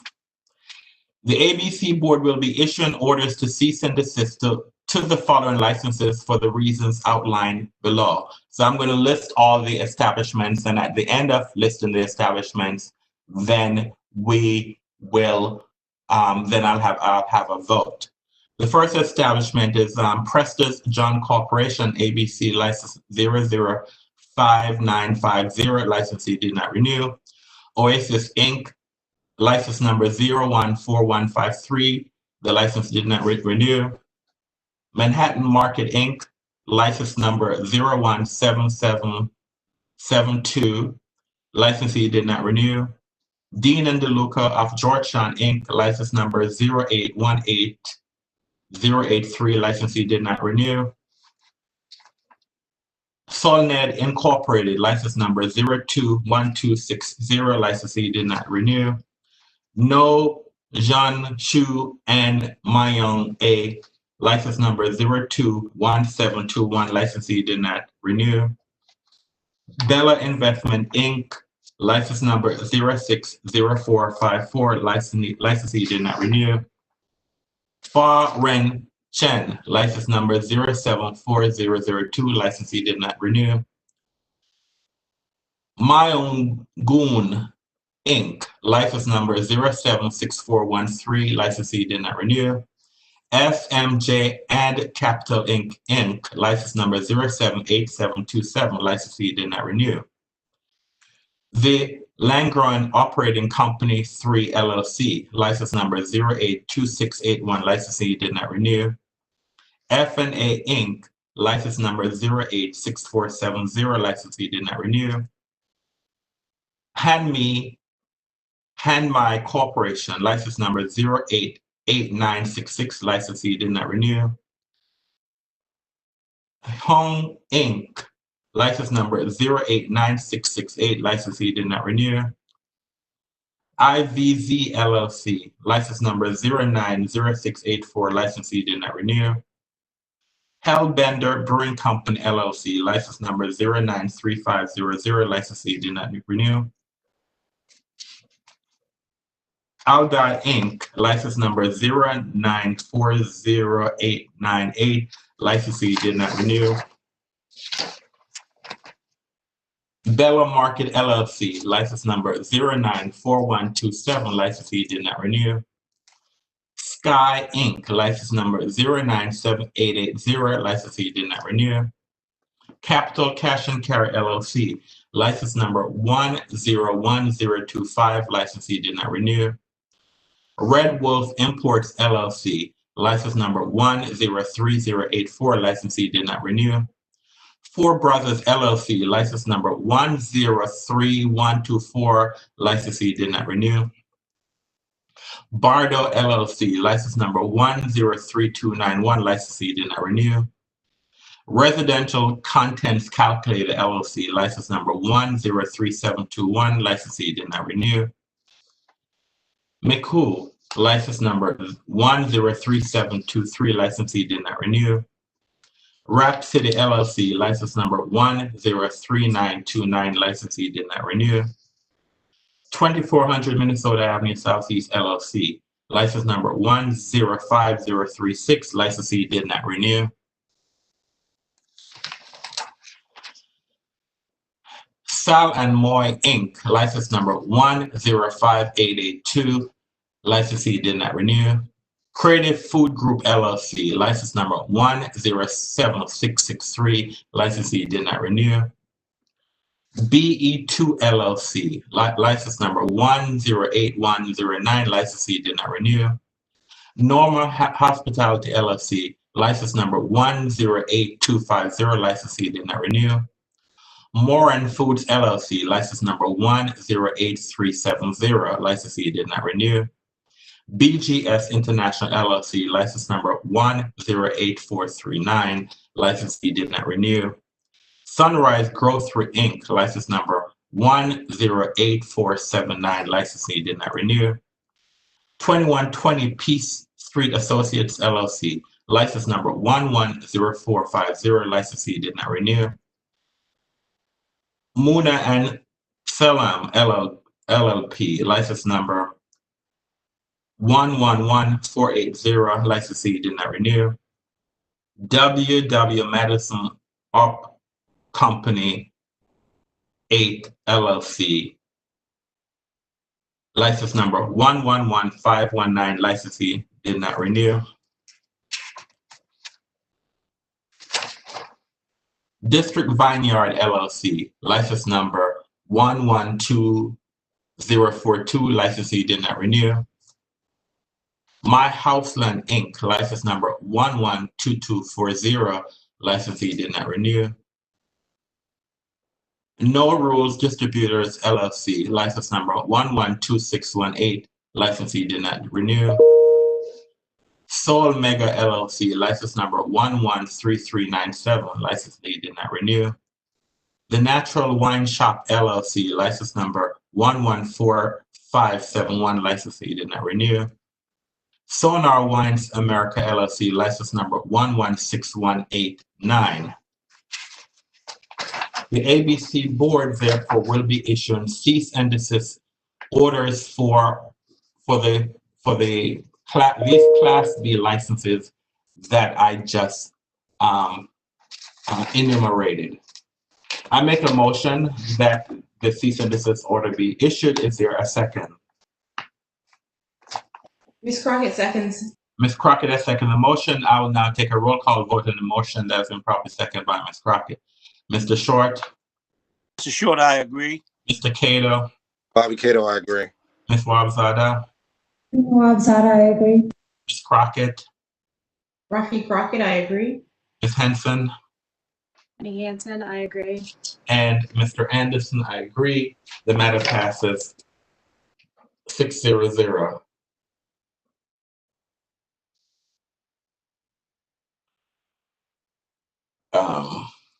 All right. So let's now move to our cease and desist. Hold on 1 minute. As we move forward, my calendar has been changed. All right. So let's all right, that's fine. All right. So we're now at our cease and desist agenda for C and D licenses. The ABC board will be issuing orders to cease and desist to the following licenses for the reasons outlined again below. Again, I will list, there's a significant list. I'll review the names, and once I've gone through the list, then we'll take a formal vote. Chuck and Bill Bison Lounge, license number 014759, licensee did not pay second year payment. Harris, license number 021562, licensee did not pay second year payment. The Capital Lounge, license number 023601, licensee did not pay second year payment. Bukan Cafe, license number 026466, licensee did not pay second year payment. Club Cinema, license number 060040, licensee did not pay second year payment. Twin Jazz, license number 060380, licensee did not pay second year payment. Billy Goat Tavern and Grill, license number 070520, licensee did not pay second year payment. 12 DC Kiss Kiss, license number 072734, licensee did not pay second year payment. Rock and Roll Hotel, license number 072777, licensee did not pay second year payment. The Commodore, license number 073443, licensee did not pay second year payment. Sud House, license number 075284, licensee did not pay second year payment. Harrods, license number 075642, licensee did not pay second year payment. Jimmy Valentine's Lonely Hearts Club, license number 076330, licensee did not pay second year payment. Living Room, license number 076906, licensee did not pay second year payment. Velvet Lounge, license number 078443, licensee did not pay second year payment. Dodge City, license number 078749, licensee did not pay second year payment. Little Miss Whiskey's Golden Dollar, license number 079090, licensee did not pay second year payment. Room 11, license number 079568, licensee did not pay second year payment. Law Society, license number 083420, licensee did not pay second year payment. The Haymaker, license number 084689, the licensee did not pay second year payment. Mellow Mushroom, license number 086063, licensee did not pay second year payment. Sankofa Cafe, license number 086424, licensee did not pay second year payment. DC Reynolds, license number 087045, licensee did not pay second year payment. Satellite Room, license number 087296, licensee did not pay second year payment. Habonisha Market and Carryout Restaurant, license number 087362. Licensee did not pay second year payment. Your District Space, license number 087727. Licensee did not pay second year payment. Smoke and Barrel, license number 088772. Licensee did not pay second year payment. A&D, license number 089950. Licensee did not pay second year payment. Mockingbird Hill, license number 091418. Licensee did not pay second year payment. Southern Efficiency, license number 091602. Licensee did not pay second year payment. Petworth Citizen, license number 091646. Licensee did not pay second year payment. Bravo Bar, license number 092059. Licensee did not pay second year payment. Sandovan Restaurant and Lounge, license number 092705. Licensee did not pay second year payment. Ivy and Coney, license number 092860. Licensee did not pay second year payment. Cloud Restaurant and Lounge Sports Bar, license number 093572. Licensee did not pay second year payment. Excuse me.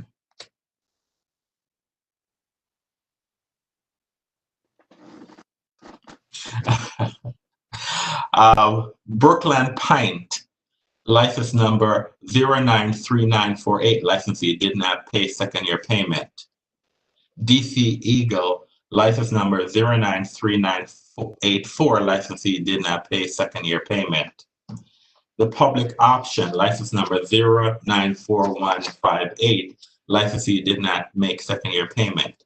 Lost and Found, license number 094510. Licensee did not pay second year payment. Angelica Pop-Up, license number 095111. Licensee did not pay second year payment. Songbird, license number 096137. Licensee did not pay second year payment. Drew Drop In, license number 097569. Licensee did not pay second year payment. Broccoli Bar, license number 098584. Licensee did not pay second year payment. Big Chef, license number 098902. Licensee did not pay second year payment. Fake Rum, license number 099263. Licensee did not pay second year payment. Left Door, license number 099684. Licensee did not pay second year payment. Fax, license number 099955. Licensee did not pay second year payment. The Ardale, license number 10018. Licensee did not pay second year payment. Elevate, license number 100316. Licensee did not pay second year payment. The Passenger, license number 100573. Licensee did not pay second year payment. Homewood Suites by Hilton, Washington, D.C., New York Avenue, and Hampton Inn and Suites, Washington, D.C., New York Avenue at 4th Street Northeast. License number 101534. Licensee did not pay second year payment. Free State, license number 102224. Licensee did not pay second year payment. Proper 21, license number 102933. Licensee did not pay second year payment. Leslie's Grill, license number 104058. Licensee did not pay second year payment. Lounge Restaurant, license now Power Nightclub Lounge Restaurant, license number 104228. Licensee did not pay second year payment. Cunita Alvolo, license number 104755. Licensee did not pay second year payment. District Hardware and Bike, license number 104936. Licensee did not pay second year payment. Vivid, license number 105922. Licensee did not pay second year payment. Precure, license number 106265. licensee did not pay second year payment. Potomac Distilling Company, license number 106554, licensee did not pay second year payment. Grand Duchess, license number 106575, licensee did not pay second year payment. Skill Zone, license number 106766, licensee did not pay second year payment. Medusa Lounge, license number 106785, licensee did not pay second year payment. The Crown and Crow, license number 106995, licensee did not pay second year payment. Secret Lounge, license number 107123, licensee did not pay second year payment. Phantom Comics, license number 107167, licensee did not pay second year payment. Columbus Club, license number 107244, licensee did not pay second year payment. Trattoria Al Volo, license number 108217, licensee did not pay second year payment. Truth DC 78, license number 108602, licensee did not pay second year payment. Momo Yakitori, license number 109071, licensee did not pay second year payment. Taqueria Local, license number 109076, licensee did not pay second year payment. Caribbean Kitchen, license number 109111, licensee did not pay second year payment. The Imperial, license number 109169, licensee did not pay second year payment. At 1015, license number 109294, licensee did not pay second year payment. The Eleanor DC, license number 109475, licensee did not pay second year payment. Rose Mariana de Atalia, license number 109613, licensee did not pay second year payment. The Cage Bird, license number 109651, licensee did not pay second year payment. Brick Lane Restaurant, license number 109778, licensee did not pay second year payment. Smith's, license number 110802, licensee did not pay second year payment. Brine, license number 110889, licensee did not pay second year payment. Kitsuin, license number 110893, licensee did not pay second year payment. The Mirror, license number 111099, licensee did not pay second year payment. Pop Social, license number 112530, licensee did not pay second year payment.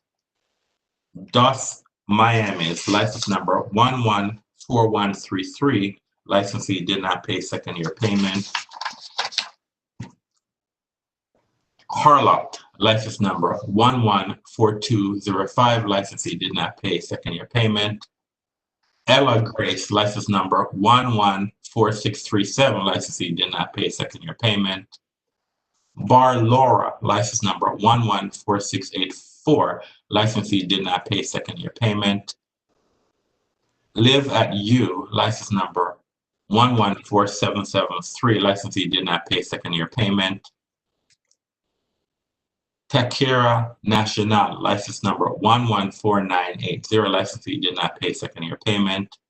Studio 52, license number 115069, licensee did not pay second year payment. Boohoo's Restaurant, license number 115711, licensee did not pay second year payment. Sign of the Whale, license number 116058, licensee did not pay second year payment. And Luoban Dumplings, license number 116185, licensee did not pay second year payment. I then make a motion that the ABC board issue cease and desist orders for these Class C and D license. Is there a second? Ms. Crockett, second.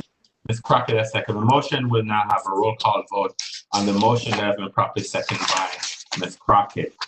Mr. Short. Mr. Short, I agree. Mr. Cato. Bobby Cato, I agree. Ms. Wabzada. Wabzada, I agree. Ms. Crockett. Rafi Crockett, I agree. Ms. Hanson. Jenny Hansen, I agree. And Mr. Anderson, I agree. The matter passes 7-0. I apologize for looking at my phone, but unfortunately, I'm getting updates on the list that I have been reading, so I need to make sure that I have the proper list to make some corrections. And so, right.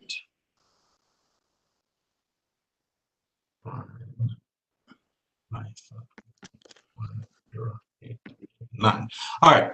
As just to clarify the record, I recently read a large list of establishments that the ABC board will be issuing cease and desist orders for. So we have a late breaking list. So some changes were made to some of the information that issued or issued earlier. So these are the corrections to the record that was to the record. I will be making a motion that the ABC board not issue cease and desist orders for the following cases: the Park at 14th, Trump International Hotel, Washington, D.C., BLT Prime, Tulloch, Sticky Rice, Centralina, Whaley's, Addis Paris Cafe, MexQ, San Lorenzo, Hill Country, Half Smoke, Rita Loca, Patoba, Generator, U Street Music Hall, Spirit of Mount Vernon, Chateau Remix, Hill Prince, The Pug / Tokai Underground, Sisters Mediterranean Corner Cafe, Ellie, Cafe St. X, The Brighton, Takarian, Union Stage, Primrose, 18th Street Lounge, Right Proper Brewing Company, Bidwell, Harry's, Songbird, Truth DC 78, Homewood Studios by Hilton, Washington, D.C., New York Avenue and Hampton Inn and Suites, Washington, D.C., New York Avenue at 4th Street Northeast, Said House, Loban Dumplings, Butter Chicken Company 2, Butter Chicken Company, King Convenience Store, Quality Convenience Store, Wise Millers, Centralina, Hilton Garden Inn, DC / US Capitol, Midnight Delicatessen, Yang's Market, Resident Inn DuPont Circle, Roha Market, No Rule Distributors, and Brine. So therefore, the ABC, I make a motion that the ABC board not issue cease and desist orders for the establishment that I just placed in the record. Is there a second? Mr. Short, I second. Mr. Short, I second. The motion will now have a roll call vote on the motion that's been properly seconded by Mr. Short. Mr. Short? Mr. Short, I agree. Mr. Cato? Bobby Cato, I agree. Ms. Moavzada? Remo Avzada, I agree. Ms. Crockett? Rafi Crockett, I agree. Ms. Hanson? Jenny Hansen, I agree. And Mr. Anderson, I agree. The matter therefore passed 7-0.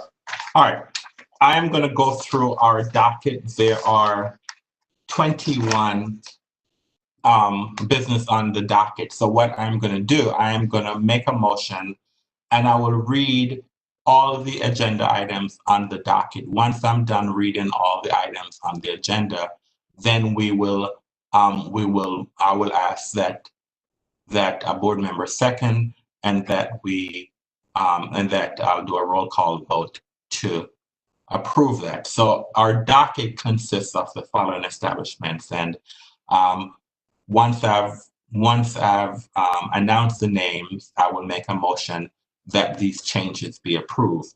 The first establishment on our docket is the Marriott at Metro Center, license number 708993. This is a letter to the board to remove Officer Gregory J. Larson from its membership. The second licensee that's on the docket is Residence in DuPont Circle, license number 09 510. It's a change of officer application to add Carolyn Puglisi as managing member.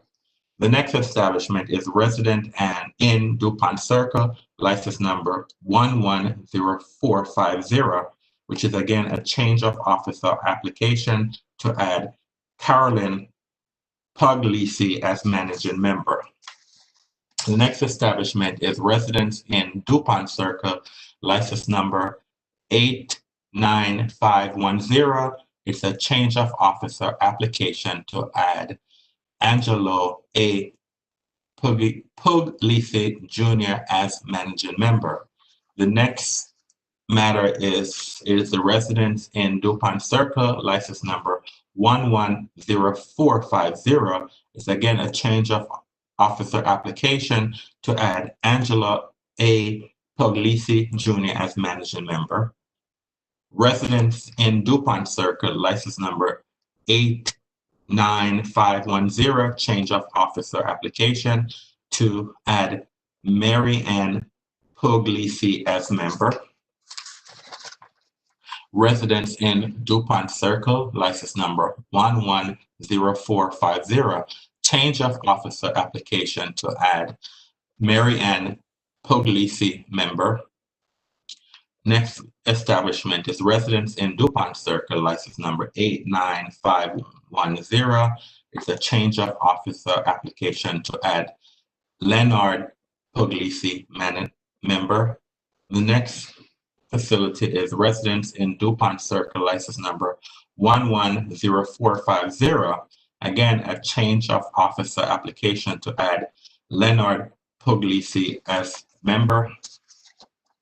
The next establishment is Kimpton Carlisle, license number 112302. Change of officer application to add Wendy F. Mosler as president. Kimball Carlisle, license number 112302. Change of officer application to add Peter Allen, vice president, secretary, treasurer. The next establishment is Malbach Restaurant, license number 1633. Malbach Restaurant, license number 93308. It's a trade name change application to change it to Malbach Boutique Steakhouse. The next establishment on our docket is Sunset Wine and Spirit, license number 95926.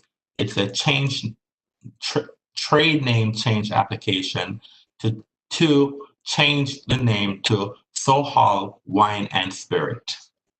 The next establishment is Sal's Cafe, license number 105882. It is a corporate name change application to Federal Center Southwest, Inc. Next establishment is Charter Wells Dining Services, license number 117227, new ABC license application.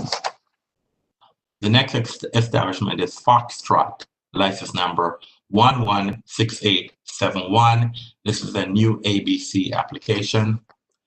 The next establishment is Foxtrot, license number 116872. Again, another new ABC license application. Next establishment is E-Market, license number 108896. It's a change of hours application. We now have Brine, license number 110889. This is a summer garden application with 38 seats. The next establishment is Riggs, Washington, D.C., license number 114149, change of officer application to add Wendy F. Mosler as president. The next establishment is Riggs, Washington, D.C., license number 114149, change of officer application, Peter Allen, vice president, secretary, treasurer. I then make a motion that the ABC board accept the changes in the docket that were just read in the record. Is there a second? Ms. Crockett seconds. Ms. Crockett has seconded the motion. I will now have a roll call vote on the motion that has been properly seconded by Ms. Crockett. Mr. Short. Mr. Short, aye. Mr. Cato. Bobby Cato, I agree. Ms. Wabzada. Remo Abzada, I agree. Ms. Crockett. Rafi Crockett, I agree. Ms. Hanson. Jenny Hansen, I agree. And Mr. Anderson, I agree. The matter therefore passes 7-0-0. All right. I believe that we have now come to the end of our agenda.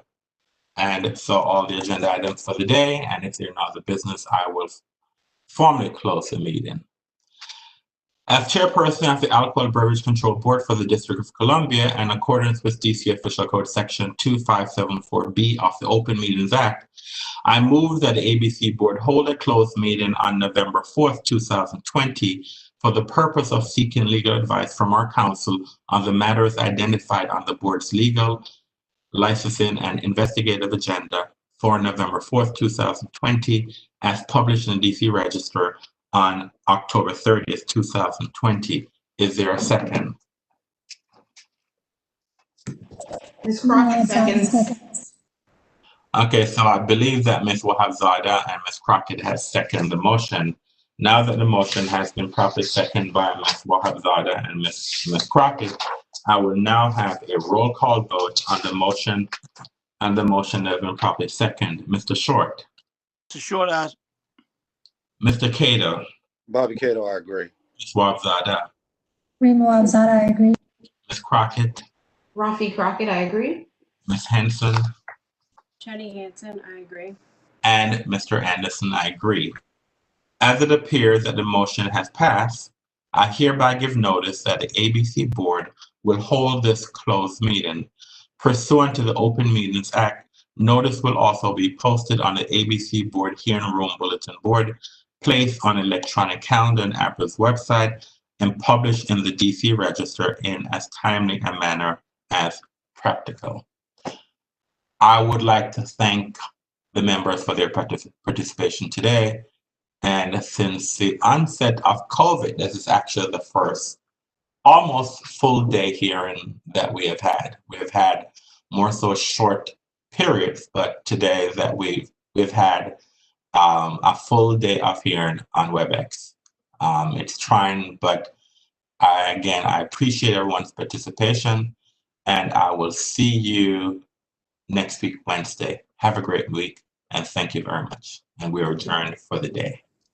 All right, bye-bye. Thank